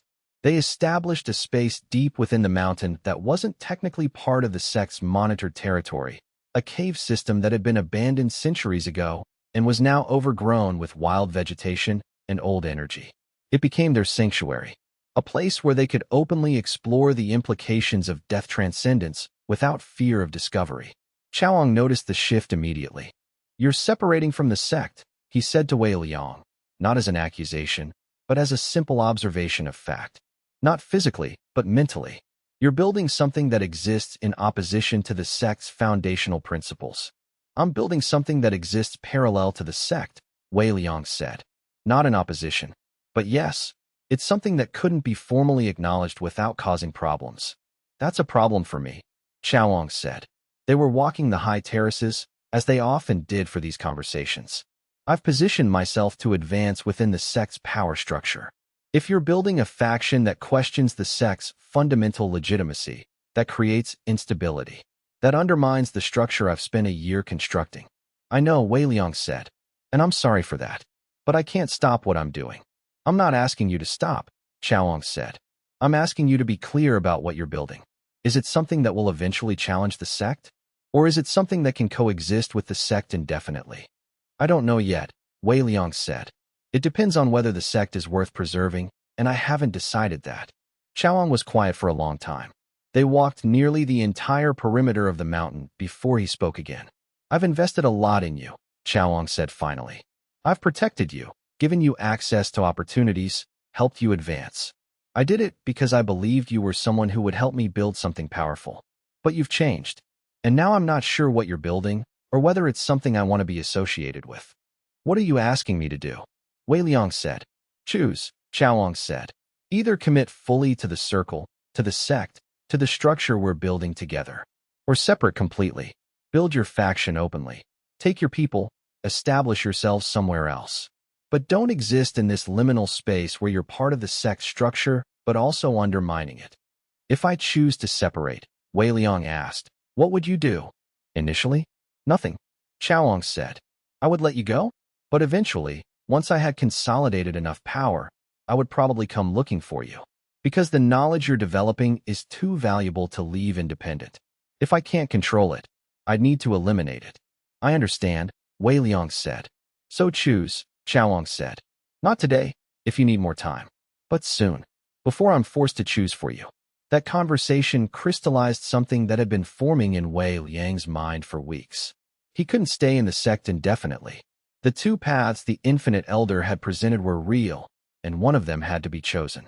Either he ascended to isolated transcendence and eventually became like the Elder, untouched by the world's affairs, but also fundamentally separated from it. Or he remained connected to the world and the sect, which meant eventually being hunted and killed for the knowledge he possessed. There was a third option that had been forming in his consciousness. Establish himself and his faction somewhere the sect couldn't reach him. Become independent. Become a rival rather than a subordinate. But that would require resources, followers, strength that he didn't yet possess. Chapter 33. The eclipse. The crucial catalyst came in the form of a complete lunar eclipse, an astronomical event of tremendous significance in cultivation circles. The eclipse would last for 6 hours, during which time the ambient qi would shift dramatically, and cultivators would have unprecedented opportunity to advance their power through the disrupted energy flow. The sect planned for the eclipse carefully, positioning its peak cultivators to harvest the maximum amount of chaotic qi and consolidate it into the sect's resources. It was a preparation that had taken weeks, and that represented one of the sect's major power consolidation opportunities. Wei Liang used the eclipse differently. Rather than connecting to the sect's harvesting arrays, he opened himself completely to the unfiltered qi flow. He and Luo Xin and the other disciples in his faction did the same, creating a parallel cultivation effort that wasn't tapped into the sect's infrastructure. What happened during those 6 hours was unprecedented. The unfiltered qi created an environment where consciousness could expand without the normal constraints of physical form. Wei Liang found himself able to perceive dimensions of reality that were normally hidden. He could see the threads of causality that connected different events. He could perceive the intentions of other cultivators. He could see the structure of the sect itself as a kind of organism, with its own form of consciousness and its own agenda. And most importantly, he could see the countdowns of everyone in the sect simultaneously, a vast web of approaching deaths, branching timelines, moments where the future could be altered. It was overwhelming and beautiful and terrifying. When the eclipse ended and normal qi flow resumed, Wei Liang found himself fundamentally changed. His cultivation had advanced by months in a single night. But more importantly, his understanding of what was possible had expanded dramatically. He could now see how to do what the Infinite Elder did. Not the full execution of it. That still required centuries of practice, but the conceptual framework. He understood the mechanics of transcendence. He understood how to teach it to others in a way that would accelerate their development. And he understood that the sect's days were numbered. The council would not tolerate the existence of a faction that existed outside the sect's control indefinitely. Eventually, they would move against him. Eventually, they would demand that he submit to the sect's authority or be eliminated. The question was how long eventually actually was, and what he could accomplish in the time remaining. Wei Liang called the expanded faction together 2 days after the eclipse. There were now nearly 20 disciples who had shown capacity for transcendence work, including several from the outer sect who had managed to access his teaching despite its informal nature. He laid out the situation clearly. "We have perhaps 1 year before the sect's leadership moves against us," he said. "We can try to remain hidden, but they will eventually find us. Or we can establish ourselves openly somewhere outside the sect's control." "Where would we go?" Suyin asked. "There are territories in the borderlands that the sect has no control over," Wei Liang said. "Regions where independent cultivators operate without answering to any sect hierarchy.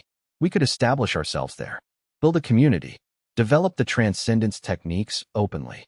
"That sounds dangerous," Jianming said. "There's a reason the borderlands are lawless. Because they're filled with cultivators who were too dangerous or unstable to remain in sect structures." "It is dangerous," Wei Liang agreed.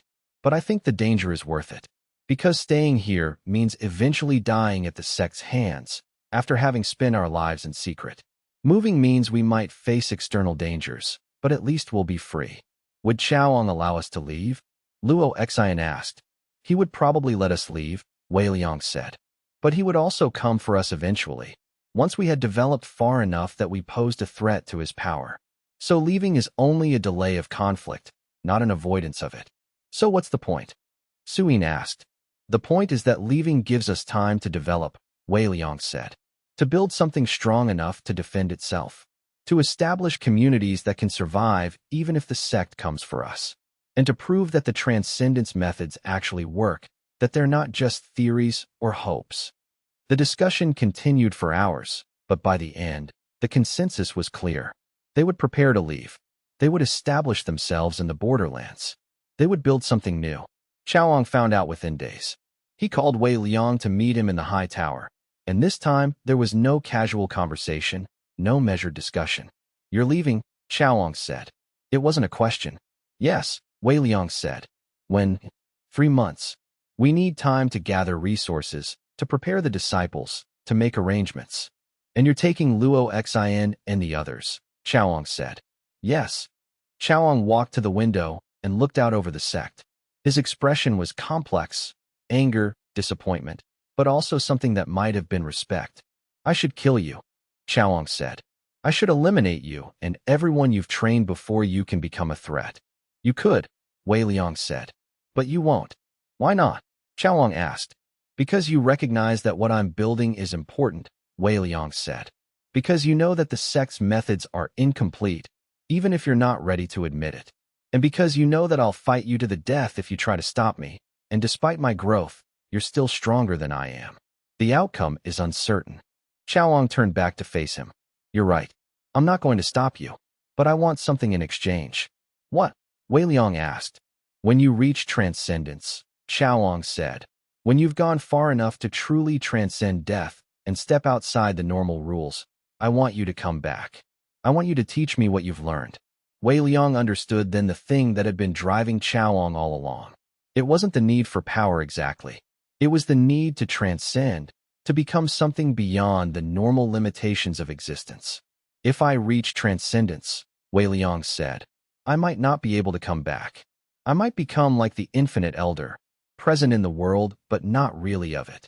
"But you might still be able to teach," Chaoang said. "And that's what I'm asking for."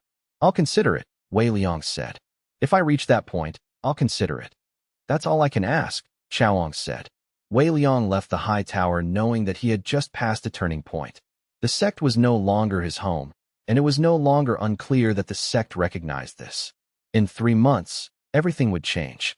Chapter 34. The final cultivation. In the time before his departure, Wei Liang undertook one final cultivation push within the sect. He needed to reach the absolute peak of what the sect structure could provide.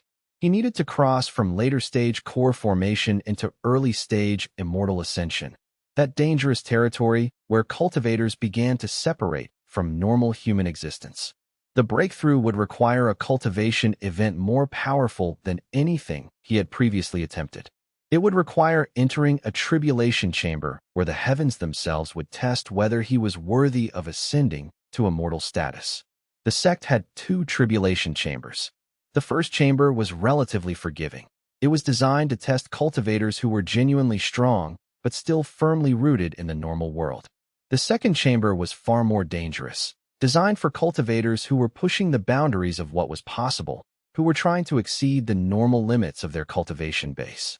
Wei Liang petitioned to use the second chamber. The council approved it with some hesitation. Xiaoong, as an elder council member, had to officially endorse the petition, which he did without comment.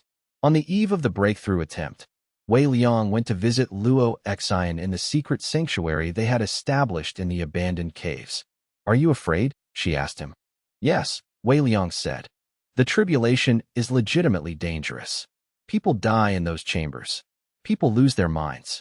People ascend to immortal status and immediately shatter their foundation because they push too hard. But you're going to try anyway," Luo Xian said. "I'm going to try," Wei Liang agreed. "Because if I don't make this advance before we leave, I won't be strong enough to protect the faction once we're in the borderlands. And I will not lead people into danger that I'm not capable of defending them from." "What if you don't come out?" Luo Xian asked. "Then you take leadership of the faction," Wei Liang said. "You have the strength and the understanding. You'll guide them well." He handed her a journal, the complete notes from his study of the discourse on seeing, marked up with his own interpretations and extensions. "If I don't come back, teach from this. Teach the others what I've taught you. And continue the work of understanding transcendence, whether I'm here or not." The tribulation chamber was a vast cylindrical space carved deep within the mountain. The floor was made of a special crystal that could contain and amplify the qi used in the breakdown of physical reality. The walls were inscribed with arrays designed to both protect the surrounding sect from the chaotic energy and prevent the cultivator inside from escaping mid-tribulation. Wei Liang entered at midnight, when the heavens were in their most receptive alignment for the tribulation process. He seated himself at the chamber's center and began to cycle his qi, opening himself to the testing that the heavens would impose. The tribulation came in waves. First, a testing of raw power. The heavens sent pulses of degrading energy designed to break down the cultivator's defenses. Wei Liang's cultivation was strong enough to weather this, but it was exhausting, requiring constant reinforcement of his barriers against the assault. Second came a testing of will. The heavens created illusions, visions of alternate paths, scenarios where the cultivation failed and the cultivator died. Wei Liang had to maintain focus on his actual goal, refusing to be seduced by the illusions or broken by the fears they induced. Third came the most dangerous part, the testing of self. The heavens reached into the cultivator's consciousness and forced them to examine every doubt, every fear, every moment of weakness or compromise. It exposed the parts of themselves that the cultivator had been hiding from, even from their own conscious awareness. For Wei Liang, that meant facing the truth of his manipulation, his exploitation of the dying elders, his use of people to advance his own position. It meant confronting the fact that even now, even as he claimed to be building a faction for liberation, he was still positioning himself as the leader, still maintaining control, still operating from the premise that he needed to be in charge. The revelation was devastating. For a moment, his cultivation faltered. The heavens' testing energy surged through the breach, and he felt himself beginning to fragment. But then something shifted. He accepted the truth about himself. He didn't reject it or rationalize it away or try to change it through force of will. He simply acknowledged it. "I am someone who has used people. I am someone who has exploited the approaching deaths of others for my own gain. I am someone who still wants control and power, even as I claim to be pursuing liberation." And in that acceptance, something released. The fragmentation stopped. The cultivation stabilized. And a new understanding formed. That immortality, true transcendence, wasn't about becoming a perfect version of yourself. It was about accepting all aspects of yourself, including the parts you didn't like, and continuing to grow anyway. The tribulation eased. The heavens seemed to acknowledge that the test was complete, and Wei Liang felt his entire being restructure. His meridians shifted. His spirit root transformed. His consciousness expanded to encompass perceptions that had previously been impossible. He had crossed the threshold. He was now a mortal ascension stage, a cultivator who had begun to separate from the normal rules of existence. When he emerged from the tribulation chamber 6 hours later, the morning sun was rising over the sect. He walked into that light changed, transformed, no longer entirely bound to the normal progression of time and mortality. The council congratulated him on the advancement. Chaoang smiled and said nothing. The sect's peak cultivators acknowledged that a new force had emerged in their ranks. But Wei Liang felt none of that. What he felt was the weight of what came next. The departure, the establishment of the faction in the borderlands, the inevitable conflict with the sect that would eventually come. He had 45 days until he needed to leave. 45 days to prepare everything, to gather the resources, to ensure that the people he was taking with him had the best chance of surviving what lay ahead. 45 days to be ready for the rest of his life. Chapter 35. The point of no return. The final weeks before departure were a strange balance between normal sect life and clandestine preparation. Wei Liang attended lectures with the elders, participated in cultivation sessions, maintained the appearance that he was still an integrated member of the sect structure. But simultaneously, he and Luo Xian were organizing supplies, arranging for guides to the borderlands, preparing the other disciples for the life they would be stepping into. The deception was dangerous. Multiple times, Wei Liang sensed that he was being watched more closely than usual. That suspicion was forming. But each time, he deflected it through careful positioning and calculated visibility. Chaoang was aware of everything, of course. The elder council member could have exposed them at any moment. But he maintained his silence, and Wei Liang understood that this was a form of gift. Chaoang was giving him the opportunity to leave cleanly, without a conflict that would force him to either kill other sect members or be killed in the attempt. On the final evening, before the planned departure the next morning, Wei Liang attended a private dinner with Chaoang in the council chambers. It was formal and tense, the conversation of two people who had been allies and who were now becoming rivals. "You'll be back," Chaoang said at one point, without preamble. Not as a prediction, but as a statement of certainty. "I don't think so," Wei Liang said. "There's nothing for me here anymore." "There is," Chaoang said. "Eventually, you'll want to come back and settle things. And when you do, I'll be waiting." "If that happens," Wei Liang said, "I hope we can find a way to coexist rather than fight."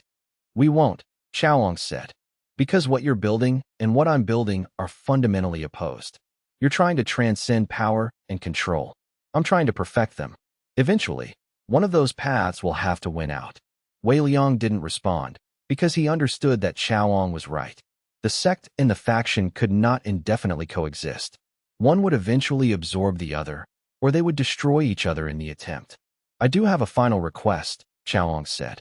"The elder who comes to you sometimes, the infinite one who gave you the discourse. Tell him that I'm waiting. Tell him that when I reach transcendence, I'm coming for him. Tell him that 3 centuries is long enough to hide." Wei Liang understood then that Chaoang's real ambition had never been to rule the sect. It had been to surpass the elders entirely, to step beyond them into something they hadn't achieved. The sect was just the stepping stone. "I'll tell him," Wei Liang said. At dawn, Wei Liang walked out of the sect with 20 disciples, carrying supplies enough for 3 months of independent cultivation and all the knowledge needed to build something new from nothing. Behind them, the sect remained, unchanged on the surface but fundamentally altered by what had been taken from it. Chaoang watched from the high tower as they descended the mountain, and Wei Liang knew that he would not see the sect again for many years, if ever. The path ahead was unclear. The borderlands were genuinely dangerous, filled with cultivators who had escaped other sects or who had chosen to exist outside of any sect structure. There would be conflicts. There would be losses. There would be moments of profound uncertainty about whether the choice had been wise. But there would also be freedom. And for the first time since awakening Death's Sight, Wei Liang realized that freedom was actually what he had been seeking all along. Not power, not security, not even transcendence. Simply the freedom to choose his own path, to walk away from the default narrative, to refuse the death that the heavens had written for him. As they descended the last steps of the mountain, Wei Liang stopped and looked back at the sect one final time. He could see the structure of it clearly now, with his newly advanced perception. He could see the fears that drove it, the wisdom it contained, the limitations of its philosophy.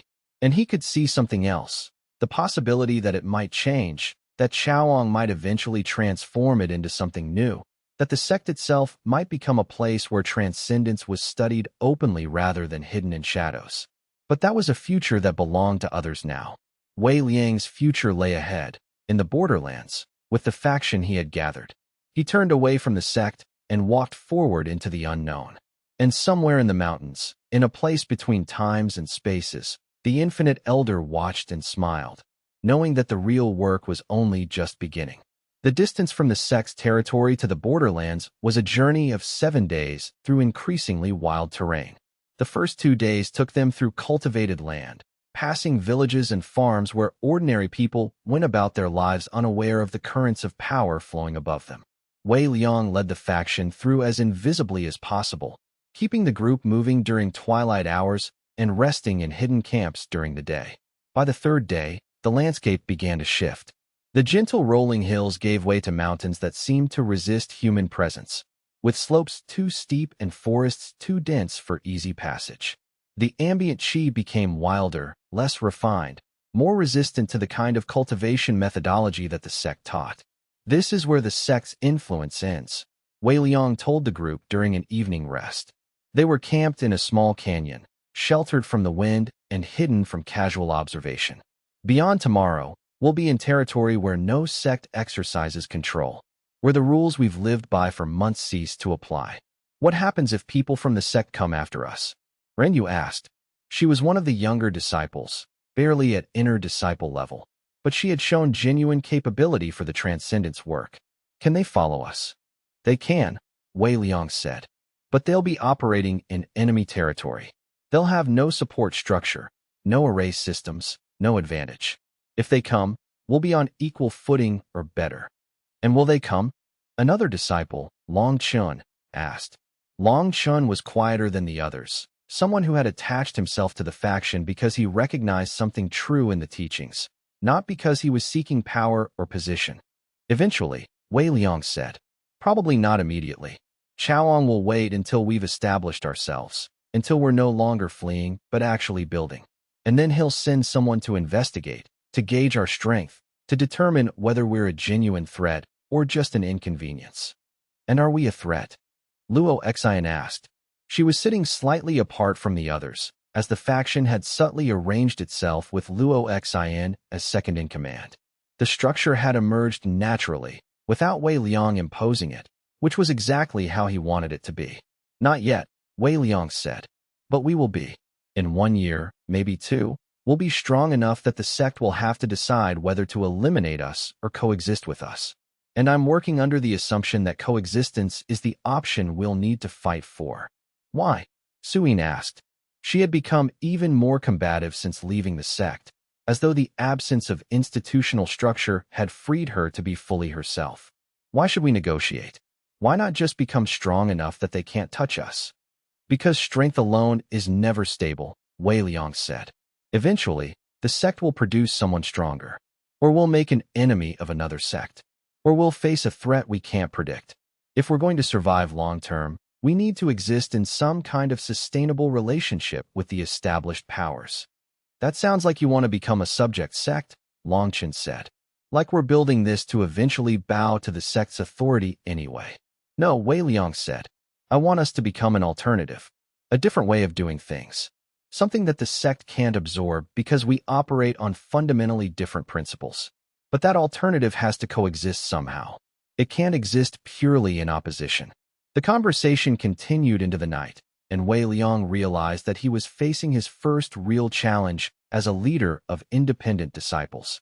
The sect had provided structure, authority, clear rules about advancement and hierarchy. Outside the sect, all of that was gone. He had to maintain cohesion and direction through force of personality and through the genuine value of what he was teaching. It was exhausting and terrifying, and also, he had to admit, exhilarating. The following day, they crossed into the borderlands proper. The landscape shifted immediately. The cultivated chi that had characterized the sect's territory disappeared entirely, replaced by something wilder, more volatile, less subject to the kind of meditation and control that sect-trained cultivators practiced. Several of the younger disciples felt it immediately, a sense of disorientation as their cultivation techniques suddenly became less effective. Wei Liang had prepared for this. He spent the evening teaching them a meditation technique specifically designed for wild qi environments, a method that didn't try to control or refine the qi, but rather to move with it, to dance with its rhythms rather than impose order upon them. It was a fundamentally different approach from what the sect taught, and by morning, the disciples had adapted. Some of them were already showing signs of preference for this new method, a sense that moving with wild qi was more authentic than imposing order upon it. By the 5th day, they reached the first settlement of the borderlands. It was a sprawling collection of buildings carved into and around a large rock formation, with cultivators of all descriptions moving through its streets. Some were clearly from destroyed sects, bearing the remnants of old robes and cultivation styles. Others seemed to be native to the borderlands, born and raised in this lawless territory. Still others looked like Wei Liang and his faction, refugees from established structures, seeking a different way to live. The settlement's leader was a woman named Kusu, a cultivator who had apparently been powerful enough to break free from her original sect and establish authority in the borderlands through a combination of strength, charisma, and brutal pragmatism.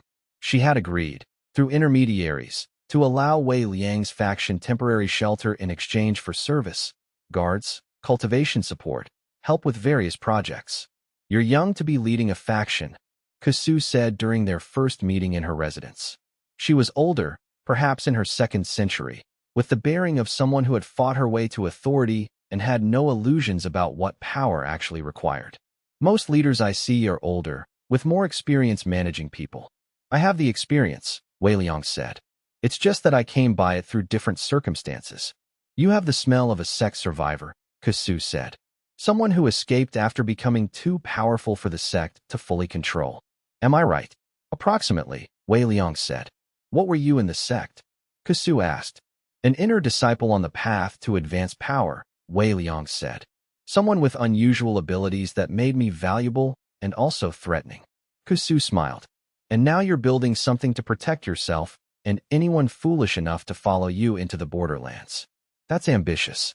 Most sect refugees just try to survive. You're trying to build a civilization. I'm trying to build a different kind of society," Wei Liang said, "where advancement is based on consciousness and understanding rather than pure power accumulation. Whether that constitutes civilization or just a cult depends on your perspective." "Then I'm interested in observing which one it becomes," Kusu said. "You can stay. Your people can work. And we'll see if your grand ideas survive the first season of actual hardship." And so Wei Liang's faction was established in the borderlands, in a settlement that was halfway between a city and a fortress, surrounded by wild mountains and populated by cultivators who had chosen to step outside the normal sect systems. The real testing was only just beginning. Chapter 36. The first season in the borderlands was harder than Wei Liang had anticipated. The settlement provided shelter and access to established infrastructure, but it also provided friction. Other faction leaders in the borderlands viewed Wei Liang's group with a mixture of curiosity and suspicion. Kusu's authority maintained a kind of peace, but that peace was always one provocation away from violence. More challenging than the political situation was the simple reality of cultivation in the borderlands.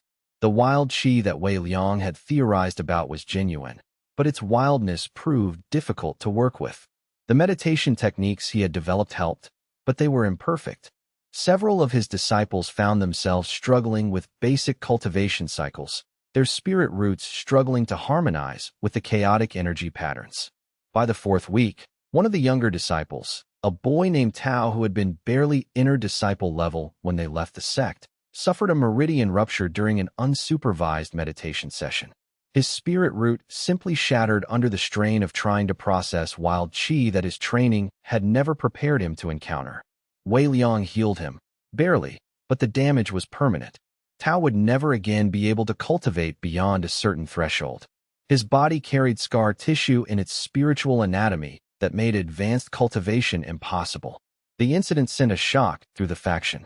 For the first time, they were facing the reality that leaving the sect had consequences beyond politics.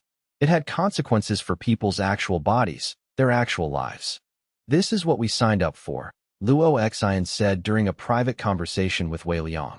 She was processing the incident herself, trying to understand whether Wei Liang bore responsibility. "We left the sect knowing it would be dangerous." Tao knew the risks. He knew intellectually, Wei Liang said. "But knowing and understanding are different things. I should have enforced stricter protocols. Should have prevented unsupervised meditation until everyone was better adjusted." "And how would you have done that without reverting to the same control structures the sect uses?" Luo Xian asked. "Without becoming what we left behind." Wei Liang had no answer. It was a fundamental problem with his philosophy of freedom. That freedom necessarily implied the ability to make mistakes, including mistakes that resulted in permanent harm to one's body or life. He began to develop more sophisticated meditation techniques specifically designed for wild qi, ones that used the chaotic energy as a teaching tool rather than something to be resisted. The techniques were slower, less efficient than the sect's refined methods, but they were safer. And gradually, the disciples adjusted. By the end of the second season, the faction had stabilized. The disciples were beginning to show measurable advancement, not in the standard power metrics, but in their capacity for consciousness expansion and depth perception. Several of them had begun to show the early signs of the transcendence work that Wei Liang was attempting. The ability to perceive their own mortality and begin to choose a different relationship with it. Tao, despite his injury, had actually made significant progress. His damaged spirit root had forced him to develop meditation techniques that relied less on power and more on pure consciousness. In a strange way, his injury had turned him into one of Wei Liang's most capable students in the transcendence work. "I think the damage saved my life," Tao said to Wei Liang one evening. "In the sect, I would have just been another disciple trying to advance through power. Here, I had to find a different way. And that different way is actually more interesting." Wei Liang began to see a pattern. The Borderlands environment, which was initially presenting as purely hostile, was actually a teaching tool. It forced disciples to abandon the sect's methodology and develop something more genuine. It created challenges that couldn't be solved through pure power, which meant they had to be solved through understanding and adaptation. By the autumn of the first year, Wei Liang's faction had integrated itself into the settlement structure. They had proved themselves capable through their work, through their genuine desire to help rather than exploit, through the stability that Wei Liang's leadership provided.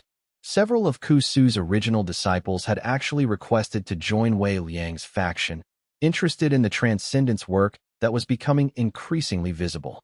"You're changing them," Ku Su said to Wei Liang during one of their periodic meetings. "The people who follow you don't move like ordinary cultivators. They move like they're having a conversation with themselves, like they're conducting some kind of internal debate about existence itself." "That's approximately accurate," Wei Liang said. "I'm teaching them to question what they take for granted, including their own deaths." "That's dangerous," Ku Su said. "Most people need to take their deaths for granted. The awareness of it destabilizes them." "Some people," Wei Liang agreed. "Others are strengthened by it. Others are freed by it." "And your disciples, which category are they?" Ku Su asked. "A mixture," Wei Liang said.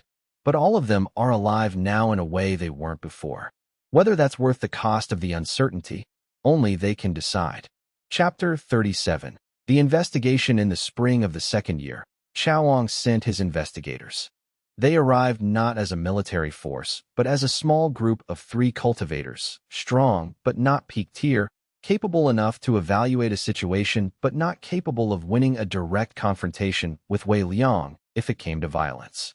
Their names were Jun Tai, Mei Xiao, and Xin Chao, and they arrived with the kind of casual air that suggested they were simply travelers passing through the settlement. Wei Liang identified them immediately. There was no mistaking the sect's cultivation style, even when it was being deliberately subdued. And there was no mistaking the precision with which they began to move through the settlement, apparently casually, but actually systematically documenting everything about the faction. He called a meeting with Luo Xin and the other senior disciples. Chaoang's investigators are here, he said simply. They're evaluating our strength and our intentions. How we respond to their presence will determine what they report back to the sect, and that will determine what kind of response the sect makes. Do we fight them? Su Yin asked immediately. Her hand was already on the hilt of her blade. No, Wei Liang said. If we fight them, we prove that we're hostile and defensive, that we're a threat that needs to be eliminated.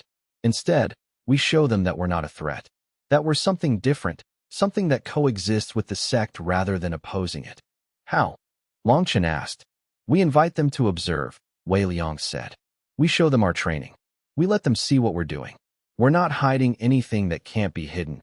The transcendence work is invisible to someone not trained to perceive it. But we show them our discipline, our structure, our capability. That evening, Wei Liang arranged a training session in the settlement's central training ground. The faction demonstrated their cultivation techniques, their sword work, their array construction. To a casual observer, it would have appeared that they were simply a well-trained group of independent cultivators, disciplined but not particularly exceptional. But to someone like Jun Tai, the lead investigator, it must have been clear that something unusual was happening. The disciples moved with a kind of consciousness that wasn't typical for sect exiles. They showed a coordination that suggested genuine group cohesion rather than the temporary alliances that usually held borderland factions together. After the demonstration, Wei Liang invited the investigators to dinner. We know who you are and why you're here, Wei Liang said directly. He didn't see the point in pretending. You're here to evaluate whether the faction I've established poses a threat to the sect. The answer is, not to the sect itself. We're here to develop something different, not to oppose what exists. Then why did you leave? Mei Xiu asked. She was quieter than Jun Tai, but sharper, asking the right questions from the beginning. Because the sect's methods are incomplete, Wei Liang said. They teach advancement through power, but they don't teach the deeper work of consciousness that's necessary for genuine transcendence. I left to pursue that deeper work without the constraints of the sect's foundational assumptions. And you're teaching this to your disciples? Juntai asked. Yes, Wei Liang said. And how is that not a threat to the sect's authority? Mei Xiu asked. Because we're not claiming that the sect's methods are wrong, Wei Liang said. We're claiming they're incomplete. Someone who wants to advance through power can do so through the sect. Someone who wants to advance through consciousness can do so with us. The two methods aren't mutually exclusive. Jun Tai exchanged a look with Mei Xiu. Wei Liang could see them making a calculation, assessing whether they believed what he was saying. Chaoang believes you have the ability to see when people will die, Jun Tai said suddenly. That you can perceive death directly in a way that normal cultivators can't. Is that true? Wei Liang considered how to answer.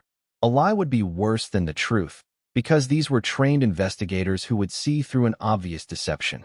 But the full truth was dangerous. I have developed a meditation technique that allows advanced consciousness awareness, Wei Liang said. Whether that constitutes perceiving death directly depends on how you define it. I can see things about people's trajectories that others can't. But it's a learned skill, not an inherent gift. It was true, as far as it went. And you're teaching this skill to your disciples? Mei Xiu asked. I'm teaching them the methodology to develop it themselves, Wei Liang said. Whether they actually develop the capacity depends on their natural aptitude and their willingness to commit to the practice. Juntai seemed satisfied with this answer. We'll report to Chaoang that the faction poses no immediate threat to the sect's authority. That you've established a legitimate alternative cultivation method that doesn't directly oppose what the sect teaches. Thank you, Wei Liang said. But understand, Mei Xiu added, that this assessment is temporary.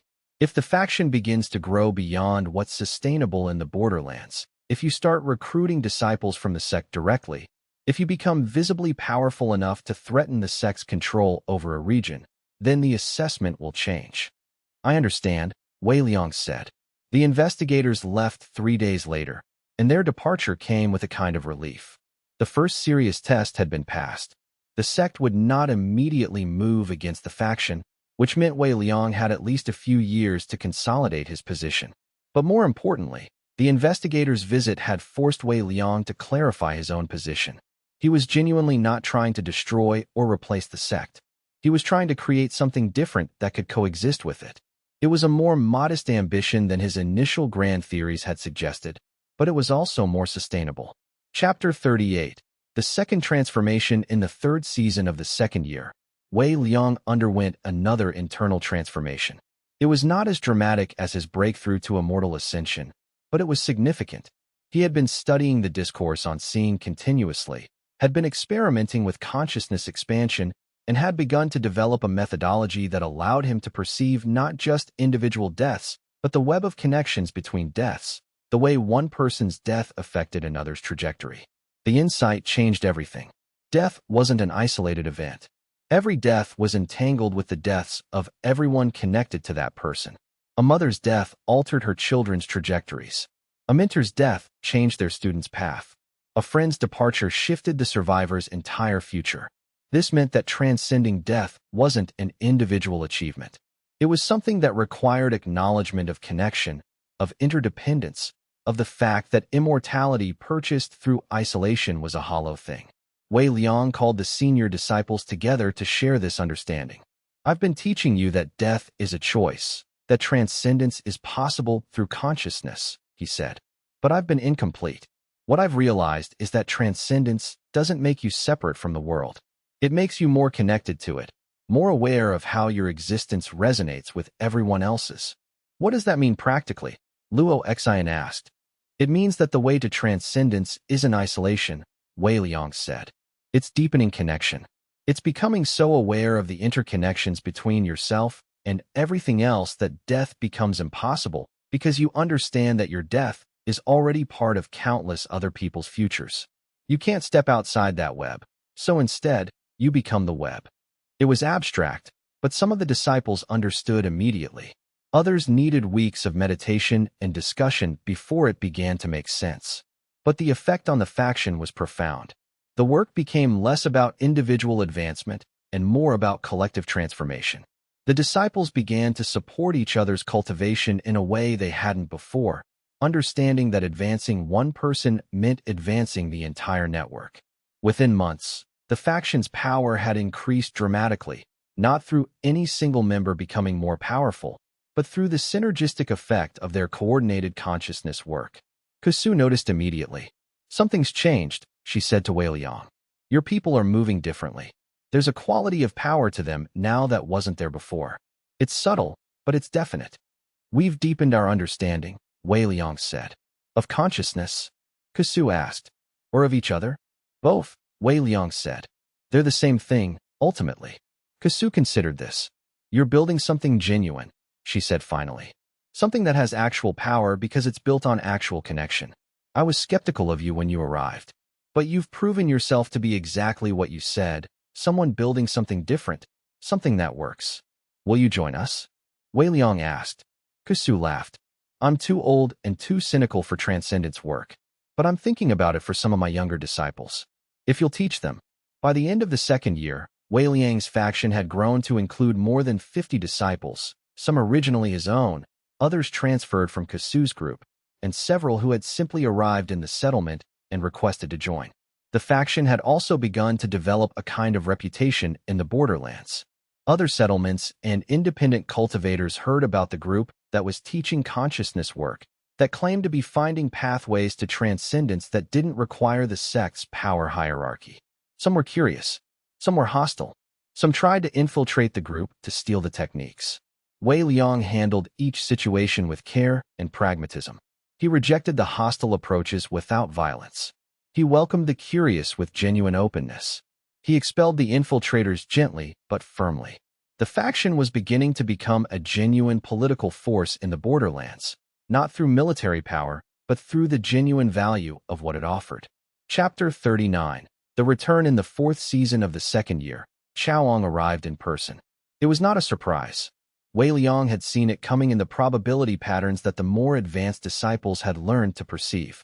But it was still disorienting to see his former ally stepping off a vessel that had carried him from the sect's territory, moving through the settlement toward Wei Liang's primary meditation chamber.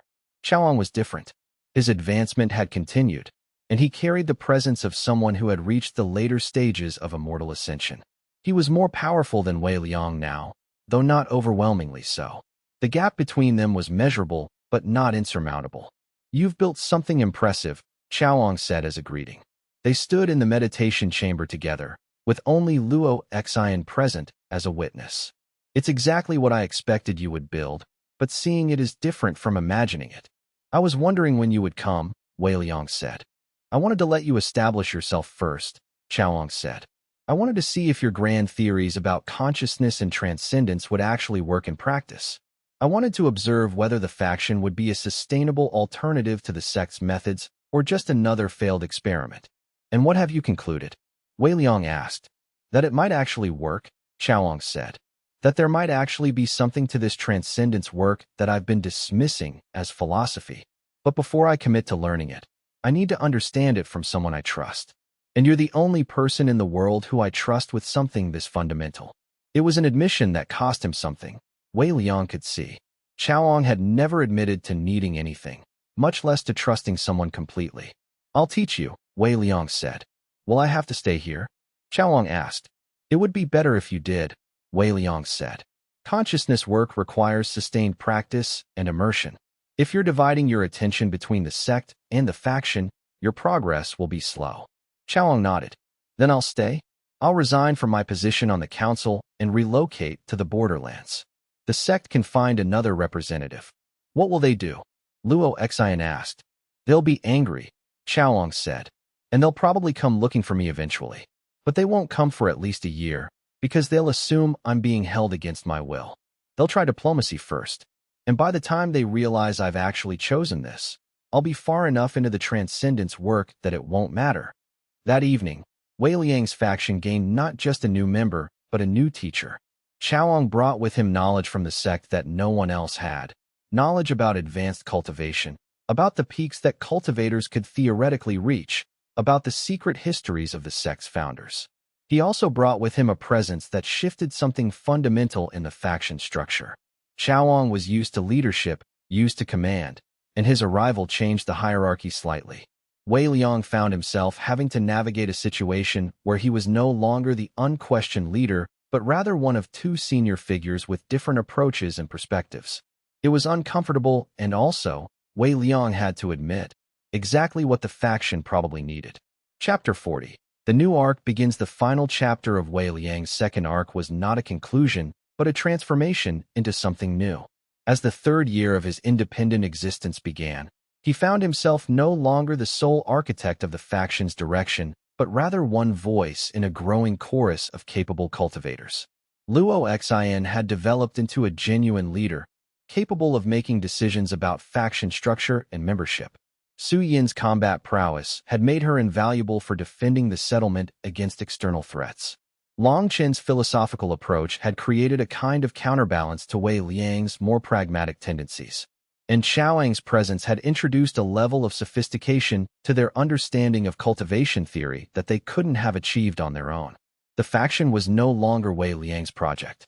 It was becoming a genuine community. On the evening of the spring equinox, Wei Liang sat alone in the deepest meditation chamber and finally attempted to perceive his own death completely, without resistance or denial. What he found shocked him. His countdown, which had read 67 years, 3 months, 14 days when he first achieved immortal ascension, now read 347 years, 8 months, 22 days. The extension was not from any technique he had consciously applied. It had come from his continuous consciousness work, his deepening integration into the network of connections with the other disciples, his genuine commitment to something beyond his own advancement.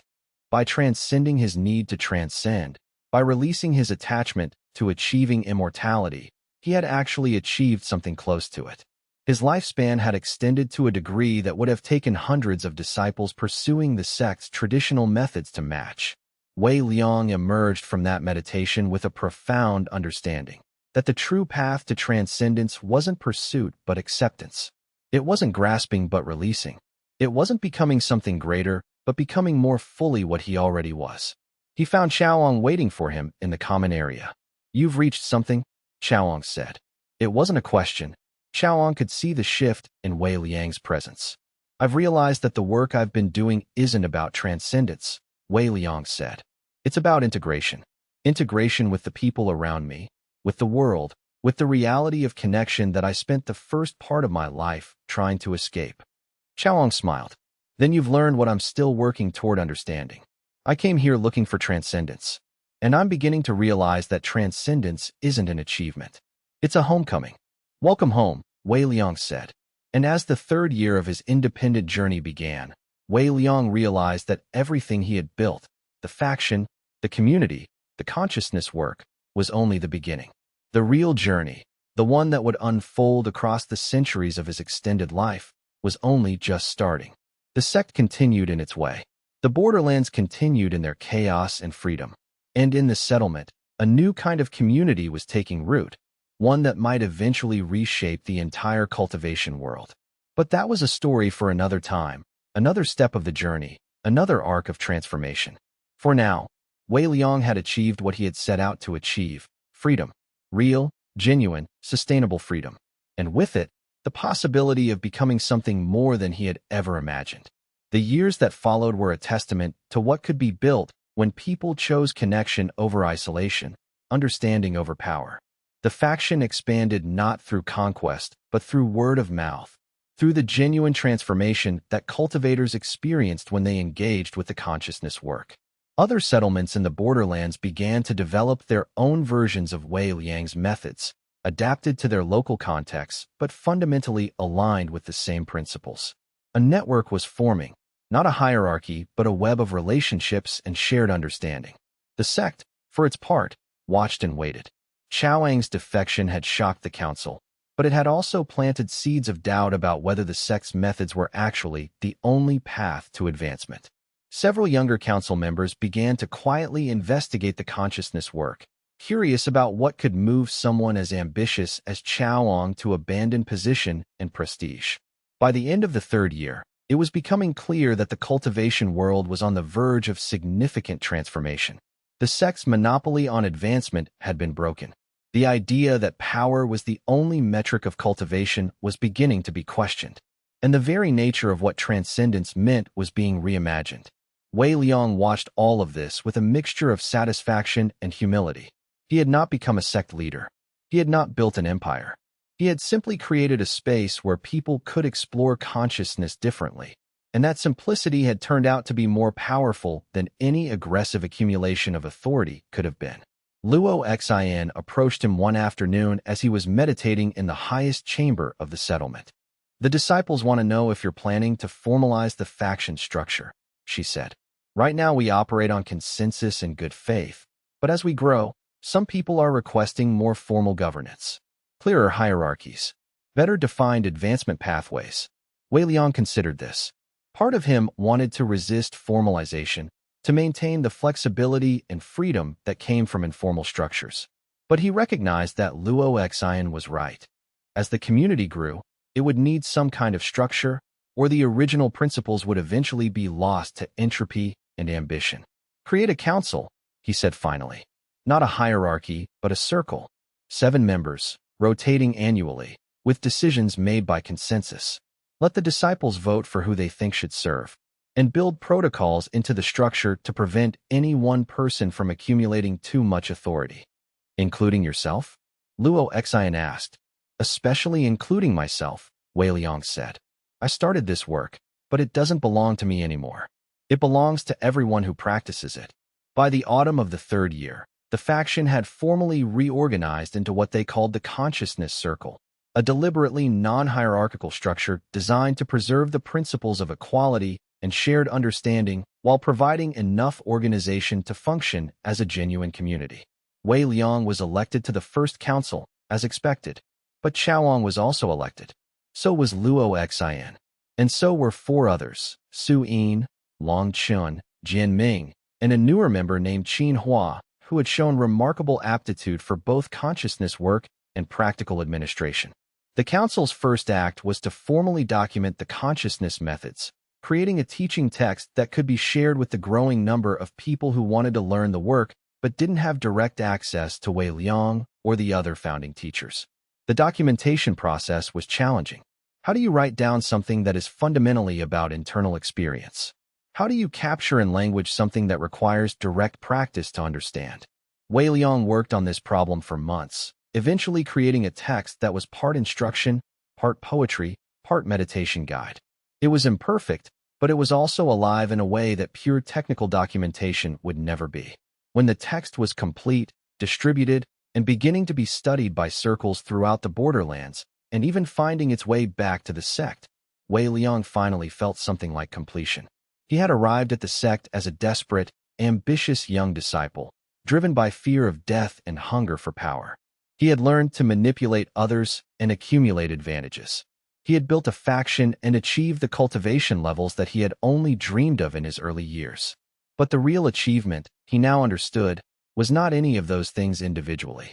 It was the journey itself, the process of learning, failing, transforming, and growing into someone who could help others find their own freedom. As winter approached at the end of the third year, Wei Liang walked the borderlands alone, observing the various settlements and communities that had begun to adopt versions of the consciousness work. He saw cultivators of all ages and backgrounds discovering that they didn't have to spend their entire lives pursuing power, that there were other paths, that immortality was not a destination to be achieved through conquest, but a state of being that could be cultivated through understanding. He thought of the infinite elder, who had given him the discourse on seeing 3 years ago. He wondered if the elder was still watching, still observing how the world was changing. He wondered if eventually they would meet again, and the elder would see that Wei Liang had not pursued transcendence in the way that the elder had, that he had found a different path, one that didn't require centuries of isolation, but rather centuries of deepening connection. And somewhere in the mountains, watching from the spaces between moments, the infinite elder did indeed observe. And he smiled, knowing that the real work of changing the world was not done through individual transcendence, but through the awakening of communities to their own capacity for freedom. The story of Wei Liang did not end there. It continued, branching into new territories, creating new challenges, bringing new teachers and new students into the expanding circle. But the second arc of his journey had reached its natural conclusion. He had transformed from a desperate, ambitious young disciple into the architect of a new way of being. He had learned that power without understanding was empty, that isolation without connection was a kind of death, that the path to true transcendence was not upward but inward, and that the deepest inward journey was always one shared with others. As he returned to the settlement to join the others in the evening meditation, Wei Liang felt the weight of his extended lifespan settle into him not as a burden, but as a gift. 347 years stretched before him, years that he could now spend not in the pursuit of greater power, but in the service of helping others find their own understanding. It was a fate he had not expected, but it was also a fate he had come to deeply desire. And in accepting that fate, he had finally transcended the one thing that had driven him since the beginning, the need to transcend. By the 4th year of his independent journey, Wei Liang had become something he had never anticipated being, a teacher in the fullest sense. Not because he had become all-knowing, quite the opposite. He had discovered that the deeper he went into consciousness work, the more he realized how much remained unknown, how vast the territory of possible understanding truly was. The infinite elder appeared to him again one evening, materializing in the meditation chamber with the same fluid ease as before. This time, Wei Liang didn't startle. He simply nodded in acknowledgement and gestured for the elder to sit. "You've made interesting choices," the elder said without preamble. "You've rejected the path of isolated transcendence and built something communal instead. I was watching to see if it would collapse. I'm surprised it hasn't." "Why are you surprised?" Wei Liang asked. "Because collective consciousness work is significantly harder than individual pursuit," the elder said. "It requires constant negotiation, constant compromise, constant acceptance of other people's limitations and different understandings. Most people find it unbearably inefficient." "It is inefficient," Wei Liang said. "But efficiency isn't the goal. Understanding is. And understanding is accelerated by diversity of perspective, not hindered by it." The elder studied him for a long moment. "You've changed since we last spoke. You're less driven, less hungry for achievement, more settled. Is that a bad thing?" Wei Liang asked. "No," the elder said. "It's actually the opposite. You've reached a point that I didn't reach until century 70 of my journey. You've understood that transcendence without groundedness is just another form of escape. Will you teach us? Wei Liang asked. Will you share what you've learned in your 300 years? The elder smiled sadly. I can't. I've taken vows that prevent me from directly teaching the ultimate transcendence methods to anyone. But I can observe, and I can occasionally offer guidance in the form of suggestions and provocations. And I can tell you this, you're on the right path. Not the fastest path. The fastest path is mind, isolation, and singular focus. But potentially a deeper path, one that might actually change the world in ways that my isolated transcendence never could. Thank you for that, Wei Liang said. Don't thank me yet, the elder said. There are still forces in the world that don't appreciate what you're building. There are cultivators from other sects who see your consciousness work as a threat. There are older powers, ones that have existed longer than the current sect, who are noticing the ripples you're creating. What should we do? Wei Liang asked. Continue, the elder said simply. Deepen the work. Strengthen the community. Prepare your people for conflict, but don't seek it. Some battles will come to you eventually, and when they do, you'll need to be strong enough to defend what you've created. The elder stood to leave, but paused at the threshold. One more thing, he said. Chaoang asked me about his path toward transcendence. He wanted to know if he would eventually reach the point I've reached. I told him that transcendence achieved through pursuit is always unstable, always requiring maintenance and constant effort. But transcendence achieved through surrender is stable, sustainable, and it grows stronger with time.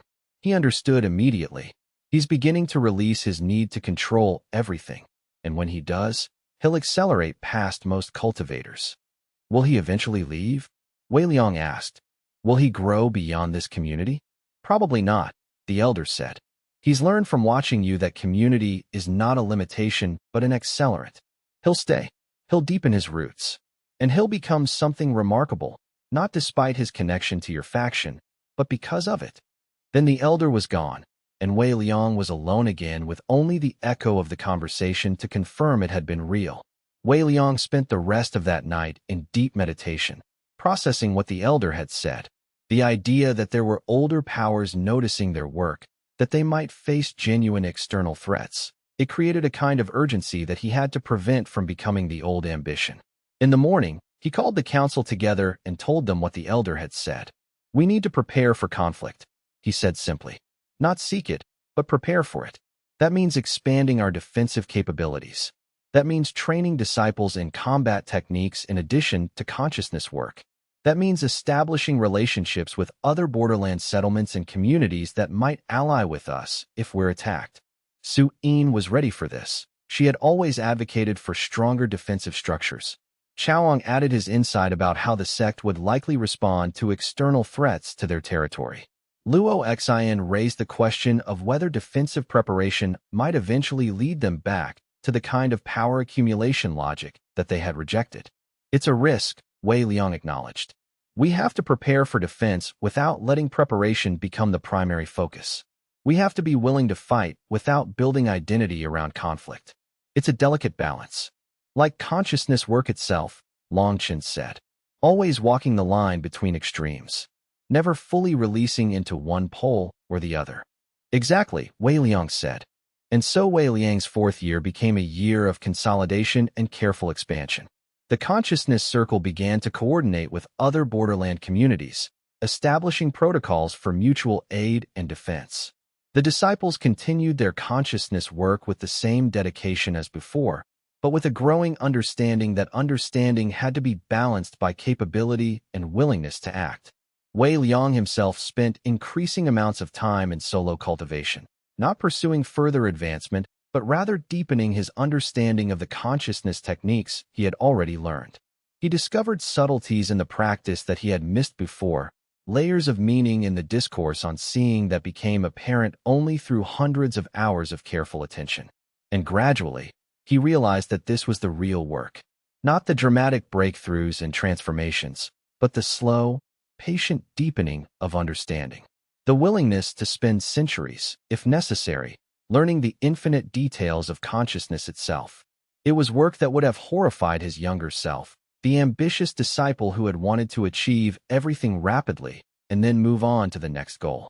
But his older self, still only in his 20s in chronological age, but ancient in accumulated experience, found it perfectly, completely satisfying. This was what it meant to transcend not upward, but inward. To become truly educated, not in the sense of acquiring credentials or positions, but in the sense of developing genuine understanding of the deepest nature of existence and consciousness. As the fourth year drew toward a close, Wei Liang found himself at a curious intersection. He was no longer the leader of the faction in any real sense. The council handled most governance. He was not the primary teacher anymore, though he still taught advanced classes. He was not in any position of special authority or privilege. Instead, he had become what the elder had suggested he might become, a genuine student of consciousness, using his extended lifespan not to accumulate power, but to accumulate understanding. And in that role, he had found the kind of peace that all his earlier striving had been seeking without knowing what it actually was. Chapter 41. The weight of numbers. Wei Liang stood in the market district of Jade Cloud sect, watching the merchant stalls spin with the day's commerce.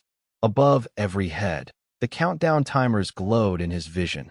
Verdant green for those with years remaining, amber for those with months, scarlet for those counting down in hours. An old woman selling paper talismans had a countdown of 73 days. The tea house owner across the street, 28 years. A child running past with fruit in her hands, 104. He had grown accustomed to the sight in the first year. By the third year, it had become merely background noise, like learning to ignore the weight of robes or the scent of incense. Now, in his sixth year of wielding the death sight, something had shifted inside him. The countdowns never stopped. Even when he closed his eyes and cultivated in meditation, the sight remained, overlaying every meditation chamber with the phantom timers of the monks around him. He had learned to filter them, to push them to the edges of his awareness like a merchant learns to ignore the noise of a busy marketplace. But filtering was not the same as forgetting. The numbers were still there. Always. Wei Liang had just advanced to the 10th stage of foundation establishment, standing at the precipice of core formation. His legacies were deepening. The celestial flame doctrine had given him mastery over fire, and the true intent manual was beginning to reveal how to weaponize intention itself. His reputation in the sect had grown to the point where disciples whispered his name in respect, and even elders nodded to him in the halls. But the countdowns were heavier now, sharper. At a cultivation conference 3 weeks ago, he had sat across from Elder Hu, a man he had long admired for his scholarship in the immortal records. Elder Hu's countdown read, 14 days. Wei Liang had watched the old man discuss the finer points of Qi architecture with genuine passion, completely unaware that in a fortnight, he would be dead. The casual nature of it had struck Wei Liang like a blade.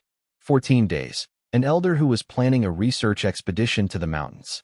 14 days. And he was teaching junior disciples the principles of spirit stone carving. 14 days. And he spoke as though he had years ahead of him. Wei Liang had excused himself and walked for hours. The problem wasn't the knowledge of death itself. Cultivators understood mortality. The heavenly Tao yielded to no one, and even the oldest immortals knew that entropy eventually claimed all things. But knowing it in the abstract was different from watching it count down above every face.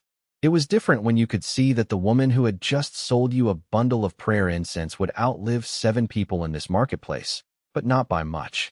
When you could see that the young disciple who had challenged you to a sparring match 3 months ago was already halfway through the time he had left, and he didn't even know it. When you could see that your own master, the sword sage who had trained you since childhood, had a countdown that had shifted from abundant years to limited decades. Wei Liang had started having trouble sleeping. It was subtle at first. He would lie on his cultivation mat, and instead of sinking into the meditative trance that usually came easily, he would find his mind cataloging the countdowns of the monks sleeping in adjacent chambers. That one had 43 years. That one had 6 months. That one was troubled. 82 years, but with an erratic pattern, suggesting a heart condition that would likely strike within the next 3 years. He began avoiding crowded places when possible. The sect's assembly hall during major gatherings was the worst. Hundreds of disciples and elders gathered in one space, their countdowns a constellation of numbers spinning above their heads. He had made excuses to leave early, claiming meditation obligations or cultivation breakthroughs. But you couldn't avoid people entirely and remain a disciple of a major sect. Wei Liang had tried talking to the sword sage about it once, in the vaguest possible terms. He had mentioned that he found the knowledge of mortality troubling, that seeing the transience of all things was psychologically wearing. The sword sage had nodded thoughtfully and suggested that this was a normal stage of spiritual development. All cultivators eventually grappled with the impermanence of existence. It was part of the path, but the sword sage didn't have the death sight. He didn't have to watch it play out above every face, second after second. The real crisis came when Wei Liang realized that the countdowns were no longer just information. They had become a lens through which he viewed all human interaction. A disciple would come to him for advice about cultivation, and instead of focusing on their question, Wei Liang would find himself calculating how much time they had left, whether they would be alive to see the outcome of the path they were asking about. It made everything feel hollow. He had started making mistakes in cultivation, small ones at first, a moment of inattention during a meditation, a miscalibration in a chi channel that should have been automatic, then larger ones.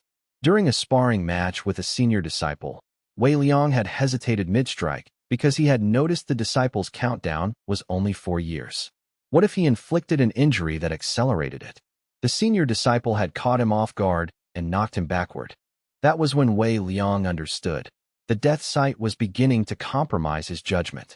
It was whispering that if someone had only months left, their pain didn't matter as much. It was suggesting that he shouldn't invest energy in relationships with those nearing the end. It was quietly poisoning his ability to engage with the world as it actually was, rather than as his sight insisted it must be. And the worst part was that Wei Liang couldn't turn the sight off. He had tried.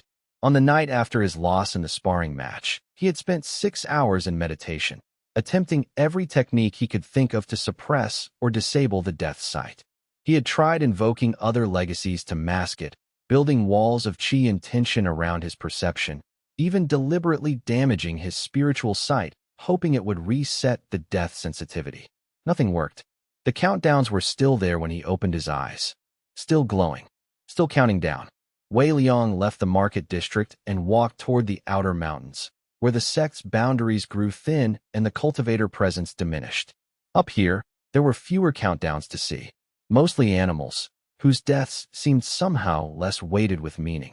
He sat on a cliff overlooking the valley and watched the sun begin its descent. The silence was profound up here. The usual cacophony of sect activity, the murmur of disciples practicing their techniques, the clang of weapons in the training grounds, the chanting from the meditation halls, faded into a distant hum. Only the wind remained, carrying with it the scent of pine and the faint aroma of night flowers beginning to bloom. Wei Liang realized he had come to dread the populated areas of the sect, where once he had enjoyed the camaraderie of training with other disciples, shared meals in the communal halls, and casual conversations about cultivation breakthroughs. He now found himself increasingly withdrawn. Because with every face came a number, and with every number came an implicit judgment. The old cook in the kitchen sector had 40 days. The gardener who maintained the sect's medicinal plants had 3 years. The young disciple who had recently joined from the outer villages had 94 years, a genuinely long span, which had made Wei Liang irrationally envious. Why did that young man, with no exceptional talent or legacy, get so much more time than the brilliant elderly scholars who had contributed so much to the sect's knowledge? The math of life and death, as revealed by the sight, was brutally indifferent to fairness or merit. He realized, with a cold certainty, that the death sight was changing him in ways he couldn't control. His achievements were mounting, the legacies, the strength, the approaching core formation, but they felt increasingly fragile. Like he was building a magnificent tower on ground that was slowly becoming sand. He thought about his childhood, before the beggar's blessing. He had been a simpler person then, driven by clear ambitions and uncomplicated emotions. He wanted to be strong. He wanted to advance in cultivation. He wanted to prove himself to his master and to the sect. Those desires had seemed straightforward and noble, but the death sight had infected every aspect of those ambitions with doubt. What was the point of advancing in cultivation if every breakthrough only revealed more clearly the vast ocean of death that lay beneath and around all existence? What was the point of building strength if it was ultimately futile?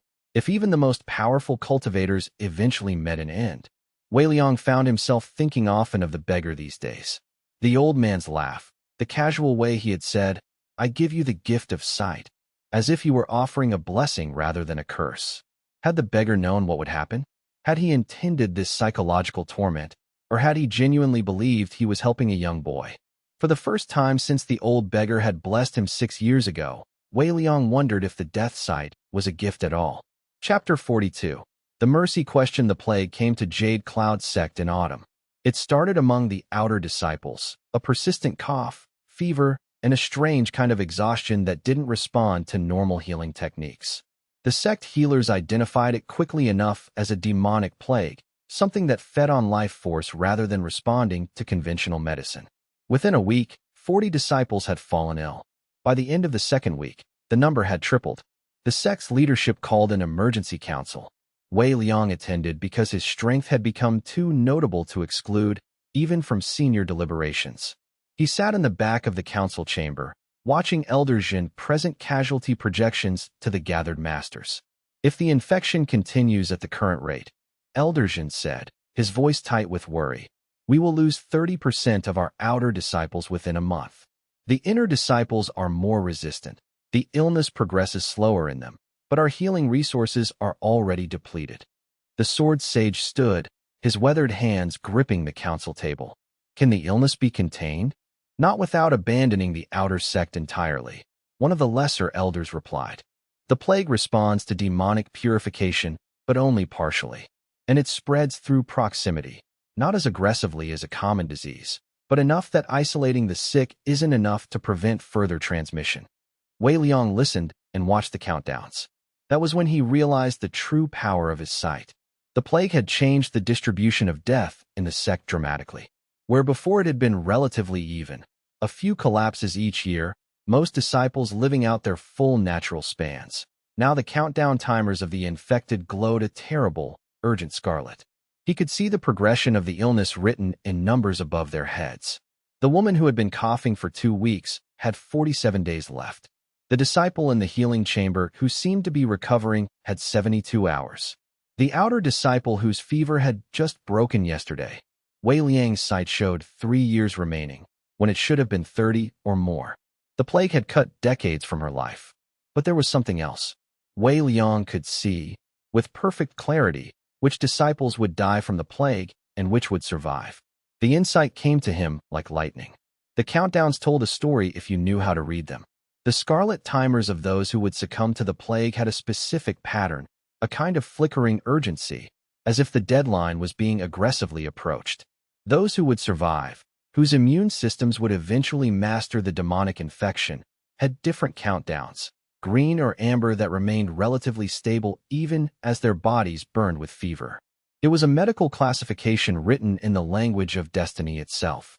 Wei Liang stood during a break in the council session and approached the sword sage. "Master," he said quietly, "I believe I can help identify which disciples will recover and which will not. It would allow us to allocate healing resources more efficiently." The sword sage studied him with ancient eyes. "How?" Wei Liang had prepared for this. "Through a meditation technique I've developed. It allows me to sense the qi compatibility of individuals with specific ailments. Those whose constitution will overcome the plague have a different resonance pattern than those whose bodies will be consumed by it." It was a lie built on a framework of truth. He was sensing something about who would live and who would die, just not in the way he was describing. "Show me," the sword sage said. Wei Liang led a team of healers through the outer disciple quarters, going from bed to bed. When he approached each sick disciple, he closed his eyes as if meditating, then quietly gave his assessment. This one would recover within 2 weeks. This one needed to be moved to the innermost healing chamber. The demonic infection had already compromised too much of her life force. This one would be gone by nightfall. Every assessment was correct. The sect reorganized its healing efforts based on Wei Liang's guidance. Resources that had been spread thin were now concentrated on those with the best chance of recovery.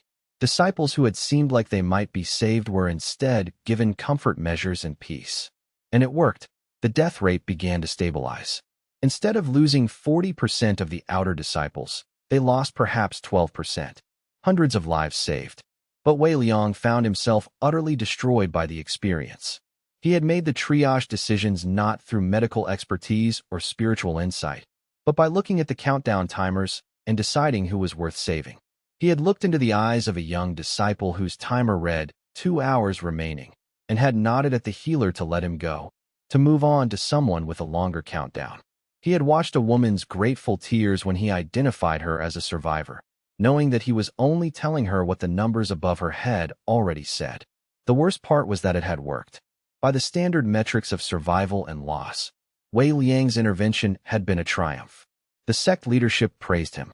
The sword sage placed a hand on his shoulder and said, "You have given our disciples a future.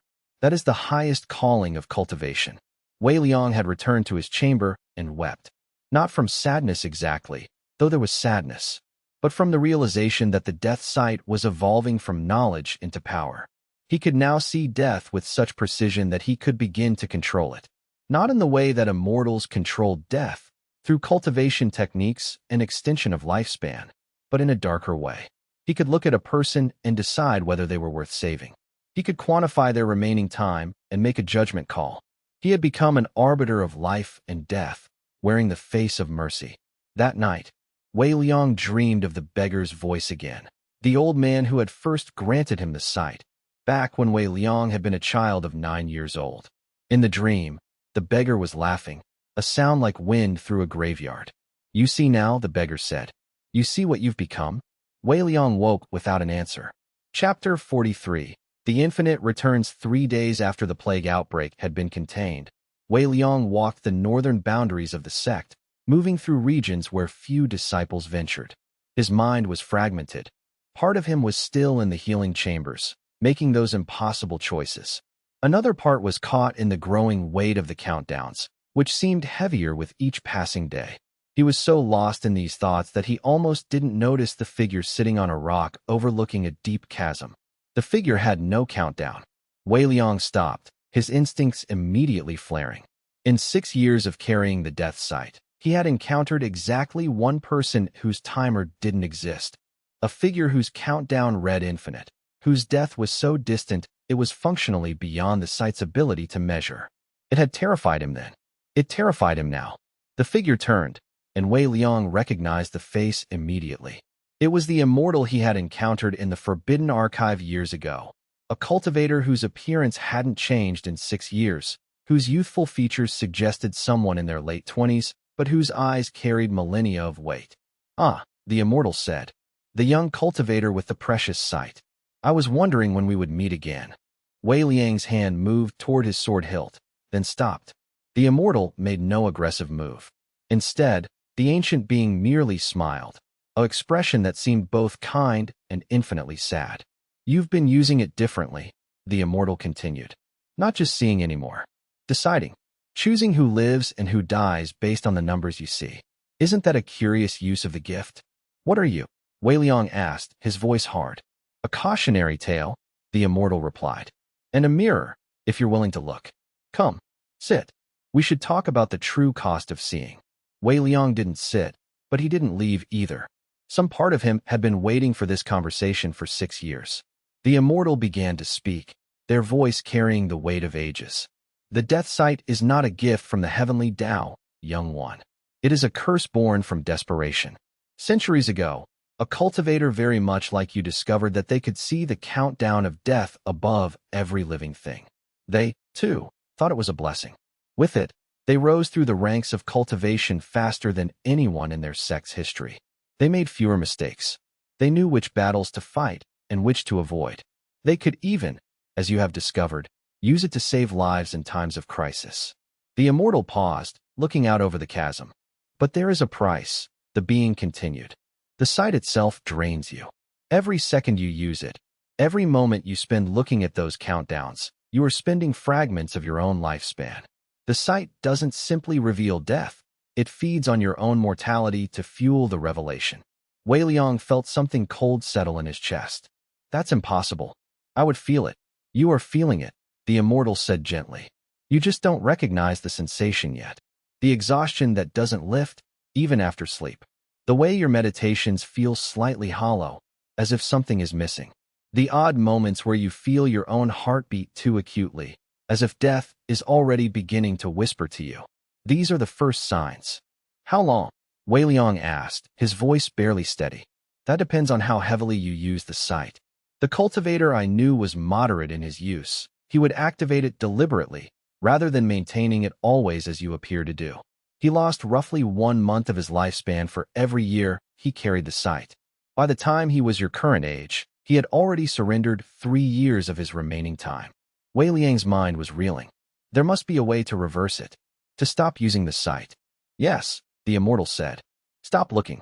Close your eyes and never open them to death again. Become willfully blind to what the heavenly Tao has shown you. Most who carry the sight eventually choose this path. They live, they cultivate, and they accept the strange blindness that comes from choosing not to see. But you didn't, Wei Liang said. The immortal's smile was sad beyond measure. No, I became obsessed with understanding the mechanism. I wanted to master death itself, the way others master fire or earth. And in my pursuit, I used the sight so intensively, drew so deeply on its power, that I eventually exhausted my own lifespan entirely. Then how are you still alive? Because when a cultivator burns through all their natural lifespan through cultivation, the heavenly Tao offers a choice, the immortal said. You can accept death and move into whatever comes after. Or you can reject the natural order and cling to existence through sheer force of will. I chose the latter. And now I cannot die, cannot advance past a certain threshold, cannot truly cultivate. I am caught forever in this state of deathlessness, watching everyone and everything age while I remain unchanged. The immortal stood, and Wei Liang noticed for the first time the weariness in the movement. This being who appeared young was moving like someone exhausted by centuries.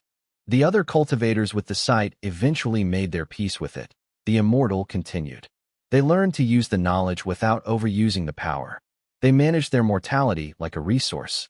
Some even advanced to ascension, eventually escaping the cycle of death entirely through legitimate cultivation breakthroughs. Is that possible? Wei Liang asked, hope flickering in his chest. For a few. Most burned out long before reaching that stage. The immortal extended a hand toward Wei Liang.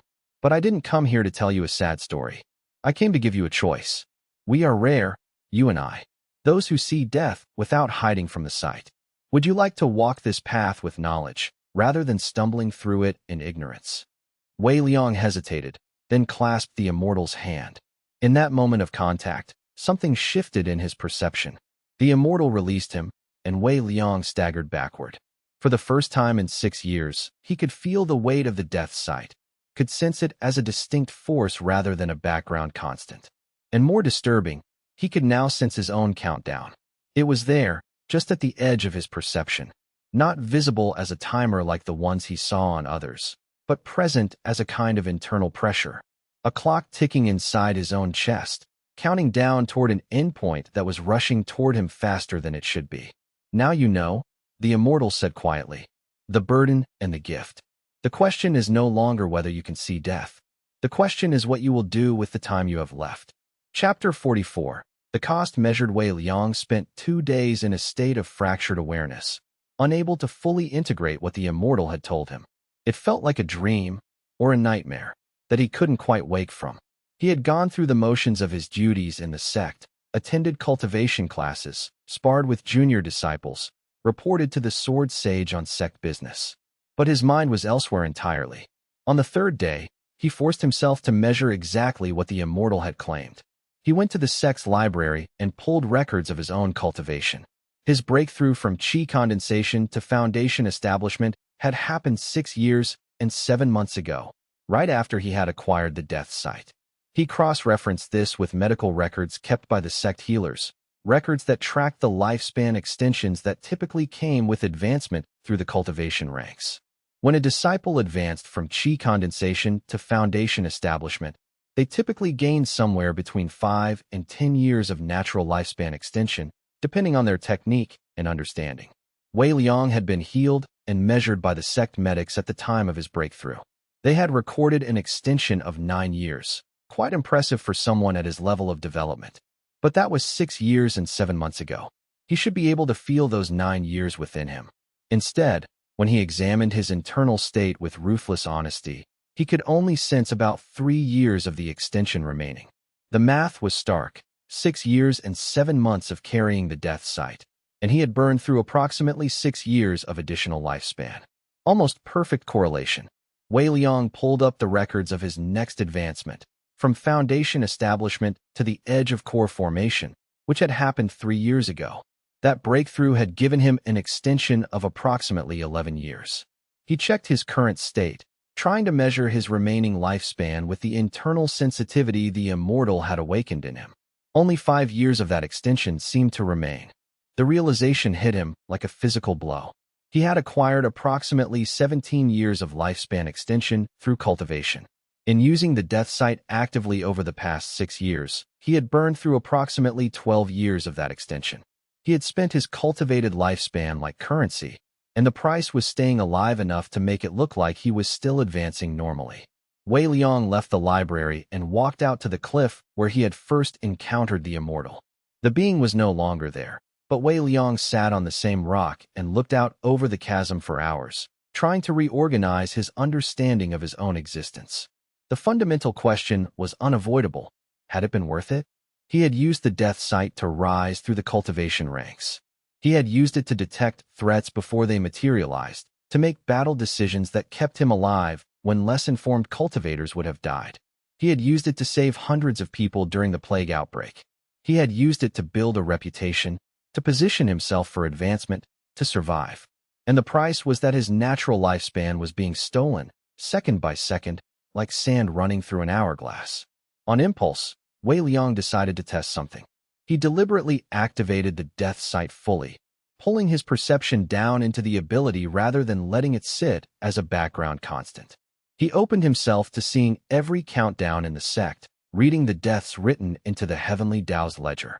Immediately, he felt the drain. His internal state seemed to shudder, as if some fundamental resource was being siphoned away at an accelerated rate. The site remained open for only 4 minutes before Wei Liang had to close it, gasping like he had been running at full speed. When he checked his internal state after closing the site, he could sense that approximately 3 days of his remaining lifespan had been consumed in those 4 minutes of intensive use. The ratio was clear. Intensive use burned his remaining time at a rate of approximately 1 day per minute of active site usage. Wei Liang understood, then, why the immortal had stopped advancing in cultivation. At a certain point, the cost of using the site would have become unsustainable. Every major breakthrough would have required intensive use of the death sight to navigate the dangers of ascension, and each use would have burned years of newly acquired lifespan. Eventually, the debt would catch up, and there would be no more lifespan to spend. The immortal had chosen, at some point, to stop advancing, to accept the role of the deathless, frozen at a threshold just shy of true immortality, unable to move forward and unwilling to move back. Wei Liang made a decision that night. He would not become like the immortal.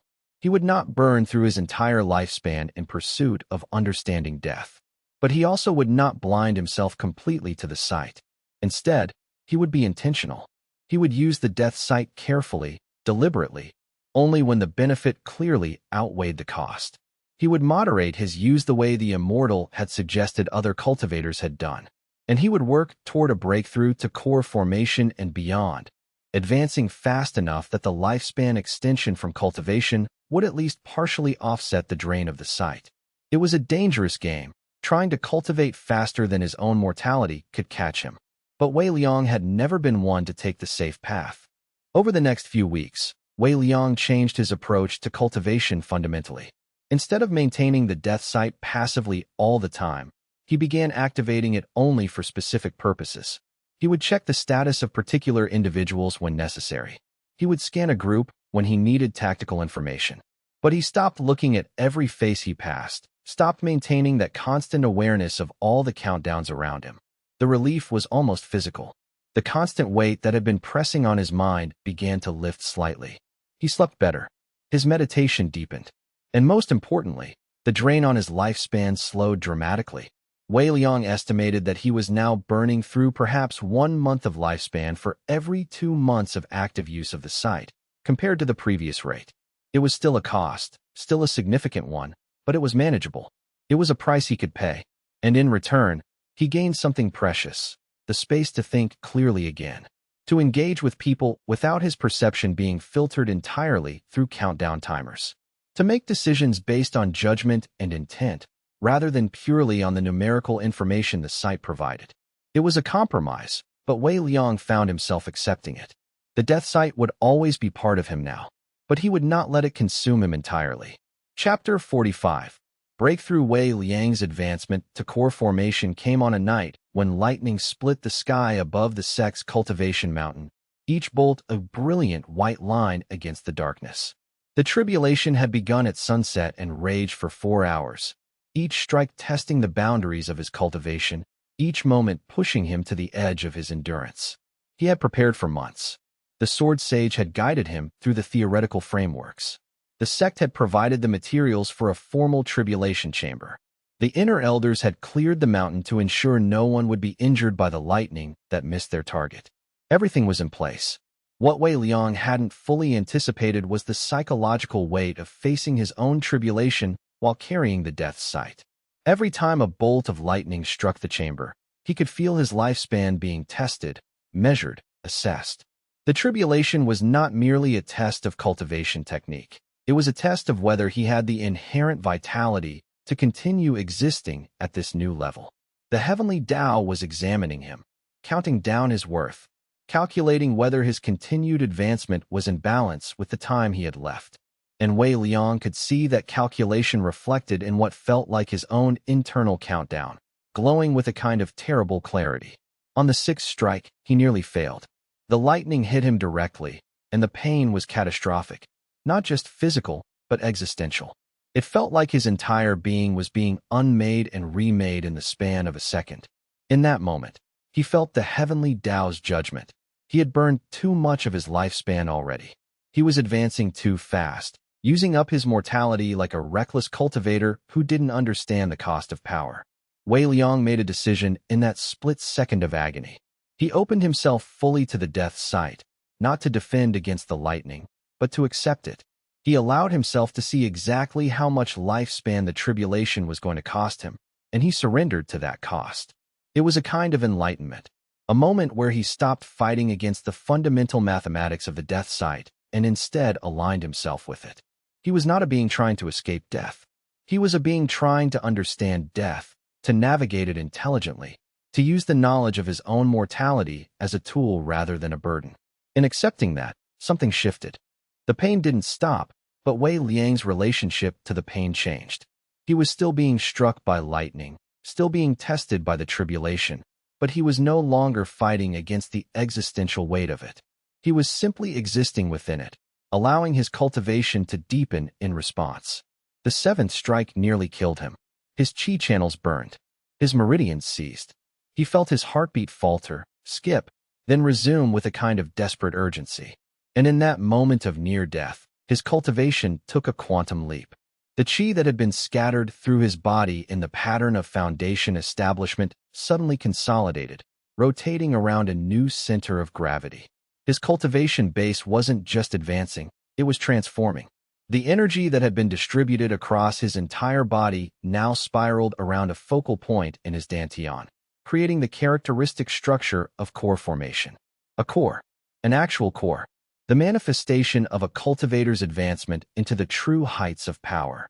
The tribulation seemed to pause, almost as if the heavenly Tao was acknowledging the transformation. Then the final 3 strikes came, rapid and nearly simultaneous, less like tests and more like confirmation. Yes, this cultivator has advanced. This transformation is valid. This being may continue. When the lightning stopped and the sky cleared, Wei Liang collapsed on the tribulation chamber floor, gasping for breath, his body screaming with pain that seemed to reach into his very soul. The sword sage was waiting when the chamber doors opened. The old master took one look at Wei Liang's state and helped him to his feet, supporting him as they walked back toward the healing chambers. A difficult tribulation, the sword sage observed. The most difficult thing I've ever experienced, Wei Liang agreed, barely able to speak. The sword sage was quiet for a moment. Then he said, "You look as if you've learned something, beyond just the mechanics of core formation." Wei Liang considered how to respond. Finally, he said, I learned that understanding my own mortality doesn't have to destroy me. It can actually help me understand my cultivation better. The sword sage seemed to consider this a wise insight for one so young. Hold on to that understanding. It will serve you well. 3 days later, after the healers had mended the worst of the damage from the tribulation, Wei Liang returned to the same cliff where he had met the immortal. He climbed to the highest point and allowed himself to check his own countdown for the first time with the full capability of his now advanced perception. The timer was there, glowing just at the edge of his awareness. It was dimmer than those of ordinary mortals. The advancement to core formation and the brief immortality it granted had extended his remaining time significantly. But it was visible, countable, real. Wei Liang now had approximately 147 years remaining, by his estimation. It was a good span of time, long enough to make significant progress in his cultivation. But it was no longer infinite. It was no longer abstract. And for the first time, Wei Liang accepted it fully. He was not a being trying to escape death. He was a cultivator learning to live within mortality, to use every moment intelligently, to understand that the finite nature of existence was not a curse. It was what gave meaning to the pursuit of cultivation in the first place.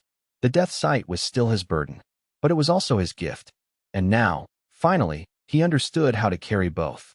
Chapter 46. The hollow achievement. After his breakthrough to core formation, Wei Liang was invited to formal meetings with the sect's highest leadership. The sword sage brought him before the Council of Elders, the 6 most powerful cultivators in Jade Cloud sect, including the sect master herself, a woman named Elder Chui who had not been seen publicly in several years. Elder Chui was ancient, her face carved like limestone by decades of cultivation and political maneuvering. Her countdown read 72 years remaining, which for someone who had to be at least 150 years old suggested she had somehow extended her lifespan through unconventional means or possessed some form of partial immortality herself. Wei Liang, Elder Chui said, her voice carrying the weight of absolute authority. You have advanced to core formation at an age when most of your cohort are still struggling through the 10th stage of foundation establishment. Your cultivation progress is remarkable, and we hear that your insight during the plague outbreak was instrumental in preventing a far greater tragedy.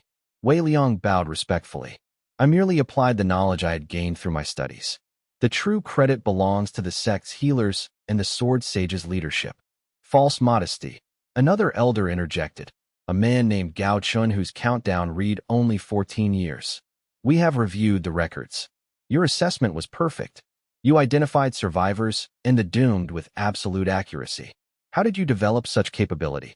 Wei Liang had prepared for this question, crafted a response that was true enough to believe but vague enough to obfuscate the actual mechanism. Through intensive study of the relationship between qi patterns and disease progression, I developed a sensitivity to the way different constitutions respond to external threats. The elders seemed to accept this explanation, though Wei Liang could see the calculating look in their eyes. They understood that he was being less than fully forthcoming, but they also understood that pressing him for more detail would require pressuring someone whose cultivation was advancing remarkably quickly. Better to let him keep his secrets for now. We would like to offer you a formal position, Elder Chui continued. The sect physician position has been vacant for 18 months since Elder Wang's death. We believe you would be an excellent candidate. Wei Liang's stomach tightened. The sect physician was one of the highest-ranking positions for someone of his age and cultivation level. It would give him authority, resources, and the freedom to pursue his own research. It was, in objective terms, an incredible honor. It was also a position that would require him to use the death sight constantly, extensively, in ways he could not avoid or delegate. I am honored, Wei Liang said carefully, but I wonder if I am ready for such responsibility. I have only just broken through to core formation. Might there be someone with more experience who would be better suited? The sword sage intervened, his voice carrying a note of gentle rebuke. Wei Liang, you have earned this position through merit and achievement. It would be disrespectful to the sect to refuse it out of false humility. Wei Liang found himself trapped. To refuse would damage his reputation and create suspicion. To accept would mean binding himself to a path that would accelerate the drain on his lifespan. He thought of the immortal's warning. The more he used the sight, the faster he would burn through his time. I accept, Wei Liang heard himself say. I will serve the sect in this capacity. The elders nodded with satisfaction. Elder Chui even smiled, a thin, knowing expression. Excellent. You will begin your duties next month, after we have concluded the transition from the previous physician's successor preparation. Welcome to the inner circle, Wei Liang. Wei Liang left the meeting feeling like he had signed a contract with his own mortality. Over the next month, as he began his training for the sect physician position, Wei Liang came to understand the true scope of what he had agreed to. The sect physician was responsible for diagnosing illnesses among inner disciples, evaluating the health of senior cultivators, and maintaining the elaborate system of healing chambers and medicinal gardens that kept the sect functioning. It also meant that Wei Liang would see a constant stream of people seeking his expertise, and with each person came their countdown timer, their death written in numbers above their head. He found himself performing diagnoses through the death site without meaning to. A disciple would come to him complaining of chest pain, and Wei Liang would see the timer reading 18 months and understand immediately that the disciple had a heart condition that would kill him in approximately that time frame. Another would come with mysterious exhaustion, and the timer reading 3 years would tell Wei Liang that the disciple had contracted a slow-burning spiritual imbalance that would eventually consume him. The irony was bitter. Wei Liang had become exceptionally good at his job precisely because he was cheating, using a forbidden sight that nobody else possessed. Every diagnosis he made was perfect because he wasn't actually diagnosing. He was reading the answer directly from the heavenly Tao's ledger. But perfection came at a cost. For every person he examined thoroughly, Wei Liang could feel his own lifespan draining. The drain was less intense than when he actively pulled the site open, but it was constant, inexorable. The sect physician position was slowly bleeding him dry. 3 months into the role, Wei Liang had examined approximately 300 disciples and elders. He estimated that he had burned through between 1 and 2 years of his remaining lifespan doing so. At this rate, his extended lifespan would be exhausted within a few decades, leaving him dependent on further breakthroughs in cultivation just to survive. He found himself increasingly isolated. The disciples saw him as exceptionally wise and compassionate. He always seemed to know exactly what they needed, exactly which treatments would be most effective, exactly which cases were hopeless and should be given comfort measures. But Wei Liang felt increasingly fraudulent. He was not a healer. He was a reader of death, a prophet of doom wearing the mask of medicine. The sword sage seemed to notice his growing unease. One afternoon, the old master came to the healing chambers and found Wei Liang sitting alone in a meditation cell, supposedly studying the properties of healing herbs, but actually just staring at nothing. The position is proving more difficult than you anticipated, the sword sage observed, sitting beside him. It is, Wei Liang admitted.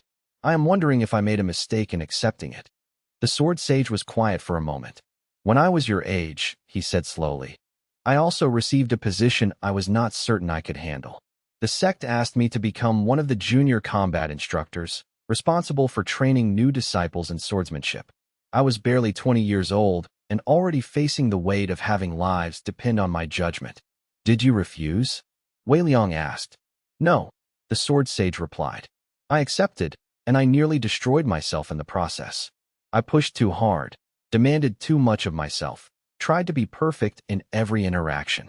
It took me 3 years to understand that the goal was not perfection, it was excellence within my capacity. I learned to do my best and accept that my best was sufficient, not that it needed to be flawless. Wei Liang wanted to believe this, but he had already seen that his diagnoses were flawless. He didn't have the luxury of imperfection, not while carrying the death sight. What changed? Wei Liang asked. I met someone who taught me that perfection was a poison, the sword sage said, and I learned to let go of my need to be perfect, to simply be present and do what I could do. After the sword sage left, Wei Liang sat alone with his thoughts. He understood, on an intellectual level, that the old master was trying to help. But the fundamental problem remained. Wei Liang could not unsee the death timers. He could not unlearn the perfect diagnoses. He could not pretend to be uncertain when he possessed absolute knowledge. That night, Wei Liang made a decision. He would fulfill his duties as sect physician, but he would also begin, quietly and systematically, to search for a way out. Not out of cultivation. He had come too far for that, but out of the death sight itself. If the immortal could be created through the misuse of the sight, then perhaps there was a path to transform or transcend the sight altogether. It was a fragile hope, but it was all Wei Liang had left. Chapter 47. The breaking point. 6 months into his role as sect physician, Wei Liang treated a young disciple named Yin Chun, who would become the catalyst for everything that followed.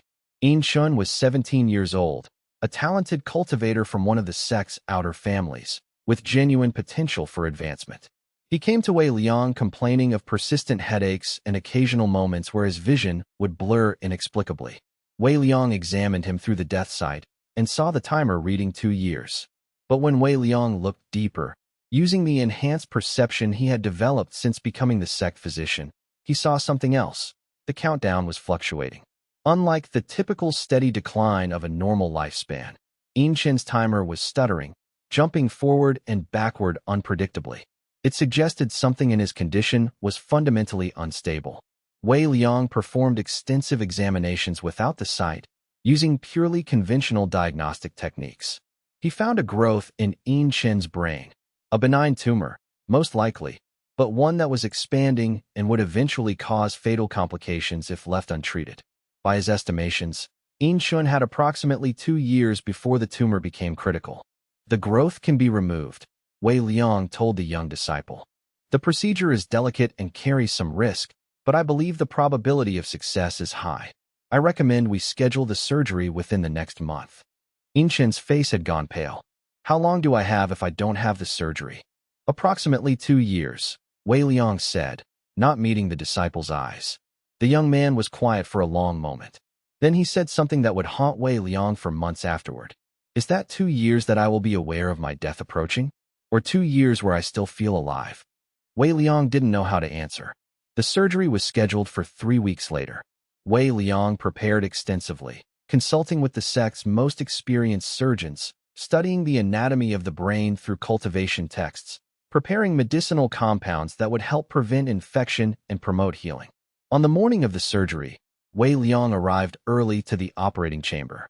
Yin Chen was already there, sedated and prepared. Wei Liang looked at the young disciple's face and activated the death sight just enough to check the timer. The countdown read, approximately 24 hours. Wei Liang's heart stopped. He checked again, then again, his mind refusing to process the information. 24 hours. That was impossible. The surgery wasn't supposed to happen until later that afternoon. The young man should have days remaining, at the very least. Unless something was going to happen during the surgery. Wei Liang immediately went to the surgical team and began asking detailed questions about every aspect of the procedure. Had they tested the instruments? Were they certain about the anatomy they had planned to operate on? Had anyone reviewed the medicinal compounds he had prepared? The lead surgeon, an older man named Zhang Wei, grew increasingly irritated. Wei Liang, we have performed hundreds of surgical procedures. Your nervous energy is unbecoming. We will begin the procedure as planned. But Wei Liang could not shake the certainty that something would go wrong. He could feel it in the data that the death sight was providing, not a direct prophecy, but an inference from the countdown. Something in the next 24 hours would kill Yin Chun, and that something was most likely connected to the surgery. Wei Liang made a decision that violated every protocol in the sect's medical code. He called for a delay and claimed that he needed to run additional diagnostic examinations. He spent the next 6 hours performing every test he could think of, looking for something, anything, that might explain why Yin Chen's countdown had changed so dramatically. Finally, he found it. A subtle imperfection in one of the surgical instruments, barely visible to the naked eye, but significant enough that if it were used during surgery, it could cause catastrophic internal damage. The moment Wei Liang identified and replaced the instrument, Yin Chen's countdown immediately shifted. 2 years returned, the stuttering stabilized, and the crisis passed. The surgery proceeded that evening instead of that afternoon. It went flawlessly, and Yin Chun recovered without complications. But the incident shattered something fundamental in Wei Liang's understanding of his role and his capabilities. He had just prevented a death using the death sight, not by using it to save someone, but by allowing his perception of a countdown to guide his actions. The sight was no longer just revealing death. It was beginning to influence how he made decisions, how he acted in the world. It was becoming not just a lens through which he saw reality, but an active force that shaped his behavior. And the cost was accelerating. In those 6 hours of intensive diagnostic work, Wei Liang had burned through approximately 3 months of remaining lifespan. For saving one young man, he had spent months of his own time. That night, Wei Liang went to find the immortal again. He climbed to the highest peak of the northern mountains, far beyond the boundaries of the sect, and called out into the darkness. He had no idea if the immortal would come, no idea how to summon such a being. But he needed answers now, not eventually. To his surprise, the immortal appeared within minutes, stepping out of the shadows like he had been waiting. "You're burning through your lifespan faster now," the immortal observed. It was not a question. "I saved a disciple today," Wei Liang said. "I used the sight to prevent his death, and it cost me months of remaining time." "So you have begun to understand," the immortal said. "The sight doesn't just reveal death, it gives you power over it. The more you use that power, the more it consumes you. It is a vicious mathematics. Is there a way out?" Wei Liang asked desperately. "Yes," the immortal said. "The same way out that I found, too late. You must break through to nascent soul. That advancement grants such an enormous extension of lifespan that you can offset the cost of using the sight, at least for a time. But understand, each breakthrough, each major cultivation advancement while carrying the sight, will be more difficult and more expensive than the last. Eventually, you will reach a point where the cost of advancing exceeds even what immortal cultivation can provide." The immortal paused, then added, "I chose at that point to stop advancing, to accept my fate as a deathless being. You, however, might choose differently. You might choose to burn faster, advance quicker, and hope to reach a cultivation state where the sight ceases to be relevant." "Is that possible?" Wei Liang asked. "Perhaps," the immortal replied, "but I would not recommend it. That path leads to madness and desperation." The sword sage seemed to know this was a lie, but he didn't press further. "Just be careful that in pursuing advancement, you do not lose sight of why you cultivated in the first place. Power without purpose becomes corruption." Wei Liang considered these words often in the months that followed. His nascent soul breakthrough came at the intersection of two different advanced techniques, during a period when the sect's ley lines were at their most active. Wei Liang had orchestrated the timing carefully, bringing together circumstances that would maximize the stability and power of his breakthrough. The tribulation was more intense than his core formation breakthrough had been. Lightning did not just strike from the sky. It seemed to attack from all directions, as if the heavenly Tao itself was considering whether Wei Liang was truly worthy of this advancement. At one point, during the 7th strike, Wei Liang's spiritual foundation actually cracked, fractures spreading through his chi channels like ice on a frozen lake. In that moment of crisis, Wei Liang opened the death sight fully, not to see the world around him, but to see into his own mortality. He perceived his own countdown with a clarity that was almost unbearable. He could see exactly how much time he had left, approximately 108 years remaining after accounting for the expenditure the breakthrough would require. He could see the mathematical precision of his own approaching end, the inevitable point where his time would run out. And he made peace with it. In accepting the inevitability of his own death, Wei Liang's cultivation became stable. The cracks in his foundation sealed themselves. His chi consolidated into a new pattern, one that was more efficient and more powerful than before. And his nascent soul, that crystallized core of immortal essence that marked the boundary between human cultivator and immortal being, began to form. For the first time, Wei Liang felt genuinely immortal, not in the sense of being deathless like the ancient being he had encountered, but in the sense of having begun to transcend the ordinary boundaries of mortality. His nascent soul would allow him to live for centuries more, to advance further up the cultivation ladder, to pursue goals that would have been impossible at lower levels of power. But the price was visible to him now. When the tribulation cleared and Wei Liang emerged from the chamber, his first act was to check his own countdown with the full power of his newly advanced perception. The timer read, 99 years remaining. Wei Liang had burned through nearly 10 years of lifespan to achieve nascent soul, despite the fact that the breakthrough should have granted him an extension of at least 40 or 50 years in normal circumstances. The death sight had taken back 3/4 of the gain before he could even stabilize it. Wei Liang sat in the chambers, breathing hard, and accepted what this meant. His course was now set. To continue advancing, he would need to keep burning lifespan to offset the cost of the site. But with each breakthrough, the cost would increase and the gains would diminish. Eventually, he would reach a point where no further advancement was possible, or he would reach some other threshold, some point where the site itself transformed into something else, something he couldn't yet understand. The sword sage came to him that night, and for the first time, the old master looked genuinely worried. Wei Liang, the sword sage said carefully, I have reviewed your cultivation records. Your advancement rate is extraordinary, but it is also unsustainable.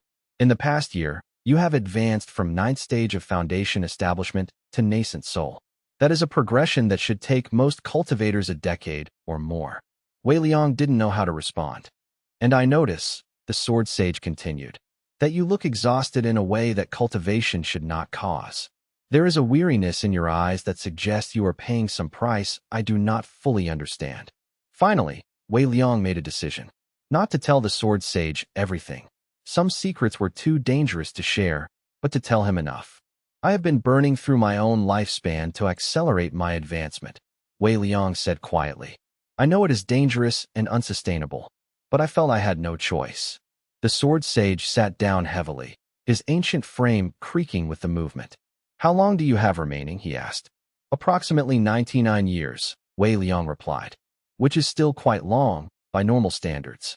But not long enough, given what you are doing, the sword sage said. Wei Liang, you must tell me, what has driven you to such extremes? What is the source of this burning? And Wei Liang, finally, told the sword sage about the death site. Chapter 49. The understanding. The sword sage listened without interruption as Wei Liang explained everything. The beggar's blessing 6 years ago. The years of seeing countdowns above every head. The immortal who revealed the cost. The realization that every use of the site was draining his lifespan. The desperate decision to accelerate his cultivation to offset the drain. And the price he had already paid and would continue to pay for every breakthrough. When Wei Liang finished, the sword sage sat in silence for what felt like hours, though it was probably only minutes. Finally, the old master spoke. I was not completely honest with you when we first met, he said. About your cultivation path, about why I took you as a student. There was another reason, something I suspected but did not confirm until much later. Wei Liang leaned forward. I noticed early on that you seemed to have an unusual understanding of death and mortality. The sword sage continued. The way you spoke about it, the way it seemed to inform your decisions. I wondered if perhaps you had encountered something that most cultivators do not encounter. And I decided that if you had truly received the death site, it was better to let you discover its nature and cost on your own, rather than telling you and having you live your entire life in the shadow of that knowledge. Wei Liang felt a complex mixture of emotions. Anger at being tested, understanding of the sword sage's reasoning, sadness at the realization that his master had known, at least partially, what he was facing. There is a historical record, the sword sage said, written by a cultivator named Lu Run, who was one of the previous bearers of the death site.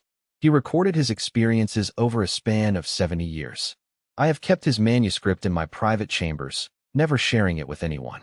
I think it is time you read it. The sword sage retrieved a leather-bound journal, yellowed with age, and handed it to Wei Liang. Wei Liang spent the next week reading Lu Ren's account.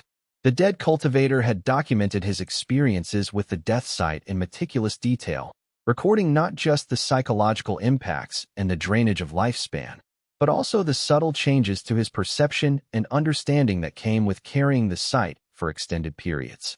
What struck Wei Liang most was Lu Ren's description of the transformation that occurred after 30 years of carrying the site. At that point, according to the journal, the bearer's own death countdown became fully visible, no longer just a peripheral awareness but a constant presence. And in understanding one's own death so completely, something fundamental shifted in the bearer's relationship to life itself. Lu Ren had written, on the day I turned 30 years into the site, I realized that I had been approaching the problem incorrectly. I had viewed the countdown of death as something to fight, something to resist through cultivation and advancement. But the truth is far more subtle. The countdown is not an enemy, it is a teacher. It is showing me, every moment, what truly matters and what does not. And in that teaching, I have found a strange kind of peace. Lu Ren described how, over the following decades, he had used his understanding of death to guide not just his own cultivation, but his interactions with others. He had become a healer not because he could perfectly diagnose illnesses, but because he understood, with perfect clarity, which people were approaching the end of their time and what they truly needed in their final days. But more importantly, Lu Ren had described a transformation that occurred as he approached the final decades of his life. He wrote, "It is only now, when I myself am beginning to approach the end, that I understand the ultimate purpose of the death sight. It was never meant to make us fear death or to give us power over death. It was meant to teach us how to live well, knowing that the time we have is finite. And in that understanding, I have become more fully human than I have ever been." Wei Liang read those final entries multiple times, and something in them resonated deeply with what he was experiencing. When he returned the journal to the sword sage, he said, Lu Ren lived to be 123 years old. That was more time than any bear of the death sight should have had, given what he was doing. Yes, the sword sage agreed, which suggests that he had found some way to balance the cost of the sight with the gains from cultivation. He advanced to immortal ascension, that is the only cultivation realm beyond nascent soul, and he was one of the few who managed to reach it. How? Wei Liang asked. I don't know, the sword sage admitted. His journal does not explain the final breakthrough, but I suspect that whatever understanding he achieved in the final decades of his life allowed him to transcend the limitations that had been binding him. Perhaps his acceptance of death itself became a kind of power that could carry him beyond the normal rules of cultivation. Wei Liang sat with this knowledge for days. The possibility that Lu Ren had found some path beyond the limitations he was facing, some way to accept and transcend the death sight rather than fighting against it or trying to accelerate past it, offered a kind of hope he desperately needed. But it also suggested something troubling, that the path forward was not through cultivation advancement, but through something else entirely, something that required acceptance rather than achievement, surrender rather than struggle. Wei Liang began to approach his cultivation differently after that. Instead of pushing himself toward the next breakthrough, he slowed his pace, allowing his nascent soul to stabilize fully. He continued his duties as sect physician, but he began to perform them with a different intention, not trying to be perfect, but trying to help people understand their own relationships with mortality, the way Lu Ren had done. And for the first time since he had acquired the death sight, Wei Liang felt something like genuine peace beginning to settle into his life, underneath and intertwined with the weight of the countdowns he still carried. Chapter 50. Acceptance. 6 months after reading Lu Ren's journal, Wei Liang made a subtle shift in how he related to the death sight. Instead of using it primarily as a tool for advancement or decision-making, he began using it as a lens for understanding compassion. When a disciple came to him with a complaint, Wei Liang would see the countdown, and instead of focusing only on the medical or technical solution, he would consider what the disciple needed in the context of the finite time they had remaining. A young woman whose countdown was 40 years would be advised differently than a man whose countdown was 70 years, not because their illnesses were treated differently, but because Wei Liang understood their implicit needs differently. For someone with more time, Wei Liang might recommend a long-term treatment plan that required years of dedicated practice. For someone with less time, he would focus on interventions that would create immediate improvement, allowing them to live more fully in the time remaining.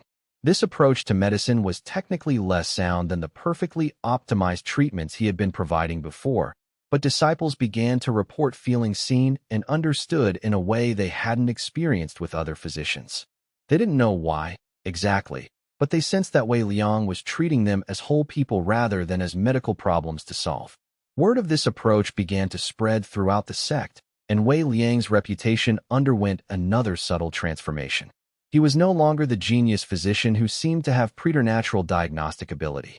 He was becoming known as the physician who somehow always seemed to prescribe exactly what people needed, not just for their bodies, but for their souls. The sword sage observed this change with evident satisfaction. You are beginning to understand, the old master said one afternoon. The death sight is not primarily a tool for making better decisions. It is a tool for understanding what it means to be alive. And in understanding that, You begin to truly see other people. Wei Liang's own countdown had stabilized at approximately 95 years remaining. The rate of drainage had slowed considerably once he stopped trying to accelerate his cultivation and instead focused on using the site compassionately. He had even gained back a few years simply through continued normal cultivation, as his meditation deepened and his understanding of the heavenly Tao grew more refined.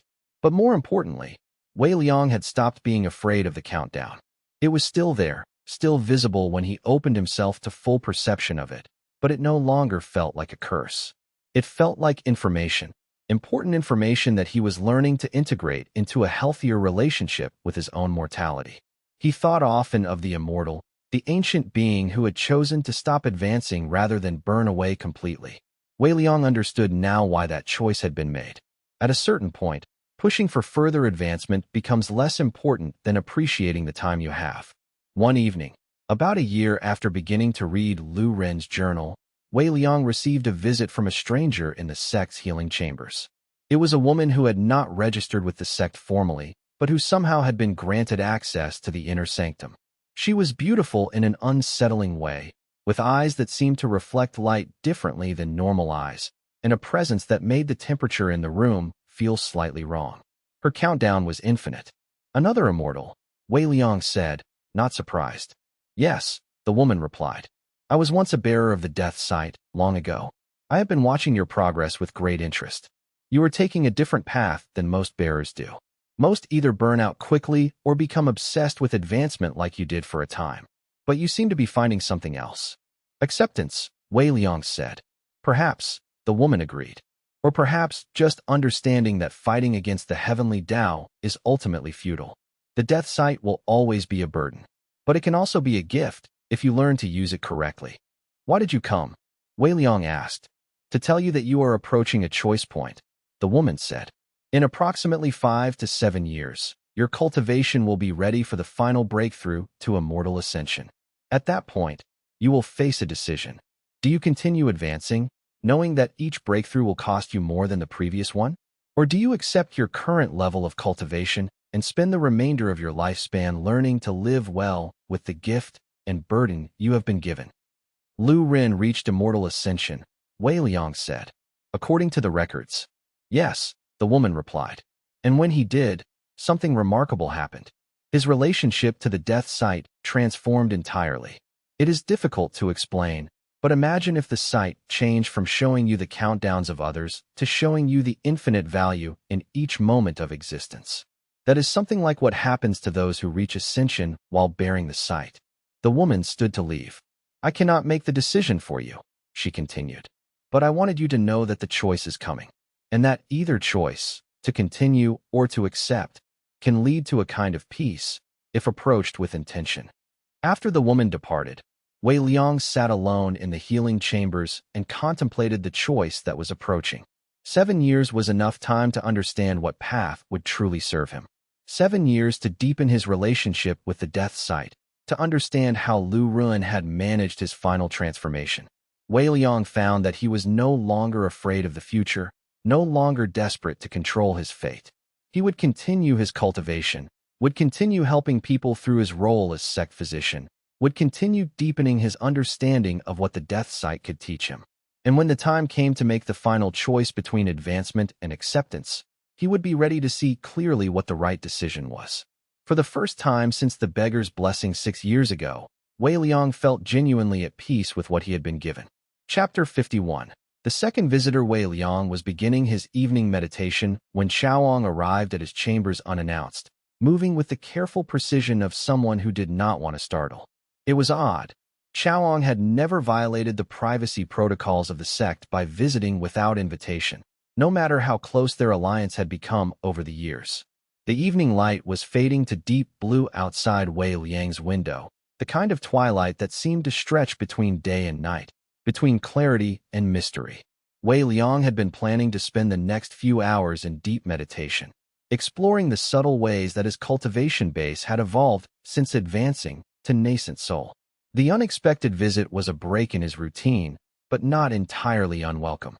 Xiaoang was one of the few people in the sect whom Wei Liang could speak to with some degree of honesty about his concerns and doubts. Your door wards didn't stop me, Chaoang said, settling onto a meditation cushion across from Wei Liang. I assume you allowed that deliberately. Wei Liang opened his eyes. Chaoang's countdown read 17 years, unchanged from the last time Wei Liang had checked. The number had been constant for nearly 2 years now, which was unusual. Most people's countdowns shifted subtly as the heavenly Tao assessed their trajectory, their health, the weight of karmic debts and obligations they accumulated. But Chaoang's remained fixed, as if his fate had been locked into place by some force beyond the normal operation of mortality. I did. Something is troubling you, Wei Liang said. Chaoang had become what Wei Liang supposed might be called a friend, though both of them were too careful and too aware of each other's secrets for the relationship to be unguarded. Chaoang knew about the death site, or at least, he knew that Wei Liang possessed some form of supernatural perception, and that knowledge had formed the foundation of their alliance years ago. In the beginning, that alliance had been built on mutual interest. Chaoang would keep Wei Liang's secret in exchange for Wei Liang, keeping Chaoang's own hidden agenda private. But over the years, something had shifted. They had begun to develop an actual relationship, built on respect and understanding rather than mere transactional benefit. I am witnessing something I did not expect, Chaoang said carefully. You are becoming someone different. When we first formed our arrangement, you were driven by ambition. You wanted to advance quickly, to prove yourself, to build power. I respected that. It was familiar to me. I understand that kind of hunger. Wei Liang waited for Chaoang to continue, sensing that this was the preamble to something more significant. He had noticed the same transformation in himself, though it had been gradual enough that he had not fully articulated it to anyone. And now, Wei Liang asked, now you seem to be becoming gentler, Chaoang said,